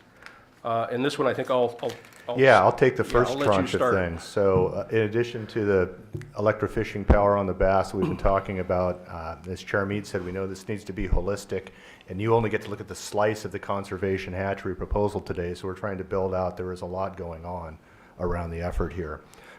For the Coquille tribe, over $8 million in direct and indirect funding sponsored, brought to the basin by the Coquille tribe from 2000 to 2021. We have doing work in stream, wetland, estuaries. We're working in the upland. We've removed 24 fish passage barriers, opened up 6 miles of stream, 135 miles of stream habitat assessment and planning done. We worked with ODFW in the community on a major Winters Lakes project. We've worked in the South Fork, Cochrane Ranch, and as we mentioned, I think earlier we were We have the Toledo Tadgate project funded that will be starting next year, another habitat project of over $2 million. And again, we don't have the money in the door. We have both the $750,000 in the Senate Appropriations, congressionally directed spending headed towards the Coquille, and a $5 million America the Beautiful Challenge grant application with a lot of it focused in the Coquille. So we are building the resources to upscale this habitat part of our larger plan. Could I just ask a quick question, John? What you just said, are those two aimed at habitat, or are those two aimed at bass, or something else? They're aimed at bass and habitat. It's primarily the two that we're talking about and the grants applications that are in now. I would say it's 70% habitat, 30% assessment, and then more full watershed approaches in the Coquille and the adjoining basins, watersheds that are in the co-management area. We did slot some money to do some assessment work for some of the basins further south in the co-management area, but the priority, I'd say probably 70%, is directed to the Coquille watershed. And I'd be happy to follow up with you, Chair, and let you know more precisely at another time. I'll get it. Thanks. So hopefully we'll get the screen resolved here, but I can read through go through the second part of the bullet here. So on the ODFW side, and I should point out that this first bullet lists out a number of specific projects, and those were, even though I've listed them under ODFW, I have to say they were all cooperative projects with local folks, including the tribe. Oh, you need me to, you told me not to touch it. I know I told you not to touch it. Did you touch something, Chris? This is what happens when they let you touch buttons. Uh-oh. Don't go Whoops. away.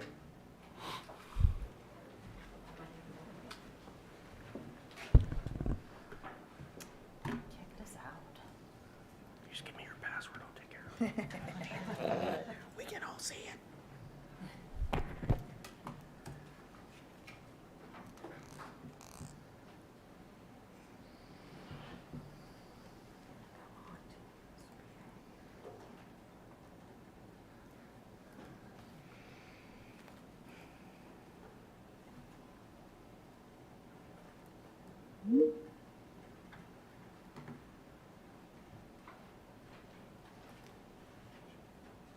Perfect.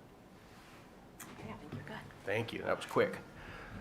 So what I was saying is that these projects are listed, and they're mostly all cooperative projects in that first bullet. As Sarah Reif mentioned earlier today, we don't own a lot of land, and so a lot of what we do as an agency on habitat is in cooperation or as advisory to other folks. In this case, actually, Coquille Valley Wildlife Area, we actually do own, and it encompasses at least a portion of Winter Lake, if not the entirety.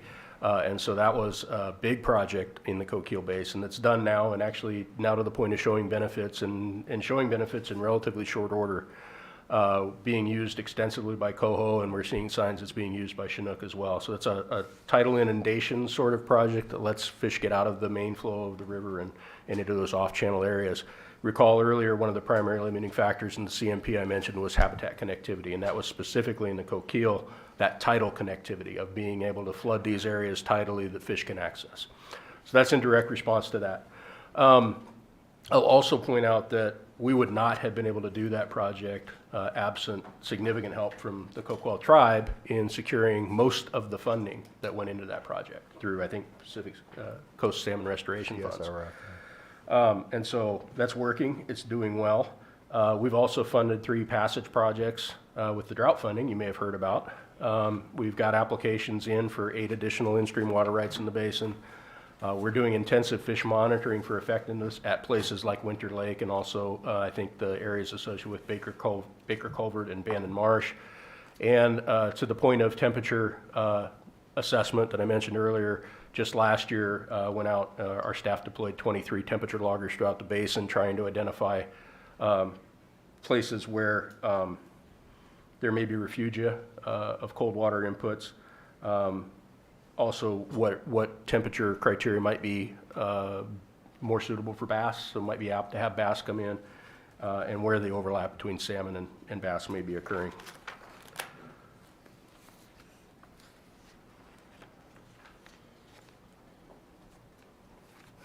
Okay, the last 2 are quicker. Limiting factor for fisheries, I mentioned that we had needed to do conservative fishery management under these kinds of low numbers. We've had a complete closure this year and last year. We had a closure for naturally produced fish in 2021 and a reduced bag limit in 2019. 2019, we were still following the CMP sliding scale approaches. So had we known then that we were going to be in 4 years of depressed status, we might have done something different, but at the time, that's what we knew. Hatchery, I mentioned earlier, at these low levels under the CMP, we don't take wild fish into the brood stock for the hatchery augmentation, harvest augmentation program either. So that's been consistent. As you're flipping, Chris, if I might, back with respect to limiting fisheries and the conservative management approach in the coquille, mentioned we have really seen a great uptick in the return of coho. We are foregoing coho fishing opportunity to be that much more careful so that we don't encounter a Chinook. So from the tribe's perspective, and you've heard that in our presentations consistently, the opportunity to harvest for subsistence, ceremonies, etc., is critical. That's what we're after here. We have partnered and are part of this plan where we are foregoing the opportunity to take harvestable salmon in the Coquille River along with our community partners as well, because we are so focused on doing everything we can to get the naturally spawning fall Chinook back where they need to be. Wanted to make that point. So, long story short, we are summarizing here. We've got a population that is very low in spawner abundance right now over the last several years, and it may be obvious, but even just the fact that that the abundance is so low creates a variety of high risk for negative outcomes, including loss of genetic diversity and outright extinction. Not only do we just have less fish available, but when you run into low densities in the spawning populations, you can start to impact the ability of fish to find mates and successfully spawn. And that continues so long as the population is at low abundances. Every year that low abundance continues, you add cumulative risk to the population of something catastrophic coming on top of whatever else is happening and causing extinction. So if you wait, even if you clipped along at a couple hundred fish for 10 years, every year that occurs, you're adding more cumulative risk of something catastrophic happening. So again, we have to address the limiting factors, particularly predation, but also habitat. And as I said, we've got a number of those actions going and can do more. We are removing bass. POP 118 has already been mentioned, so we're looking to do more on that front as an agency, and the tribe is as well. And as you know, habitat can take longer, but Coquille Wildlife Area was pretty quick, so not always. But in the end, we do still know it's going to take some time for those actions to accrue benefit to the population. Despite that, and despite all the dire news I've given you, I think we are actually in a really pretty good position to do something about it. We've got these federal grant opportunities that are new. They're coming in, they're coming fast. They provide an opportunity to put some real uplift here that we haven't had before. The tribe's been very active and successful in securing funds already and are well situated to do more. There's a lot of habitat going on, or habitat actions going on already. I think it's already been mentioned today that we've added a Western Oregon Streams position in the Charleston area, so we've got more boots on the ground, ODFW, to work on habitat. I really think now's the time to grab a hold of all those issues and push hard. Chris, can I? Yeah, go ahead. Go ahead. In addition to those things, I called it a window of opportunity a moment ago. We also have the engagement and the support of the community. You all have packets in front of you, and this, you don't find this on every issue. We have the City of Bandon, the Port of Bandon, the Bandon Chamber, Coos County, City of Coquille, City of Myrtle Point, City of Powers, Port of Coquille, the Oregon Anglers Association, Curry County, and Trout Unlimited, all specifically supporting this conservation hatchery plan, but part of all the work that Chris and I have been showing you that supports it and builds around it. That's another part of this window of opportunity that we have now. Yeah, thanks, John. And so this proposed conservation hatchery program is not the singular solution, it's a lifeboat. We've heard that phrase a couple times, and I think you've heard it before today as well. It's an emergency measure. It's intended to help the population persist long enough so that we can start well, not start, continue to address the limiting factors and cause that real uplift that's actually going to be needed to recover the population. This program is not a silver bullet. We don't expect this conservation hatchery program to achieve all the uplift that's necessary for this population to recover. I want to be real clear about that. The other actions are the primary things, but we need time to do it. We need to make sure the population has a chance to do it. I mentioned earlier that, there's been some, the next, in my opinion anyway, the next, comparable sort of situation was those Snake River Spring Chinook populations. Places like Catherine Creek and Looking Glass Creek were also extremely low abundances for a number of years, and conservation hatchery programs were put in place in those systems and did prevent extinction. Now those populations are still a ways away from recovery for very different reasons related to a number of Columbia River things that you've heard before, but they pretty confidently would not be here at all right now. That said, I said we've got a great opportunity here. This is the time. We've got some hope. We've got some options. We've got a lifeboat that we can use. They may not be enough. We have to know that. It's still possible that this population may not survive. So we've identified as many of the levers as we can to pull. We've tried to pull on as many of them as we can. There's some we can pull on harder. There's one we haven't pulled yet. And if we want to avoid extinction, we're probably going to need to pull it. Okay. A little bit of just discussion on different types of hatchery programs, because it may be a question. We have the sort of traditional vision of the hatchery, which is the hatchery harvest augmentation program, for at least partial purposes of providing fisheries. Sometimes there's mixed purposes, but they're almost always on these harvest augmentation programs. They're really about providing fisheries. We do so under our policies and plans in a way that we want to seek to not impair the natural producing populations that coexist with those. We do have an existing augmentation program at Bannon Hatchery. Did you want to speak to that a little bit? Yeah, I'll just real quick? maybe, again, some of the attributes of it. As Chris said, it's been there for decades and decades. It's very low in the system, very close to the entrance to the ocean, actually, right there in the city port of Bandon. Its objective is to release 155,000 smolts from those low basin release points each year. Given reductions in the number of returners the last several years, we're not even close to half of that. As Chris said, historically, using best science-based hatchery management practices, natural brood had been incorporated over the years in the past to make sure that their genetic composition matched those of the naturally spawning fish that we're here talking about today as much as possible. That's the advice of the science. That's been discontinued because of the low abundance.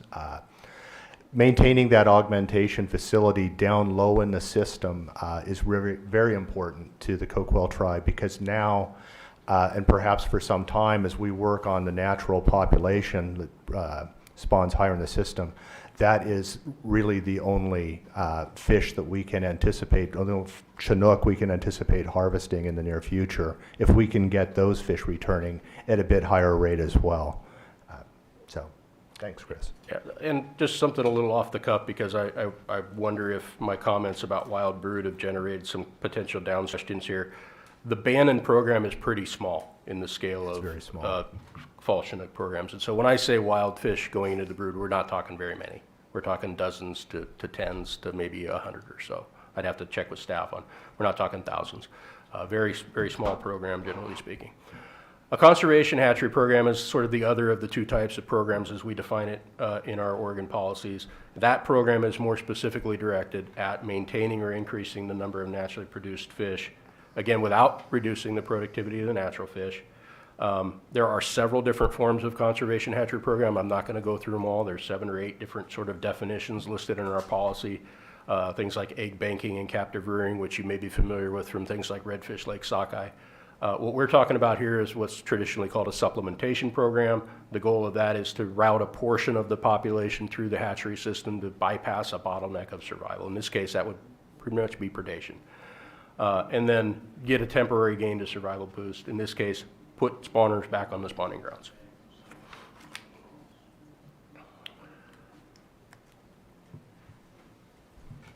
Okay, so in moving towards the proposal itself, just a couple points here. The CMP has the adaptive management clause, and this is in our OAR rules referenced here, that tees up that we shall employ adaptive management principles to achieve the desired status and goals that we've outlined. Given the rapid change in status of wildfall Chinook in the basin, we believe it's absolutely the time to look at adaptive management and initiate a conservation program, hatchery program, as the emergency measure while we address the limiting factors. The other part of the rule, and the reason that we are bringing this to you today and asking you for action, is the other part of the CMP rule requires the commission approve the starting or eliminating of existing, starting new or eliminating existing hatchery programs relative to those that were published as part of the CMP. And so we need you to approve this approach per the CMP rules. And I apologize, the slides are going kind of slow. My timing's just not there. In implementing a program like this, we want to have very clear objectives and criteria for what we're going to do. The objectives for the program that we've developed collectively are shown here. Of course, we want to avoid extinction of the naturally produced population in the Coquille while we take these other actions. We want to conserve the genetic diversity of the natural spawning fall Chinook in the Coquille Basin.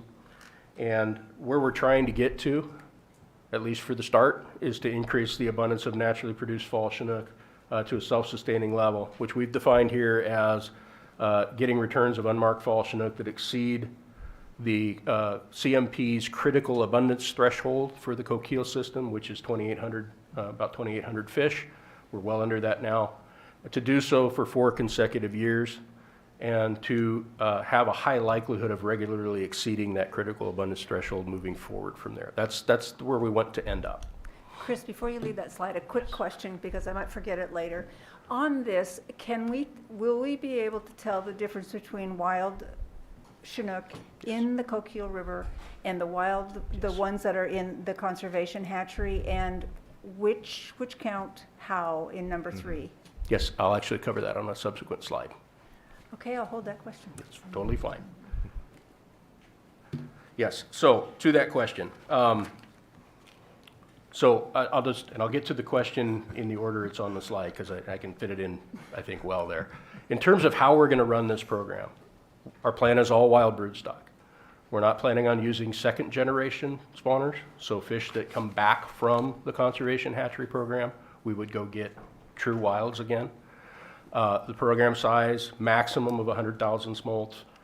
Going into it this year for a number of reasons, including capacity, including building our expertise, we're thinking we may get around 47,000 produced from this year. If we have the opportunity to do closer to the 100, we'll try, but we may not be able to get there. Marking of smolts.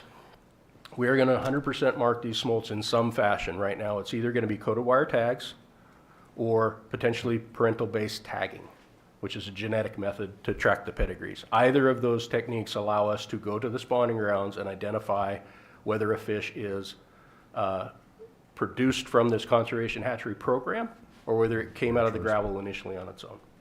And so for spawning ground surveys, we would recover the coated wire tags, the presence of coated wire tags on the spawning grounds is going to mean it's from the conservation hatchery program. Right. So that's easy to detect. Parental-based tagging means we would have to take genetic samples from that fish and take them back to the lab to decode them, which we also have to do with coated wire tags. And so yes, Chair Wall, to your point, we will be able to identify when we see a fish on the spawning grounds or dead near the spawning grounds, we will have the ability to identify, was it from the conservation hatchery program or was it not? And that will be critical to identifying what we do and how we're doing relative to success. And that's the monitoring program so far of those is what we can find on the spawning grounds? Yes, correct. Correct. And we know we're going to need to intensify our spawning ground efforts in order to get good data there. There's a certain amount of effort we have to deploy simply to estimate abundance through our sort of standard methodologies. We anticipate it's going to take more boots on the ground to get a good sample rate on those things to do a good assessment. So that's a known that we're working on. And I've been telling Chris, Chair Wall, that that's why we're staffing up. We're training my staff to become additional spawning ground surveyors. The new staff we're hiring, we have one in the door already. We have another, I'm writing their job descriptions and work plans directly tied into, a really robust spawning ground survey capacity for this program once it's up and running. We have some time to build that up, of course, because the adults aren't going to be coming back from this program for 3 to 6 years. So we're going to have the boots on the ground to find those carcasses on the spawning grounds and differentiate, see how we're doing, see how the naturally produced fish are doing without the hatchery intervention. Okay, thank you. The other component of that marking I should point out while we're on that bullet is we're going to mark them with coat-of-wire tags or parental-based tagging so we can have 100% ID, but we do not intend to fin clip them, and that is so that we can make sure that if there is a fishery that occurs on marked fish, these fish would get through it, absent some incidental mortality that might occur if that happened. But we want to pass these fish to the spawning grounds. Spawning protocols, it's going to be a bit of a development to see how many fish we have on hand at one time, but the way we're going to focus on spawning protocols are trying to maximize the diversity that is maintained through those spawning protocols. I'm not an expert on this stuff. The ideal would be to sort of pedigree those fish, pair them in mating so that you maximize the diversity of their offspring. We may not be able to time that all out depending on how many fish we get in at one time, and they ripen at different amounts, and we're not talking about very many fish. So we may be relying on what's called a 2x2 matrix or something which is 2 males, 2 females, all spawned together. We're not certain, but whatever we're going to do the most we can do to maximize it. So the best we can do given what we have. Acclimating smolts in the upper areas of the basin. Again, the hatchery program that's there now, very low in the basin. The natural spawners are high in the basin. We want these fish to go back and contribute to natural spawning. In order to do that, we're going to acclimate them high in the basin, so that's where they want to go. And then lastly, we're going to work on smolt size, so raise the fish to a larger size than they would normally be, and then timing and location of releases structured so that we can try and minimize predation. So specifically late in the year, once it cools off, past the summertime period, probably very late fall, early winter, maybe early spring the next year, water flow should be higher. We'll look for some high flow events to let the fish go. Colder so that the predation should be less of an issue. A couple of points, if I might. With respect to finding the acclimation sites in the upper basin, because we want those fish returning back into those upper basin natural areas where they've been for tens of thousands of years. Again, at the tribe, we're doing this collaboratively, but we are starting our due diligence on possible locations for those sites. The tribe has several properties that are candidates. I'll be talking with my colleagues at ODFW about which certainly could pave the way to actually getting what we need to be done on those locations and certain tribes' ownership and control. There's other places as well, but we're starting to work on that. If I could just interrupt. Yeah. You're looking for places where you can spawn in the upper area, or are you or release in the upper area, or are you looking for acquisitions to provide protection, if you will, habitat? Well, we're looking for both. First and foremost, we have properties we have acquired that can be where we raise or acclimate imprint to juveniles, so that's where they return when they come back as adults. Yeah. So we're starting that work now. But we also are assessing, as are other partners in the Watershed group, and I'm talking with some other funding entities about finding areas in the Coquille Basin that are high priority conservation protection, whether it's acquisition or working with conservation easements, things like that with landowners. So we're doing both of those things now. Okay. One last question before you leave the last slide, which was still on this issue of the fish. How low does the wild population need to get before we just won't take broodstock from them? Because 16 doesn't sound like many, but right. If there are only 200, that is a chunk. Yeah, Chair Wall, it's a good question. I don't know that there's a firm answer. I'll just put the plea out. If Sean's got a better answer, he can come up and give it. But wave. I will say we did not, there's a reason we waited 4 years to bring this forward, and it is because we did not want to jump very early to mining the wild population. Mm-hmm. We don't do that lightly. We've reached the point now where it is, I think in my mind at least, and many others probably, the risk of demographic issues is now higher than the risk of most other issues at this low abundance. So we've kind of reached that tipping point where we feel like it's time to go do it. I don't know if there's a minimum where we would say, no, don't do it. Frankly speaking, if it gets much below a couple hundred fish, we won't be able to find 16 fish. because it's going to be hard to go out and collect the fish anyway. They're going to be dispersed on the landscape. Our staff have great experience collecting wild brood from the river in past years when there were a lot of them and they were being used in the hatchery. And that's one of the things we're going to have to figure out is how do we go get them when there are only 500-600 in the basin? How do we find them and gather up some? So that's probably not the perfect answer for you, but There aren't any perfect answers on this there one, really I aren't. think. There really aren't. Thank you. Yeah, so this is a completely hypothetical. Don't look for numbers because we didn't put any in here. This is just a model example, kind of get your head around what we're talking about for the conservation hatchery program and what it's supposed to do. And so that's why there is no spawning abundance number on the y-axis and there is no year along the x-axis. It is purely just conceptual. But if I walk through this, the bottom axis does incorporate starting, basically today and moving forward in time some number of years. The top, there's an arrow there that says address limiting factors. That continues along that timeline as well. It's already going on today, so it reaches all the way to today's on the axis and goes forward. There's an arrow indicating, hey, here's where we might begin the conservation hatchery program. It takes a few years. Even if we go out and collect fish this year, we'll release them probably late 23, early 24. They won't start coming back till 25, 26, 27. So you start the program today, you don't see fish back for a few years. That's that lag. The gray box is basically natural spawners. The blue is where we start to see progeny from the conservation hatchery program begin to come back as adults. And so they lift up the number of spawners on the spawning grounds. You'll see for the first few years where that blue bar or blue area starts to overlap the gray doesn't change. That's because we need those actions to start bearing fruit to raise the gray, as well as some natural spawning from these conservation hatchery fish. Over time, they'll contribute. Their contribution will be based on what their survival rate is and how many fish we're able to produce within that 100,000 mark.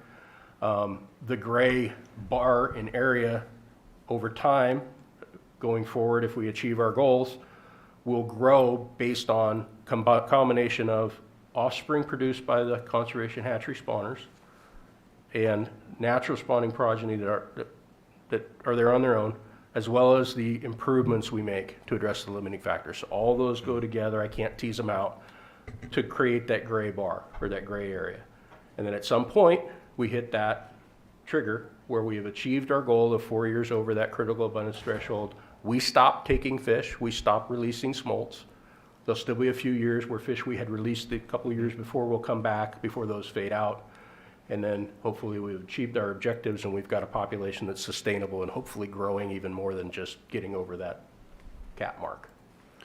We have one This may question. generate questions, so. We do have one. Go Thank ahead. you, Chris. So just a quick question. So CMP is due to be reviewed in 26, correct? Correct. So Every 12 this, years. This yes. 4-year that you're just talking about kind of coincides with the CMP review. In other words, we're saying it's at the beginning of whether we'll see results or not. So don't expect a lot of results between now and 26. Is that a fair statement? I may come back to that, but for now what I can tell you is we're not going to have a lot to say on the conservation hatchery program returns by 26. Right. Yeah. We will continue to gather information on bass predation, potentially some of our other Chinook, outmigration of wild smolts and some other factors. So I don't want to leave you thinking we won't have any. We will have some information, and we'll talk a little bit later about our intent to bring that as part of that review. But yeah, the adult returns will really start to accrue after that. Okay, thanks. Yeah. Any more questions on this one? Okay. We talked a little bit, John mentioned that, we're working on monitoring and evaluation plan. Ideally, we would have been able to bring you a complete package that had all that nailed down, but we don't. But we know it's critical and it's absolutely going to be necessary going forward, not just for the conservation hatchery program, but for the population itself and for the actions going on.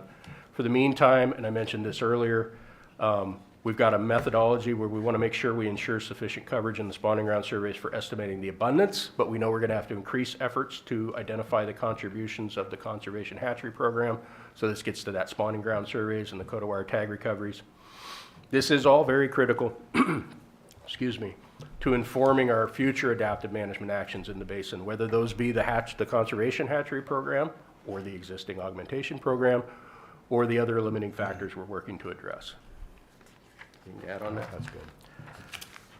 Okay. We are getting close to the end, I promise. This is actually kind of starting to get towards Commissioner Labhart's question here. Our intent is we are going to be annually reviewing all of this information as we get it together.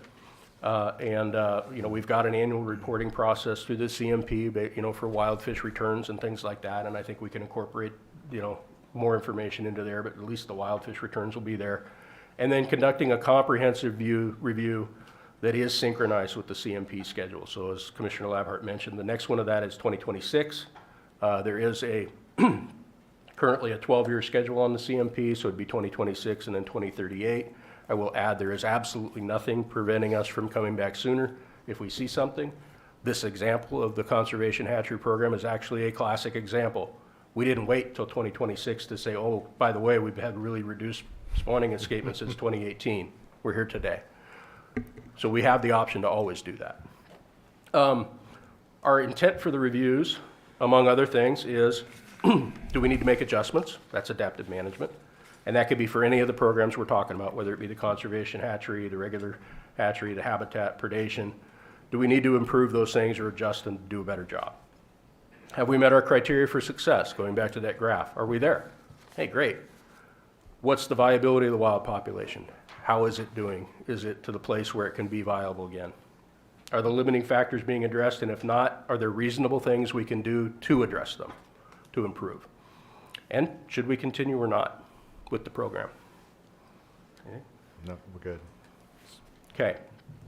Based on these outcomes of these reviews, as I said earlier, we can bring you a recommendation at any time to discontinue the program or modify it in some other way. But we will develop a recommendation on those aspects at each 12-year review, and the first one of those currently is 2026. So what we've got there is we will bring recommendations, and the following two scenarios could result in discontinuation. One is achieving our goal, being over that abundance threshold, excuse me, for 4 consecutive years and a high likelihood that we'll stay there once the program is terminated, not with the program, but absent. The other is an assessment that says the natural population is unlikely to persist into the foreseeable future despite our efforts. I would like to add this. As Chris said, his ODFW staff can come back here at any time and say we need to make a change.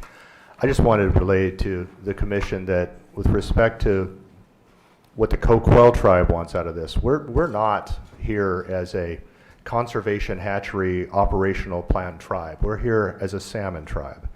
We have no interest in bouncing around and keeping the conservation hatchery going forever with a museum piece fall Chinook salmon run in the Coquille Basin. If we don't see that it's working, we believe in it. We believe we need it. It's a necessity.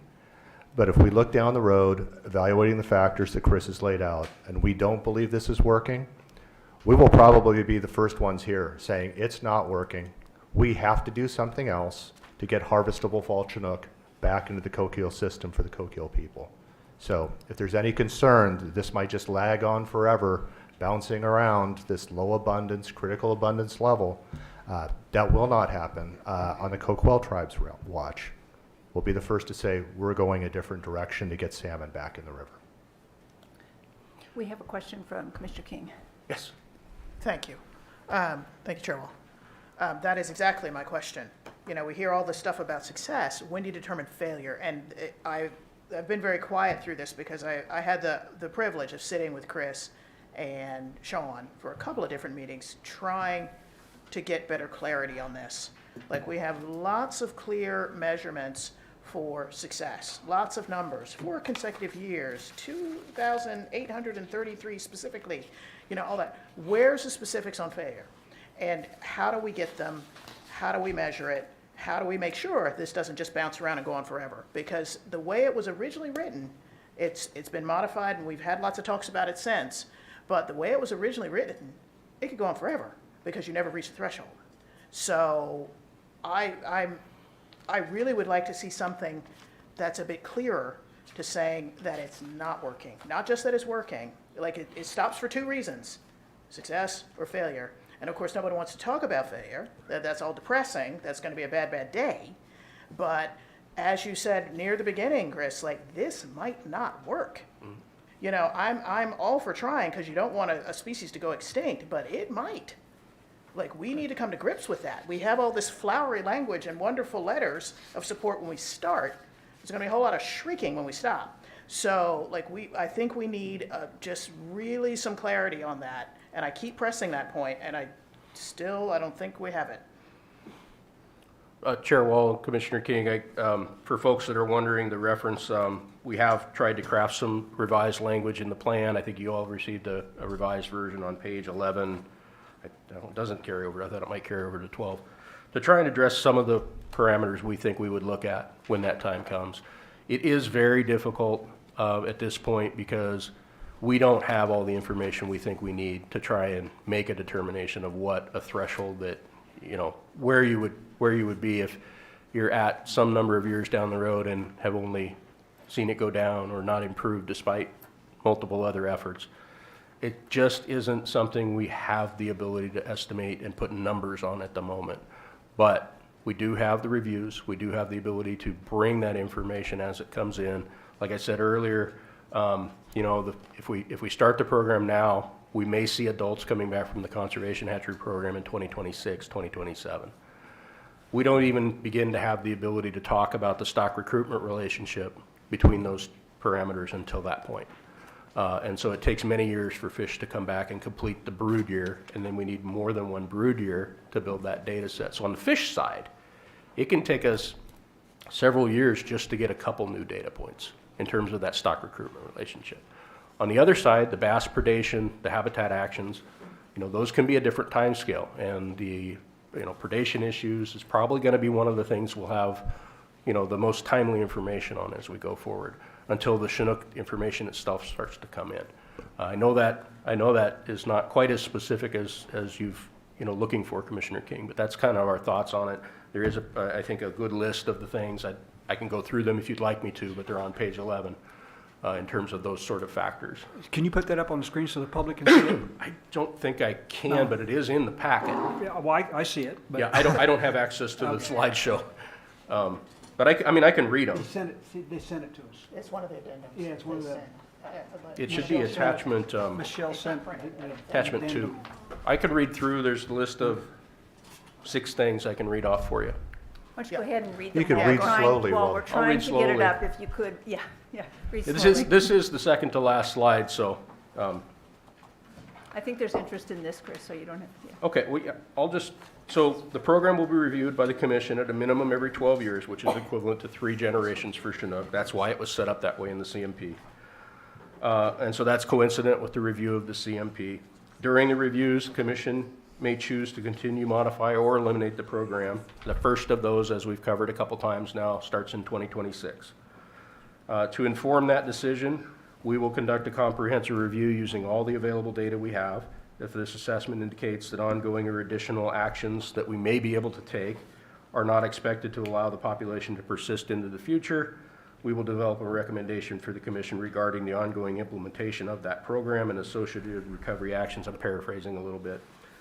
And the factors we would consider in terms of available data for those factors include, and they're not limited to, trends in ocean survival, we talked about ocean conditions, trends in population abundance and distribution of the non-native species, effectiveness of our removal efforts, likelihood of future resources to continue that suppression. Trends in naturally produced fish abundance, like we talked a little bit about, the ability to manage that or monitor that. Changes in habitat suitability as a result of climate change, and that suitability would apply to bass and salmon. Changes in habitat suitability as a result of restoration activities, again, applied to both bass and salmon. And consideration of likelihood for future habitat restoration that might affect those things. This has a bearing on the climate change policy in that the commission would consider that information in determining whether modification to the conservation approach as outlined in our climate change policy was needed in the Coquille Basin, including whether to continue, modify, or discontinue this particular program. And then the other metrics was simply when do we cross the CAT threshold, which I don't think was relevant to Commissioner King's question. We've already covered it, so does that help? for now anyway. People are thinking about whether that helps or not. I have the opposite end of that question to ask also, which is one of the commenters talked about instead of 4 consecutive years, they talked about a 4-year running average for the 2833. Does that make sense? It immediately made some sense when I read it, but there's always something else. Yeah, Chair Wall, conceptually, as a response to or a way to try not to be too beholden to variation, I get the concept. As a functional matter, it means you could have a 0 fish return for 2 years and 5,600 returns for 2 more years, and you'd meet the metric. That doesn't sound so good to me. But I understand the concept and why they brought it forward, but mathematically that could happen. You would still get an average of 2,800 fish, but 2 of those could still be zeros. I don't think that's likely. I think that one would be at least worth looking at, though, because it also could be with 4 consecutive years could take us until we all age out, and we wouldn't be getting anywhere. So I just was curious what. I understand. And I agree with you. It is worth looking at. And Chris and I have had a couple of conversations around that, as well as Trout Unlimited also offered several really, I thought, interesting and useful suggestions, as well as help in some of the monitoring and evaluation of this. So I absolutely, I'm sure, speak for Chris, we intend to look at some of those suggestions, including that specific tweak on the running average as opposed to 4 consecutive years. And Chair Wall, I'm going a little out on a limb here. I may catch John by surprise because we didn't talk about this, but there may be some other in-betweener sort of options that might make sense. It might be a some number out of a certain number of years over the threshold and no more than X amount below kind of approach that we haven't really had time to kind of think through. But there may be some other ways that kind of get at the point and avoid the risk of simple math causing us to adopt something that doesn't work right, if that makes sense. Probably doesn't make sense. What I hear from the commission, at the risk of putting words in people's mouths right now on this, is there are a lot of questions about what this looks like. And I've heard exactly no human so far in any of the discussions say they'd bet their oldest child that this is all gonna work. You know, we're all looking at it, but they don't call us Pollyanna for nothing. Maybe we can figure this out, but there still are a lot of remaining questions about what this looks like, including the one that we haven't yet asked, which is, do we just go back to augmentation if we stop this? Chair Wall, at the moment, we're anticipating that the augmentation program is separate from the conservation hatchery program, and it could continue on its own, independent of whether the conservation hatchery is on or off. Now, as John said, if we do reach a point where we have to walk away from the Coquille natural population, we may be looking at other options collectively. But right now, those two aren't linked in any other way than the fact that they're both being raised or both rely somewhat on the hatchery, well, not somewhat, they both rely on the hatchery program in terms of capacity. So there's no reversion of one to the other. Right. This is an additional program right now based solely on wild fish, whereas the other is the hatchery harvest augmentation program. And one or the other could go away independently of the other based on commission decisions. Except that either one of them are ultimately going to depend on wild broodstock over time. Chair Wall, well, right now we don't have the ability. We're relying on returning hatchery fish to populate the broodstock. And if we run out of hatchery broodstock for that factor right now, and we're in a place where we can't collect wild brood to put into the hatchery augmentation program, that could happen on its own, just by attrition, so to speak. Thanks. But either of those two programs, I should point out, if this, you know, we need your approval to implement this program, we would need your approval to eliminate the other one. So either of those are both your decisions. Thank you. It looks And I should mention again, before I leave this slide, you know, Commissioner King mentioned it is a reality that we could still be facing extinction despite everything we're going to try and do. That's a reality. Say that again, sorry. I just said it is still a possibility that we could hit extinction despite our best efforts. That's a sobering reality, but it is a reality. But this might buy us the time we need to not have that happen. And without it, we might lose the population without really knowing if we could have saved it. We have a couple more questions then.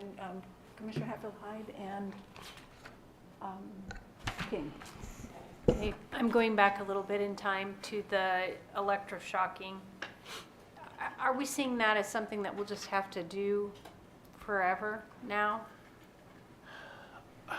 Chair Wall, Commissioner Hatfield-Hyde, it's a little bit hard to know. I mean, if we were able to get a new technology in, like the YY males. The what? The YY males I mentioned, the genetically Chromosome. modified. Oh, right, They're okay, basically genetically modified, but not through chemical means or anything, or not through DNA manipulation. That could move the dial potentially in terms of creating an amount of suppression coupled with removing or eliminating or dropping their reproductive rate long enough that you can actually get them before they replace themselves. But we could be facing long-term efforts at suppression. We could reach a point where it doesn't work. I really wish we had the assessment done on the bass population so that we could help inform this stuff, but we don't. So that'll be a key thing. And we may learn that based on what we learn, we don't really have, much more to do. But we just don't know that yet. So I can't rule it out. And can I But I ask- have some hope that we might be able to find some other options that, Is it that okay don't if I require it. Ask one more while I'm trying to. So I also, first of all, I want to say that I'm very grateful for the partnership, because you can already see the energy, right, between the department and the tribe in trying to come. And it's unfortunate that we're in emergency situation, but isn't it nice that we're not fighting each other, that we're trying to focus on making something happen? I was laughing and telling Commissioner King, we were sort of discussing some of this, like where's the cutoff, when do you reach the end point? And I was really trying to listen to some of her thoughts on that last night and process it. So I was actually awake in the middle of the night arguing with her. She wasn't there. This went on for like a couple hours. She wasn't there and it took you a couple hours. You Yes, still had not won the yeah. argument with Dr. King. I was playing myself and her, it went on and on. Anyway, you can't believe who you can get as a commissioner these days, right? Totally crazy. I guess my thing is, we can spend a lot of time focusing on when will it end, why, how, but what it seems like to me from listening to you is that everybody's making their best effort to just grapple with a bad situation, and that first checkpoint where we could seriously review it again as a commission, retool, have a little more data, have a little more time, because it sounds like we're all running around a little hair on fire, which is the right response, right? Because it's flatlining on us. So to me, I guess I feel like that 2026 time is a time where we would at least begin to have a little more direction as to where we might go. That's just a thought. I could argue with myself. I did it half the night. Did you have a question, Commissioner Yeah, Lockhart? so Chris, I'm going to back up just a little bit because I want to make sure I understand this. So in 1986 to 2017, we were averaging 10,600 fish. About how many of those were wild versus hatchery? Those are all wild. All wild. All wild, okay, thank you. Commissioner King? Yes, thank you, Chairwoman. I get it in terms of like why the fight is so desperate. Because I had the benefit of having a couple meetings with Chris and Sean, I got a lot of reading in and learning about the keystone species that is the salmon. Like 137 other species depend on the salmon. This is insane. 89 birds, 41 mammals, 5 reptiles, 2 amphibians, and that doesn't count that they're the base of the nitrogen base of the forest. Like, I understand the importance of this. But what I also see is that bigger, larger picture that we keep talking about. Like, unfortunately, this will not be the last time that we're facing something like this. I think a lot more of this kind of stuff is coming, like all sorts of epic collapses of fisheries for all sorts of various reasons. And there's so much unknown. Like, the ocean conditions are good this year. How long is that going to last? We don't know that even. So I guess what makes me a bit queasy about this is that it needs to be clear that this is finite. This is not supposed to go on for 30 years like was happening in the Columbia. That to me is, the fact that it is a problem. I understand why that problem is happening. But this is supposed to be quick and dirty, fast, get out of there. You know, that we get them up to whatever abundance you're trying to get, and then you just stop. And I just want to make sure that that is crystal clear, that that is what we are doing. And can we tweak it? I guess as we're going along, can we tweak it? Like, for example, say we're cooking along for 10 straight years. We just can't budget above 2,500. But is that enough? Can we just stop? Like, at some point, like, I don't want to just start something that has no end. Because, you know, we're so fixated that we didn't get this 4 years in a row business, and then we can't stop. Or because we don't get it low enough that we can't declare it a failure. You know what I mean? Like, it seems like you can live in this limbo for forever, which is what's happening on other fisheries. Is there a question in there? Maybe, yes, like, for example, Okay. is there any way that we can tweak it? Like I said, can there be a way that, like I said, if we get to 2,500 10 years in a row but we never get to the magical 2833?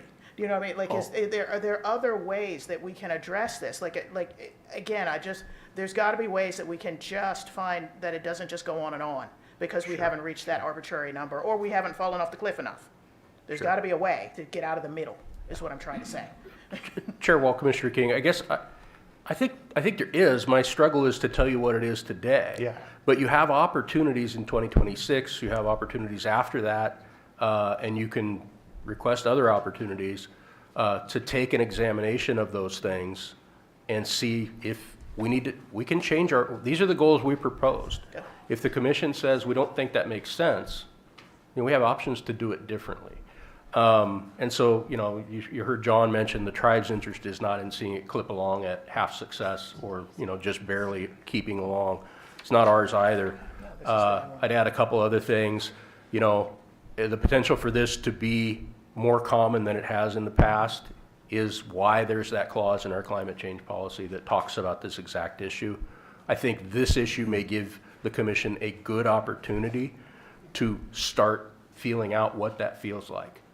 You're going to have, with the CMP process, with what we're structuring in terms of adaptive management and coming back to you, you're going to have the opportunity to look at information as it comes in more than you might for some other stocks. And so this may provide a good opportunity for the commission to become familiar with what those things mean and work our way through it. We've not done it before. That's important. And I think we want to give ourselves the best opportunity to get it right, but I understand the concern. And ultimately, we're going to keep bringing you information, bring you the best science we can. That science may clearly say this is the stop point. Per a comment I heard earlier, you might also just know it when you see it. Like I hope you know it when you see it for the decline we have. And if I could add on in response to that question. So Chris has given you the best we can give you for now. But I'm hearing you, Dr. King. I know Chris is. You know, he's the one that has to respond to you. My leader's sitting in back, so I'll be speaking with her. But I just wanted to remind everybody that we're talking about what's the stop point. And yeah, it might be, you see it, you'll know it when you see it. But we have to start this year. And the first of any 4-year average or the first of any number doesn't arrive for until we're 4 years out from sitting here today. So I would encourage you to continue doing what you do. I think you've done plenty. Chris has his marching orders. He'll be working with me. I'll be working with the chair. We know that we have to get that dialed in better for you to be comfortable to support this program going forward. We've got some time to improve on what we've put before you today, and we're committed to doing that. I'm committed to working with Chris on doing that. So there's 2 more slides, unless you want to stay here.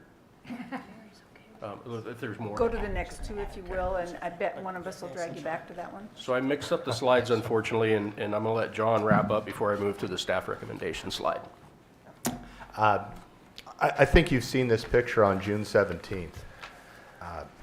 And while our hair is on fire, it is an emergency. I want us to pause again just for a moment. And please study this picture a bit. Look hard at it. And you have Chair Mead, Councilman Garrett, representing the government, the Coquille tribe, and here Chris and I are today, and Thank you, Commissioner Hyde. There is an energy. We have the Oregon Department of Fish and Wildlife. Well, here's Mike right here in the front row. But look around at those faces. We have tribal people, indigenous people, non-indigenous people, women, men, youth, people with gray hair, people with no hair, people. I mean, we have community volunteers, and they've all got their hip boots on. Well, just Chair Mead looks like she's the one really working. Yeah. But now focus on the faces, the youth. Everyone is smiling. Look at that, all those smiles. And those smiles were produced by a feeling that we are being heard, we have a chance, there's hope now. These aren't smiles of we got it done. Our salmon are back in the Coquille. Those were smiles, and that gathering was generated by believing we've finally been heard and we've got a chance and we're involved. Can you imagine what that group will look like? A few more of the gray hairs, a few more of the loss of hair. The youth will be a bit older. But I wanted to point that out because I've spent a lot of time looking at this photograph and what it really represents, what that image captures. Imagine the look, imagine the gathering in the Coquille River.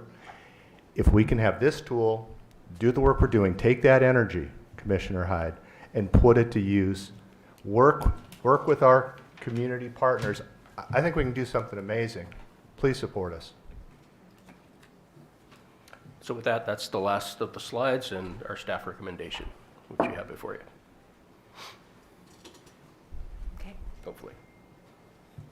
Say, you said this is the last one, or? This is the last slide. This is capturing our staff recommendation, so that's the end of the presentation. Okay. Other questions or thoughts? 'Cause I have some questions too that I'm going to ask, but anybody else first?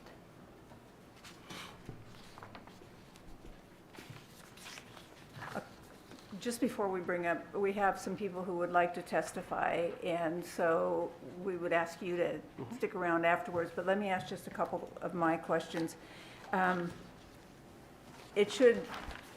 need to know, Chair Mead, that you are heard, and as far as walking away from the last time we heard from you and your tribe members, it took moving testimony to a new level, in my view, to hear what the tribal members had to say. I absolutely embrace the co-management idea, and the MOA, I think, it needed to happen, as do these co-management efforts with this tribe and other tribes as well. I am absolutely heartened by the bass work, and I want to check on my understanding of what I just heard on a couple of the other pieces. One of them is, I think I heard, and I think it was you, Chris, who said, the other actions, and I take those other actions to be for things like temperature, and because that's what the habitat work is aimed at largely, and flow, and the bass are primary. Is that what you said, that those are primary? Yeah, Chair Wall, I think, going back to the assessment that we had for staff as to what's causing the decline in the Coquille, those were the two primary limiting factors, were predation and then the habitat-related other actions. So yes, that's what I meant. And could you say just a bit more about, and I do have a few questions, but not so many. We're going to be here all afternoon, I promise. What about protecting, can you say a little more about protecting the remaining wild fish, both in the Coquille and in the Elk River? Because we now have about 100,000, if I understand the numbers right, of abandoned hatchery Coquille Chinook at Elk River. So to protect, because the Elk River were already at great risk, the Elk River Fall Chinook. So what about protecting the remaining Fall Chinook in the Coquille, the wild, and the wild in Elk River? Chair Wall, in terms of protecting the wild Chinook in the Coquille, there are a few things. Obviously, habitat can apply to adult salmon as well as juveniles.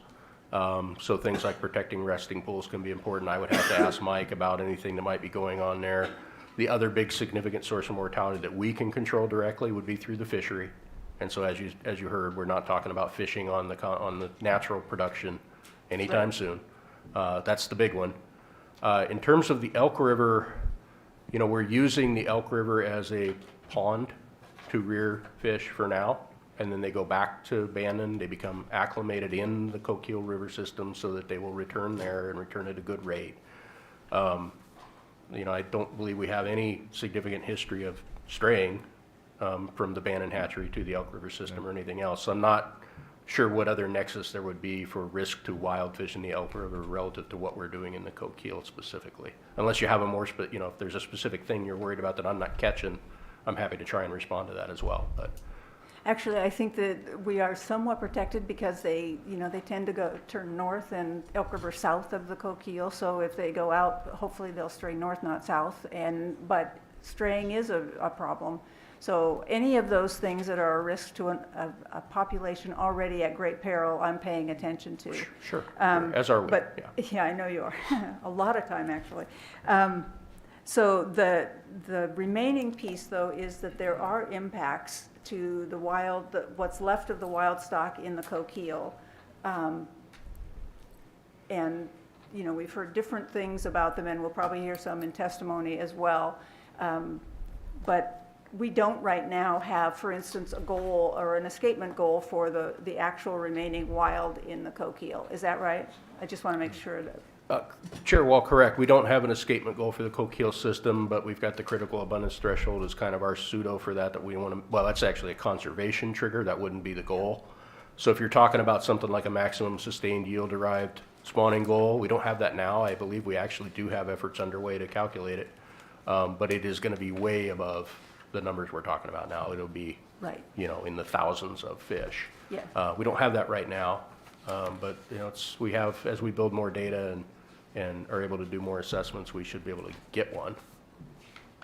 But the more important thing, I think, in terms of what we're talking about today is probably, you know, the same data you would use to derive a spawning escapement goal, like I just mentioned, an MSY type or some other, is the same kind of information you would use to do a population viability assessment. And I would say that you probably should pay more attention to the latter than the former when it comes to it, although we can use the data to do both. So a population viability assessment, when we're at low abundances like this, is a really important thing to be paying attention to. And it's something we can bring at these subsequent assessments as well to see how we're doing. What's the current risk of extinction given what we know? So. Yeah, we can do more PVA work, but looking back to the slideshow, while there may not be a specific spawning escapement objective, the currently in place CMP, if you go to page 4, has a desired status for wild fall Chinook and the Coquille and spawning abundance, and that's at the 13,800 fish level. Right. But yeah, we're not close to that. So, so I was actually looking for the other. Yeah, I just want to keep close. I want to know actually that we're paying very close attention to the wild that remain in the Coquille. And Chair Wall, as I mentioned earlier, we do have the annual wild fish summaries that go as part of the CMP to help you track that. Obviously, we're tracking it consistently, but we do have those as well. Okay. The one last thing I just want to mention before we go to the other people who want to testify is that we've got the 4 years to think about before we bring this back, and we've got the 12-year assessments. I think that what I take from what everybody has said, you all, everybody who's thinking about the Coquille, the commissioners, is that 4 years might not be the right number, 12 years might not be the right number. The two entities, as I understand it, the tribe and the department together are doing an annual review. We probably should be looking at it. Maybe that's a subcommittee. Maybe we made a mistake by not having a subcommittee of this group look at this often. But because this is the future that we are looking at, unless our best hopes come true, we are looking at some of this, so we probably should be figuring out how to look at this more often, and this group shouldn't look at it every 4 years. Don't know what the right answer is, and I'm not going to try to get us to nail something down today, but I think that we should be looking at it pretty often. So I see no more other questions, and I see tired people, so let's let you go for a few minutes and bring up the people who would like to testify. Stan Steele, David Moskowitz, and Rob Kirshner. And if all three of you would like to come up, we'll just go right ahead and have you speak. And Stan, if you want to go first, and if you'll introduce yourself. Certainly. Oh. I haven't seen those. We'll get to the online people too soon. Dean looks pretty comfortable there. We could let him get on the river if he wants. I know. We'll get to you soon, Dean. If I looked at my entire sheet instead of just the people that are in the room, but we'll go ahead with the people that are in the room and then to you. Chair Wall, Director Melcher, Commissioners, my name is Stan Steele. The Oregon Anglers Alliance is extremely supportive of this effort. We feel staff and the tribe, working as co-equals and co-partners, have put together a program that's needed when we're in perilous times. And when we're talking about several hundred fish or even several thousand fish in some of our coastal rivers with the impacts that we know we're having with the climate change, we are in perilous times. We've reduced harvest, so we've tried to eliminate that opportunity of having mortality, but we also have to understand these habitat projects that we're in oftentimes are going to be decades and maybe sometimes hundreds of years to actually give us the benefits that we're wishing that took us 100 years to get to where we're at. Lonesome Larry, was it Lonesome Louie or Lonesome Larry in Redfish Lake? And we, California condors, we know that to recover wildlife and for ESA species specifically, we've had to take drastic measures that we normally wouldn't have. So what I would say to this is we're totally supportive of the effort. We realize that it could take longer than 4 years. And in the Oregon Hatchery Research Center, we're talking about projects that are 7, 8, 9 generations out in trying to identify limiting factors. I would caution some of us, and I heard the conversation, that we want to make sure we have a stopgap on this. It's almost a hard line. I just don't think wildlife can be managed that way. We have to use the best available science. That's going to evolve. And so what I would say is let's take a very proactive measure and have good monitoring, good review, and I think we will see results. Not to say that we will. What in life is a positive that we have an assurance on? But to do nothing here or to put it in such a short timeline, I think that could almost be, well, I would say irresponsible. So with that, I'm going to give up some time to Dave. Dave always likes to have extra time. And so I think that we're looking at this as a positive direction. It's a good move by everyone here. Thank you much. Thank you, Stan. Appreciate that. Chair Wall, Vice Chair Zarnowitz, members of the Commission, Director Melcher, Chair Mead, David Moskowitz with Conservation Angler. This is it's an impressive cooperative effort with the tribes and the community and the state agency, and there's no doubt about that. But we urge you to have faith in the wild fish, and the wild fish are going to do better in the river. Hatcheries have been used as a solution for increasing the number of fish for harvest, for conservation, for a long time. And the Columbia is a good example.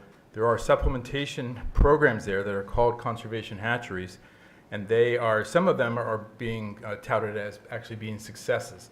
And they aren't successes yet because the actual production hasn't stopped. So yes, the number of natural fish is increasing, but if you stopped releasing fish from the hatchery, would that population go down? And most of the time, that is exactly what's going to happen. So this is a, once we commit to this is not a short-term deal.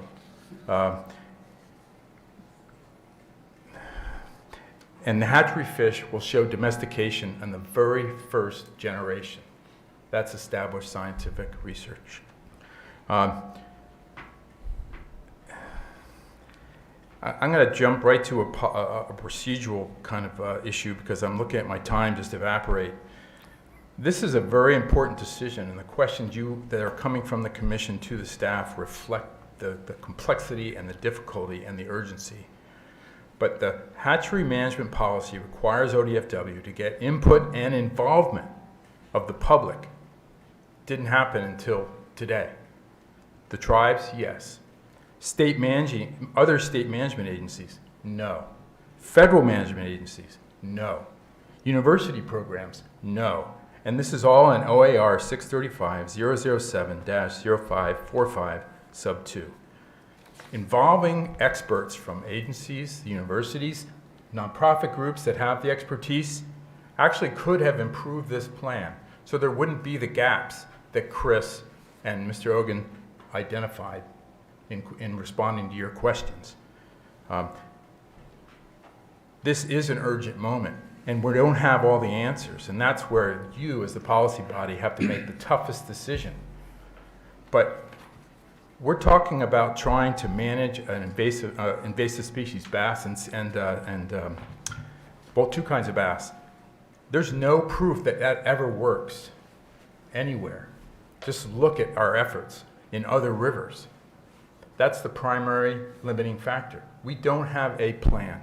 Yes, e-boats and all that, but has ODFW even consulted with National Marine Fisheries Service to see what are the impacts to ESA-listed coho, juveniles, when you're electrofishing in the coquille? Has that question been asked and answered?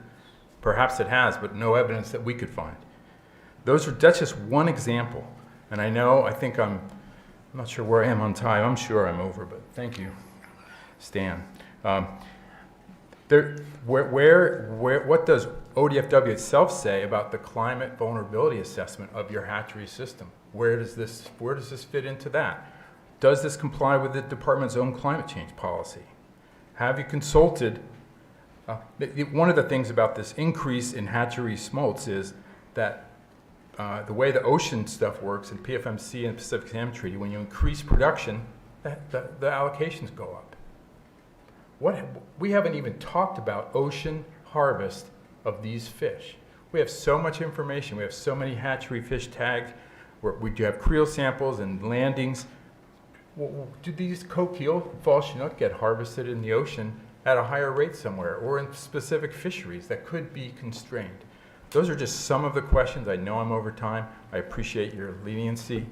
It's difficult as a citizen. This plan was released on July 14th. And it's complicated and difficult. And it's very hard to convey all the things that need to be addressed in this. We appreciate the urgency. We appreciate the commitment, the community. But the public actually can contribute to that. And we feel like we've been denied that. I hope to answer some questions. I'm going to hand out a piece to Michelle that is it's a summary of the hatchery impacts to wild fish, and I'll hand that out to her afterwards. Thank you very much. I'm sorry. Thank you, And Dick. Stan, thank you again. Let's go on to you, Rob. Chair Wall, Vice Chair Zarnowitz, Commissioners, Director Melcher. For the record, my name is Rob Kirshner. I'm the Legal and Policy Director for the Conservation Angler.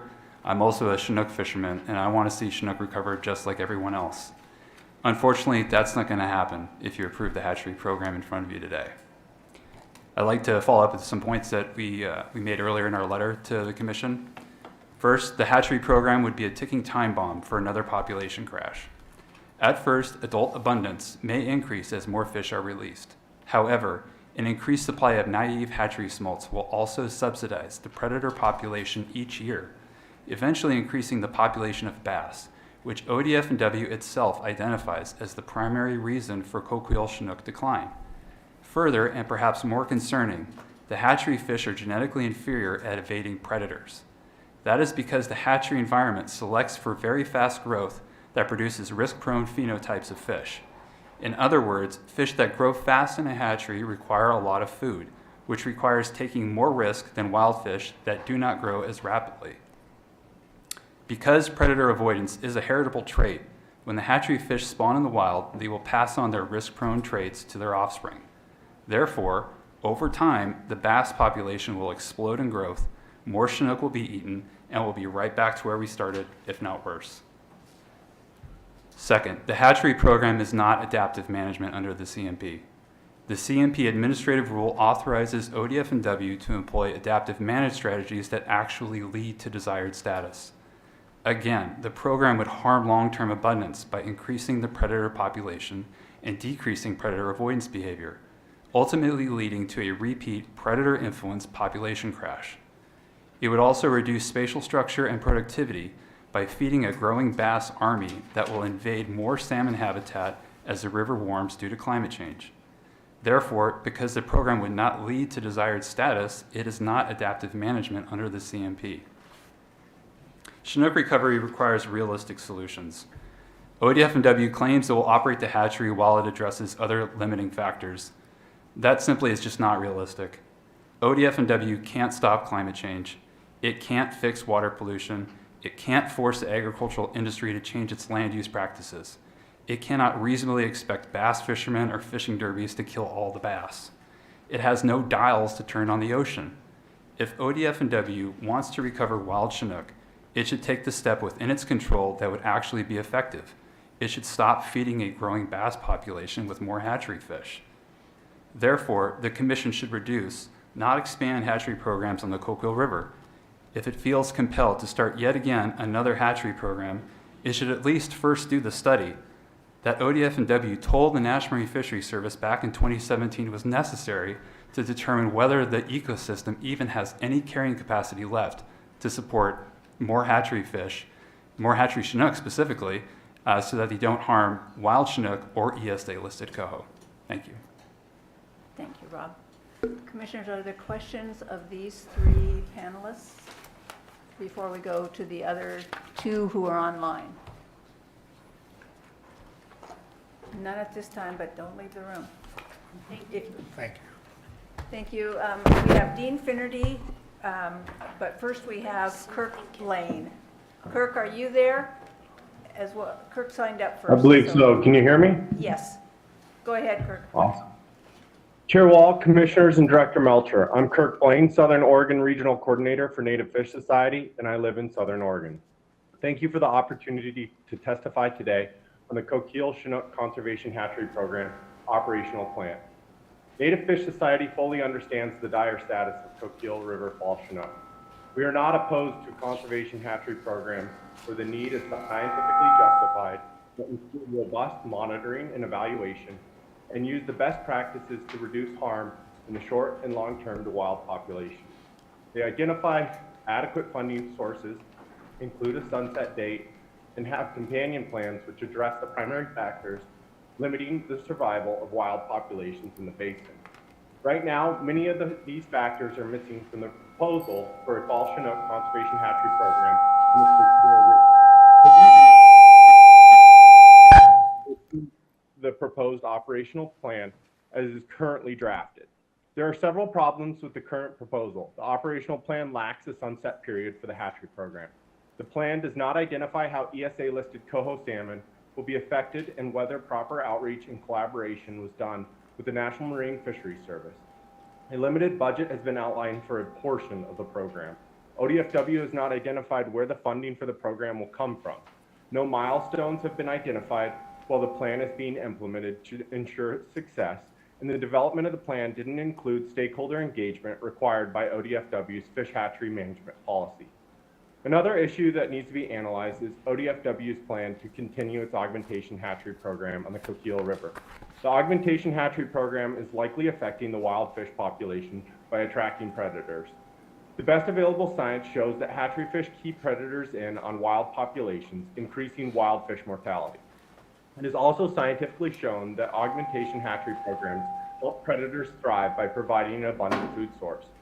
Without evaluating if the augmentation program is having these effects, ODFW and the Coquille tribe risk wasting public, agency, and tribal resources. Other limiting factors associated with habitat in the basin have not been mitigated to restore wild fish populations. I ask the Commission not to adopt the current proposal for the conservation hatchery program on the Coquille River. Native Fish Society supports the Coquille tribe and ODFW's efforts to remove invasive smallmouth bass and striped bass. We stand ready to assist those efforts wherever possible. I ask the Commission to direct the Department to continue their great work in removing invasive species and focus on habitat issues identified in the CMP. Once these limiting factors have been mitigated, revisit if the only way to prevent the extinction of wild Fall Chinook is through a well-designed conservation hatchery program. Thank you for your time and consideration. Thank you, Kirk. Dean Finnerty, your turn. Thank you. Good afternoon, Chair Wall, members of the Commission, Director Melcher, and representatives of the Coquel Indian Tribe. My name is Dean Finnerty. I'm the Northwest Director for Trout Unlimited. In addition to my testimony today, we have also submitted written comments for you to consider as well. We've reviewed the proposed Coquille Fall Chinook Conservation Hatchery Plan and related documents. Overall, TU supports this plan. We agree with ODFW's assessment that there are a number of factors likely contributing to the decline of Coquille Fall Chinook, but in our view, the smallmouth bass are likely the primary limiting factor.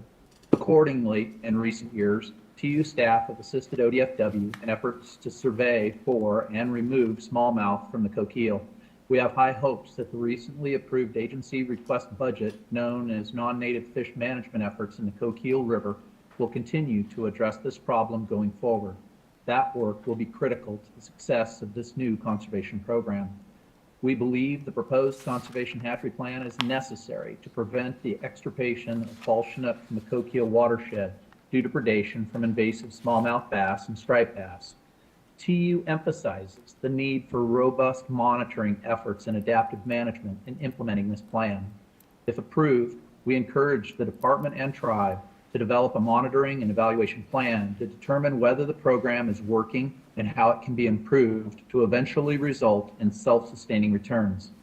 We offer the agency and the tribe monitoring equipment and staff to assist collecting this data. We own a state-of-the-art sonar system called an ARIS 1800, as well as all supporting infrastructure, and possess expertise at deploying this system.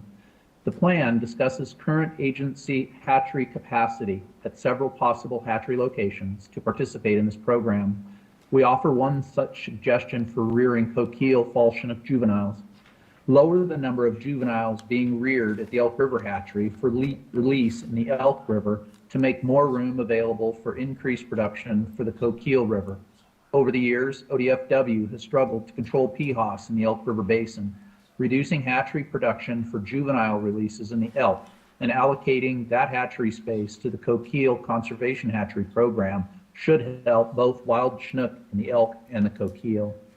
In conclusion, Trout Unlimited supports ODFW and the tribe's plan to establish a conservation hatchery for fall chinook to prevent their extirpation. We believe the explicit goals of the program are sufficiently robust to prevent harm to wild stocks, particularly if the agency, tribe, and other partners are able to severely limit the population and range of invasive smallmouth bass, and the program ends once this goal is accomplished and fall chinook stocks are able to rebound. We very much look forward to partnering with the agency and the tribe to help ensure the Coquille River and its wild stocks of salmon and steelhead persist long into the future and provide a sustainable angling opportunity for everyone. Thank you. Thank you, Dean. Commissioners, are there questions of any of the 5 panelists that testified?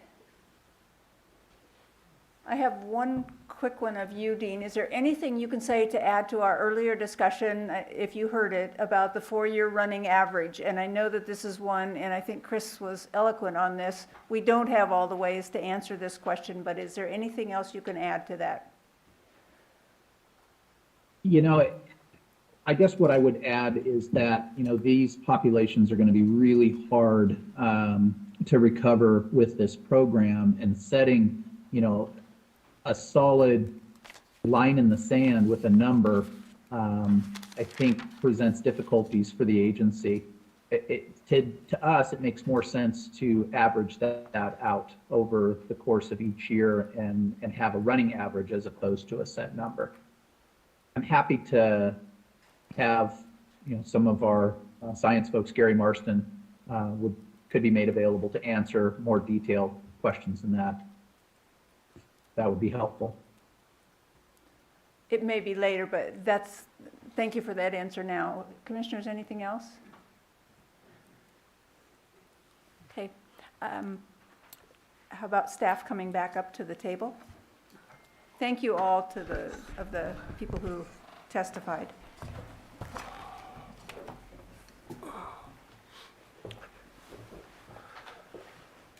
Commissioner Labhart. Okay, hopefully a quick question, Chris, and maybe John too. So if we just put all the effort into smallmouth bass, and didn't do anything else, and we're at 500 fish, I think what Native Fish Society is saying is just do that, and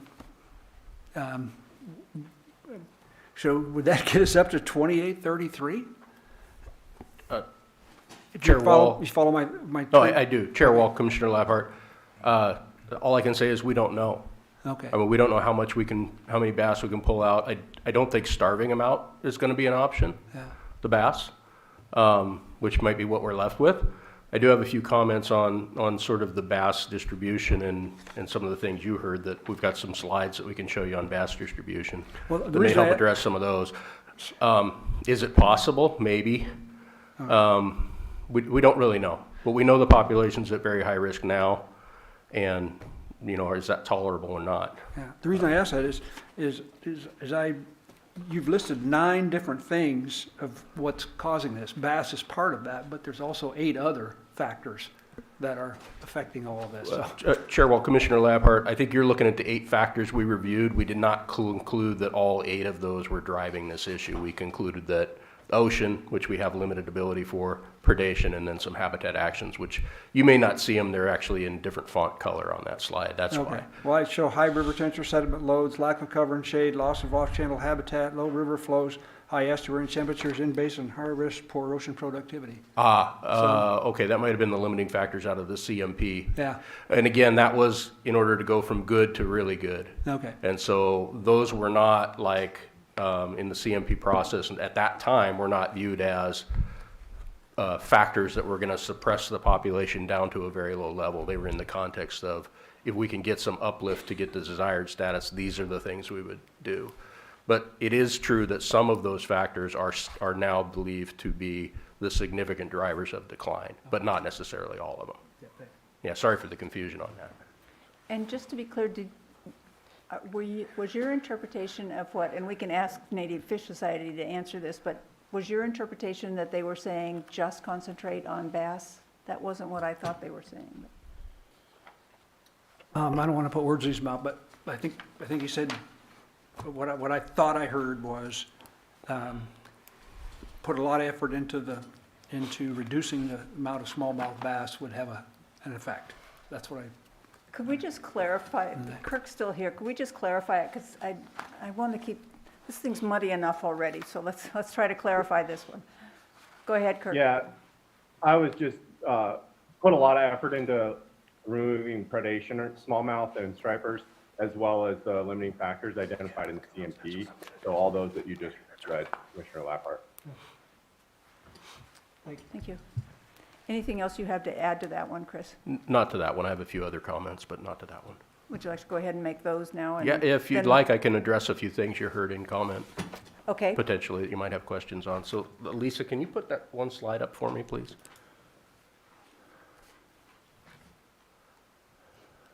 Okay, hopefully you can see this.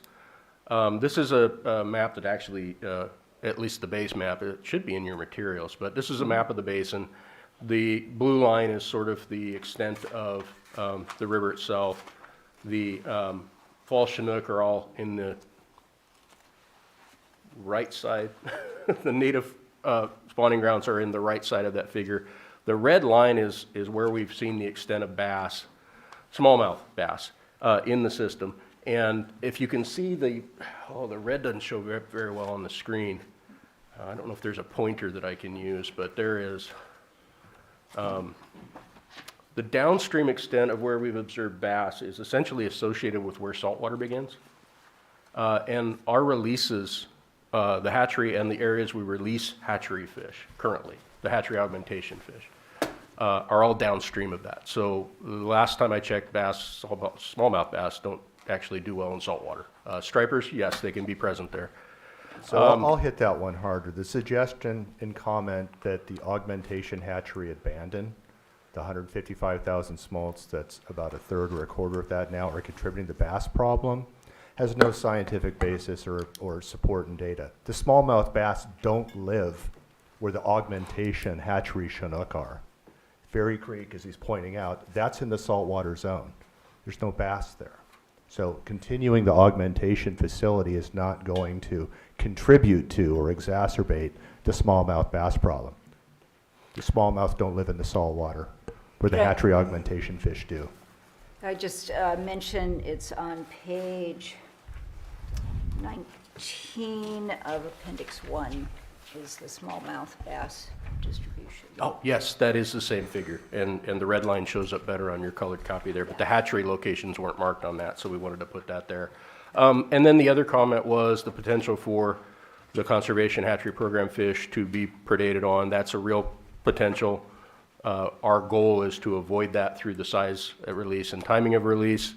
And if we don't get any of those fish through the smallmouth bass gauntlet, the program will fail on its own.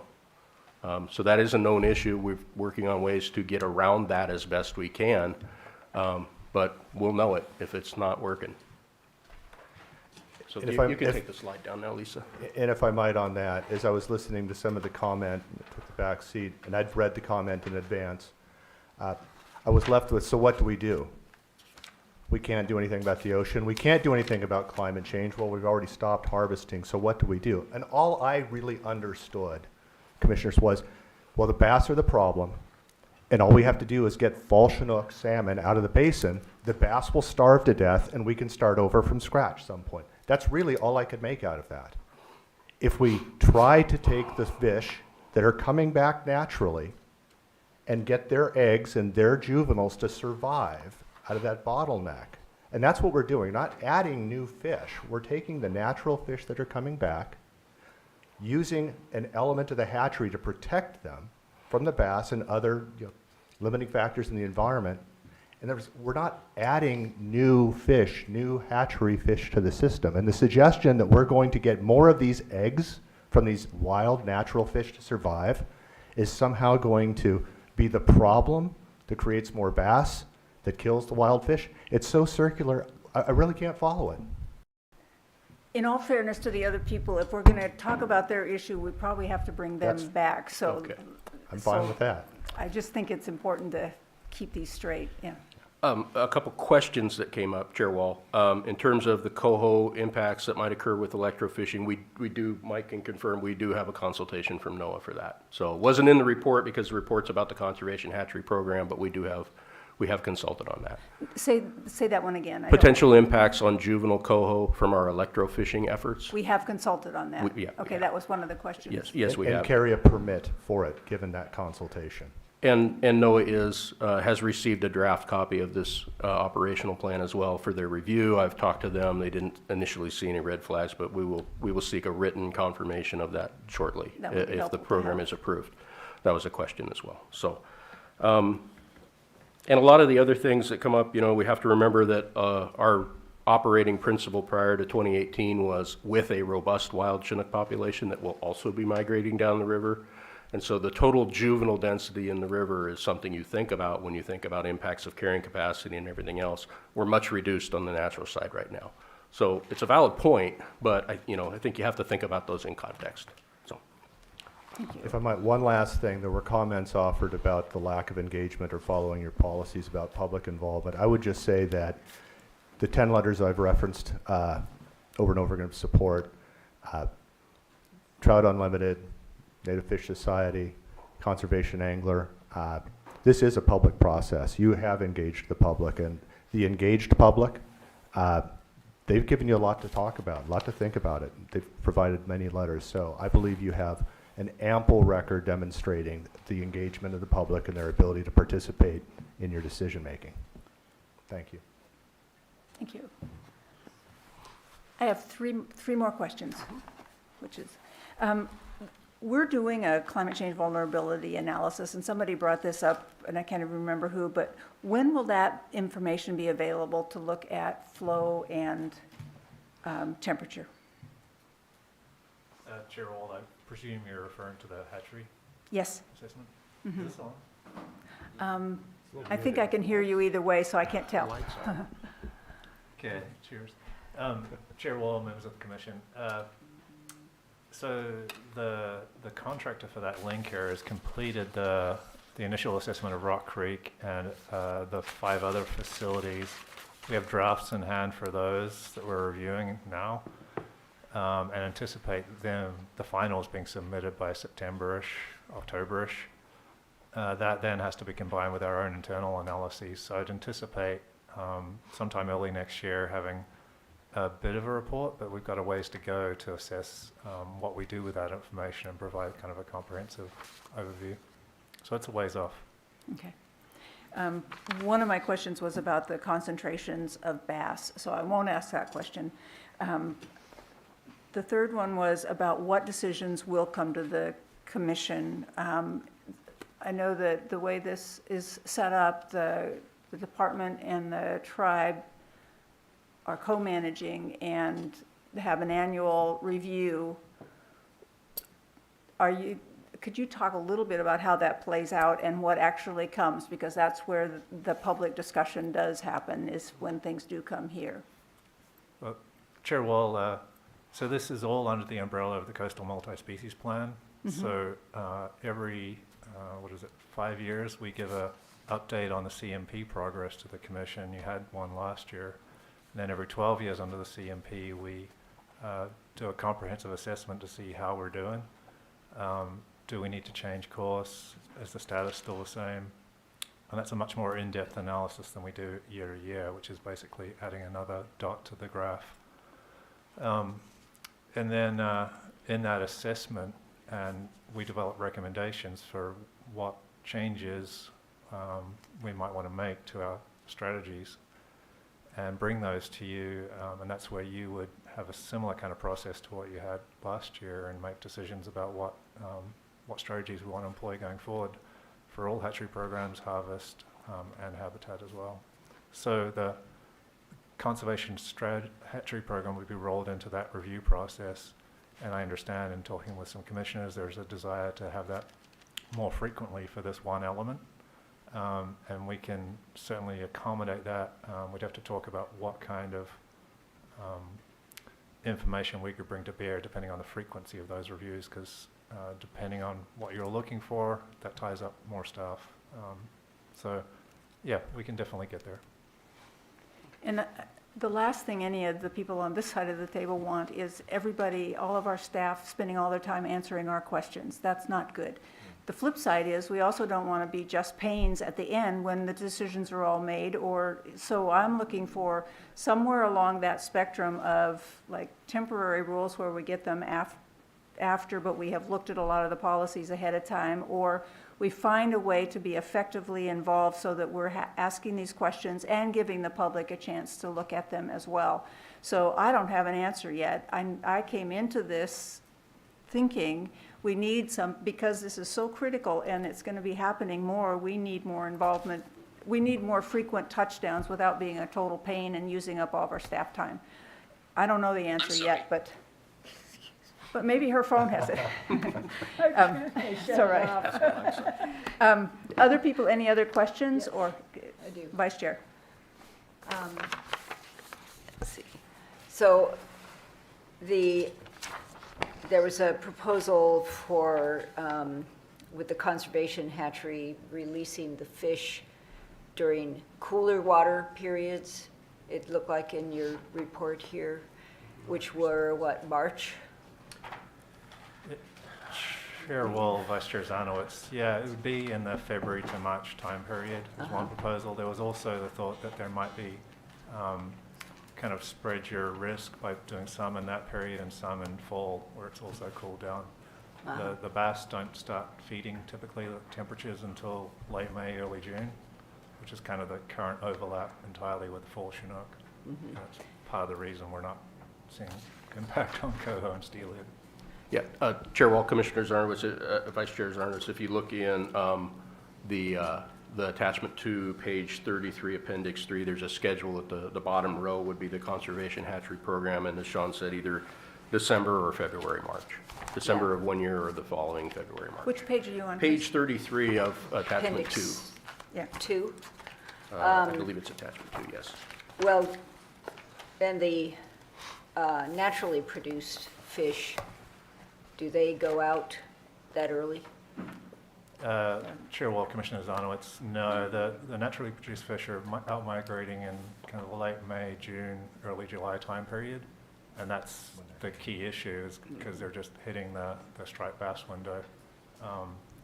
there are several hatchery programs that already produce fish in this time window that we're talking about that have been fairly successful in producing returns. So we don't have any concerns on that front. And then it's also time to miss the natural steelhead and coho outmigration period too. Yeah, and so, and I was looking at the stream temperatures in June being, at least in 2015, borderline or above borderline for being good temperatures for salmonids. And then in August, it looks like much of the coquille heats up significantly, even though it's in a primarily forested habitat. Now, that was 2015, which was the hottest year on record at that point, but we had 2018, which was hotter. So how are we going to deal with that when we already have a lot of forest? I mean, that's when the adults would be coming back, right? In August, September, October? Chair Wall, Vice Chair Zarno, it'd be a little later than that. It's more like late October, November kind of time frame. Okay, so they would be in better water conditions. Typically by the time they're coming back, it's cooled down a lot. We do have some issues with low flow in some years there, but typically we don't think of it as a big issue for temperature is a big issue for the adults. So is there a plan or planning to be a plan in place in league with the conservation hatchery program to address those issues as well, so that the naturally producing fish could get out without being eaten, and or at least in cooler water? Yeah, Chair Wall, Vice Chair Zarnowitz. So you're aware, we've talked about it a few times, we've done this aquatic habitat prioritization where we look statewide at the flow temperature scenarios in the future. And we've prioritized the different habitats to where we're going to need those to bring those temperatures down. So that was also done in the coquille. I'm not familiar with the specifics of which basins were prioritized there, but we'll be using that to guide the implementation of all the IHA money, the money the tribes bring to the table. And then we'll be also bringing that up with the PFA Mitigation Fund as well as a place to invest. So that'll help guide where we do it. As you know, the main stem areas, which is the migratory corridor, is a lot harder to cool down. So we may have to do some additional fine-scale work there to look at whether we can find any stepping stone refugia that these fish can use to make their way down. Mm-hmm. But I'm not going to lie, it's going to be challenging down there in some of these coastal basins. But I think we can perhaps look to at least maintain what we've got now. So like removing tide gates and flooding fields, because there's a lot of marshland down in the lower river. Yeah, I'm pretty sure there was a couple of projects approved under the drought funding, the $8 million that we received in that area to remove some tide gates, yeah. Okay, just curious about that, so I think that's it. Could I just follow up one quick point with that? When I think of the coquille, and you would know more about this one, but I think of it as, I was surprised that it was such a high number for the percentage forested. Seems like the upper's pretty forested and a lot of the upper tribs are cooler. There's an awful lot of ags in the rest of it and warm, and it has all that work that's happened for the tide gates, again, in the lower, warmer part, but there's hope, but I think of the temperature problem as attached to riparian vegetation more than the upper, because the upper is where we have a little bit left. Is that how you think about it? I'm not sure who's on first there. Chair Wall, yeah, that's essentially it. And I would also say that there's a number of planning efforts going on in this basin to kind of determine where and what we restore. So the tribe has their own strategic planning effort going on, which they can talk about.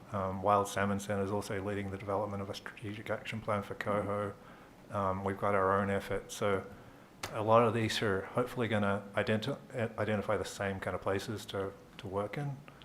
But generally, yeah, the upper basins are in not too bad shape, and I think some of the rule changes you heard earlier today are going to help even further. Thank So you. I'll try to keep, we might have a bit more concern about the upper basin than Sean expressed, but we'll be engaging our federal land managers with the trust relationship about how they're doing their planning to address some of that. But I think you generally have it right. It's more the riparian in the lower area. We are looking at that. We have some analyses and are doing more of that. None of the new cooperative management. Now we're kind of actively working to share information. We'll be doing more of that as to where we're to focus these funds and our efforts to deal with that water temperature issue. Thank you. Okay. Can I begin to hear from people then about sense of where to go with this? Commissioner Labhart, Well, I'll be. Vice Chair Zarnowitz. Oh, if I've been Okay. reaching for you. So I'm going to try to be fairly short, but the reason that we're dealing with this is because the OAR requires us to do that to implement any new hatchery program, including emergency ones. So that's the reason we're dealing with it. So the last 2.5 hours, here's what I essentially hear the staff and the tribe is asking us to do. Prevent the extirpation of naturally produced fall Chinook in the Coquille Basin while concurrently taking actions to address the primary limiting factors for freshwater productivity. 1. 2. Conserve the genetic diversity of naturally produced fall Chinook in the Coquille Basin. 3. Increase the abundance of naturally produced, i.e. wild, produced fall Chinook to a self-sustaining level, defined as a level at which returns of unmarked fall Chinook spawners exceed the CMP critical abundance threshold of 2833 fish for 4 consecutive years. Is that correct? Chair Wall, Commissioner Labhart, those sound like the objectives we put in the report, so yeah. Yeah, thank you. That, I'm done. Just want to make sure we're on the record. Thank you. Commissioner King. I'm ready to make a motion if we're ready, Okay. if there's no further questions. Unless anybody else has any questions at all, I think we, go ahead, Commissioner Hatfield-Hyde. I mean, I guess I just want to make a comment, and that is that in relation to some of the comments from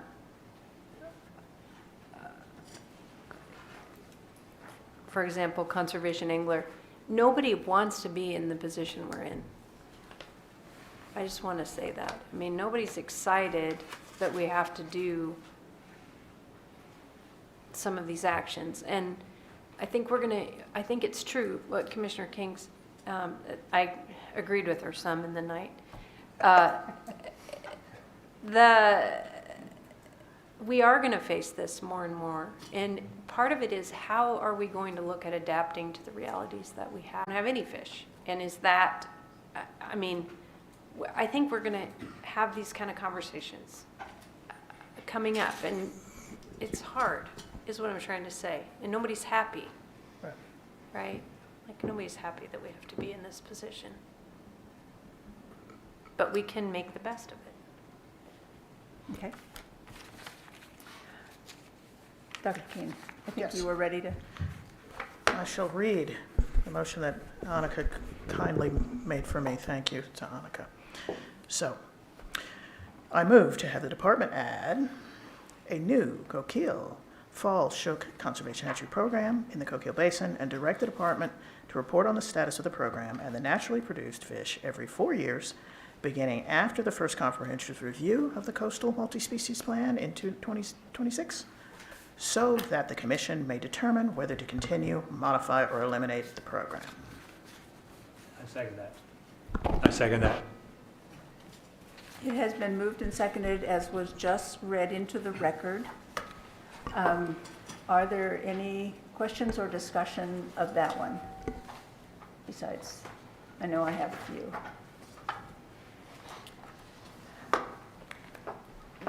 I find myself in the position of having tried to list out what would make me, I can support, I agree with you. It will be a dark day for everybody if we're here when one of these stocks winks out. I can't imagine a worse day. And we have to do something. We have very few choices. So I know that a hatchery program, a conservation hatchery program is one of those options. And if we're going to think about a hatchery program, a conservation hatchery program, then to support that, it seems like we need to be clear that it's in the context of climate change and we're addressing the key limiting factors. I think we have heard people prioritize that, and I certainly heard Chair Mead talk about that in the last time we were together as a priority for the tribe as well. And I took a lot from that one, that actually protecting the, going after the key limiting factors is a priority.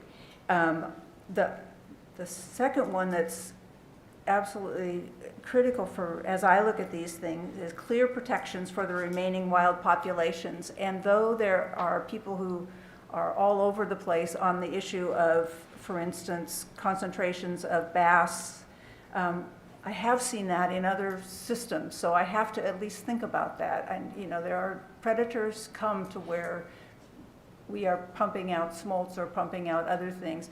So I get the difference in the salt water, but this is also a system where the salt water goes 14 miles up, so it's complicated.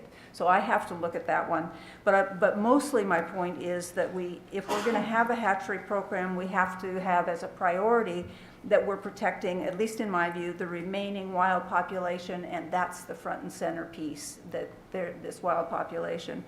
And the other one that is critical for me, I think, is that we figure out a way, and I know we can't do it today, but we figure out a way to have a broader public conversation about this. So that means, to me, there are two reasons to have this come back more often. 4 years if the group wants to do it that way. At least we get the written report every year if that's an option. But that we give the public and ourselves a chance to stay up on this, because we are going to be dealing with this more often. And there was one other, nope, those were it. So in order to support this hatchery program, and I know, I get how dire it is and that we need to do something, and I think we're going to end up doing this one. But those things, those three things I just mentioned, I think have to be part of I would submit those as a friendly amendment. I second that. I'm very happy with that. With the... Wait. Chair. I just ask for a little more clarity on what the friendly amendment was, just Okay. for our Sure. purposes. I don't want to be in another situation where we thought one thing and you all thought something entirely different. Happy to do it, or to withdraw these and provide them, to add them later, but let me make a try. That there be a clear priority on the wild fall Chinook run and on it reaching a self-sustaining level. That there be an annual report to the commission that would be a summary of the annual review that you folks are already doing, a summary of what's happening on water temperature and habitat work likely to help reduce water temperature, a summary of the bass control outcomes, and the status of the wild stocks. Chair, well, could I just clarify? So the department puts out an annual report on the CMP that lists actions that have been taken, lists the monitoring summaries and the data we collected there. Is what you're talking about is assimilating this program into those summaries and providing the similar kind of information? Or are you looking for something beyond that? I think I would first turn that around and ask you, is that, as you know what's in those reports, is that enough to meet the heightened need we have to pay attention to stocks at such low levels?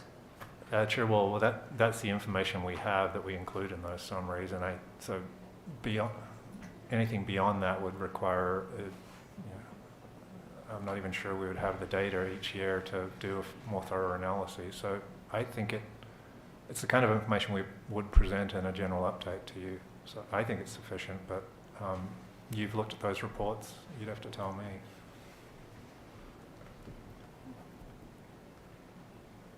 It's a struggle because it hasn't, if it says we're not going to have any more information than we already have, I mean, that's... No, sorry, Chair. Well,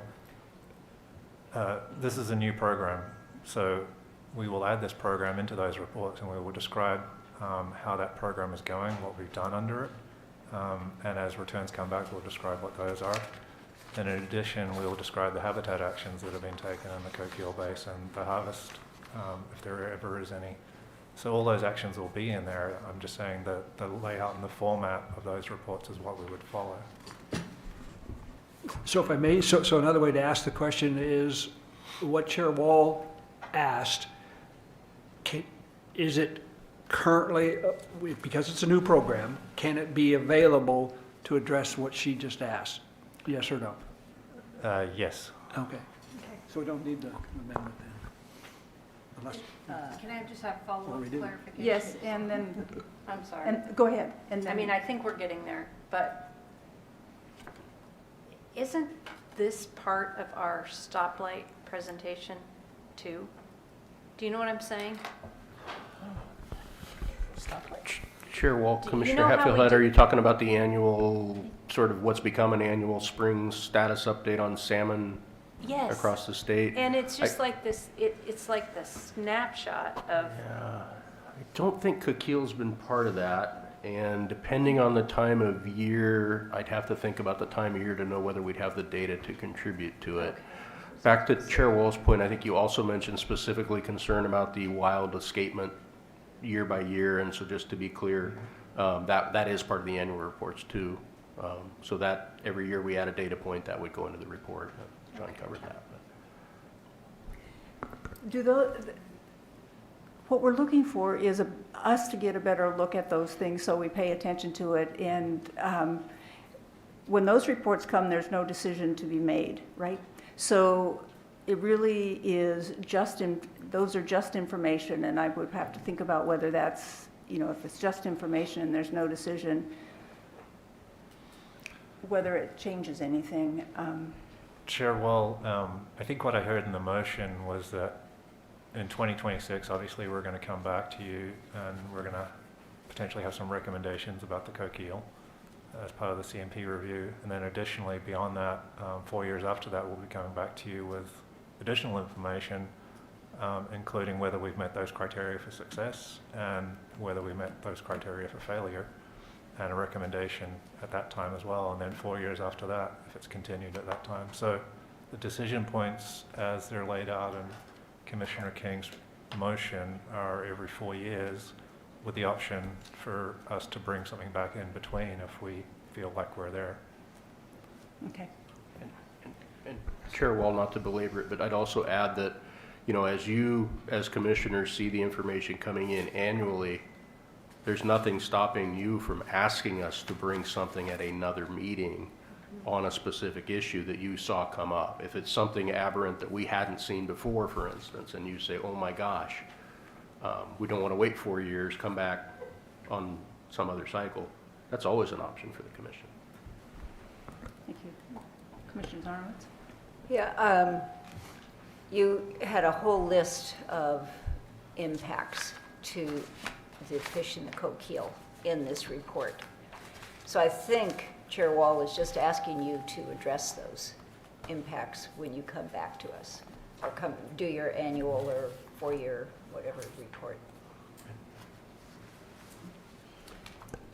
So to try to make clarity of this, I think we are back to, it's been moved and seconded as read into the record. So, seeing no other questions.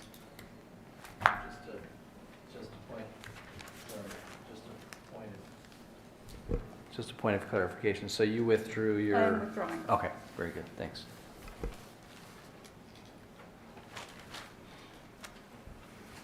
Good job. And we do have Commissioner Khalil online now, so. Great. We'll go ahead and start. Spellbrink, Yes. Labhart, Laporte votes aye. King, Yes. Khalil, Yes. Hatfield Hyde, yes. Zarnowitz, Yes. Wall. I'm going to abstain.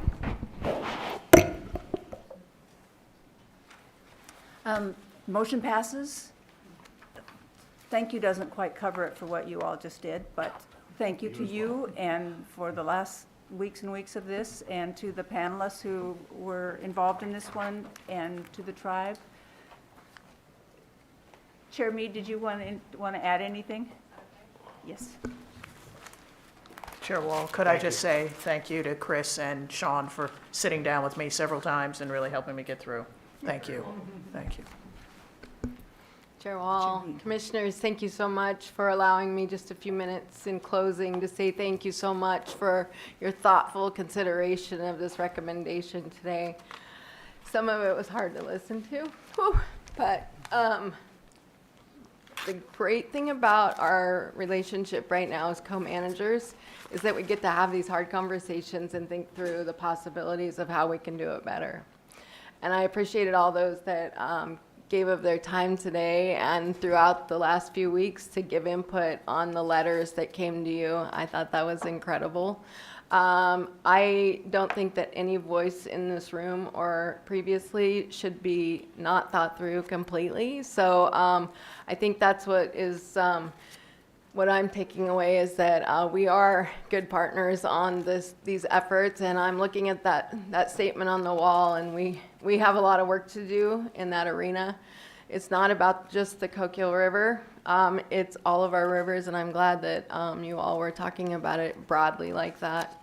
I do think that our tribe today is going to be at the table and try to support these conversations and try to find ways to coordinate and communicate and bring those stakeholders together, whether we agree or not, to all come to the table and talk through it and try to find a better way to do things.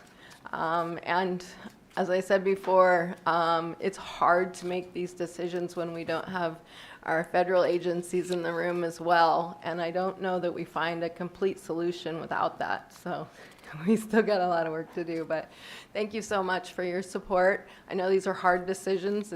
We kind of went through these same questions as well at home, but I do trust our staff that really went together and worked hard and are going to work through it. They have a lot of work to do still. These next 4 years are going to teach us a lot on the Coquille River, and we'll be back. Thank you. Thank you. Thank you for coming and for all you do. Thank you. Let's take a 10-minute break. And then we'll come back for the remaining items for the agenda.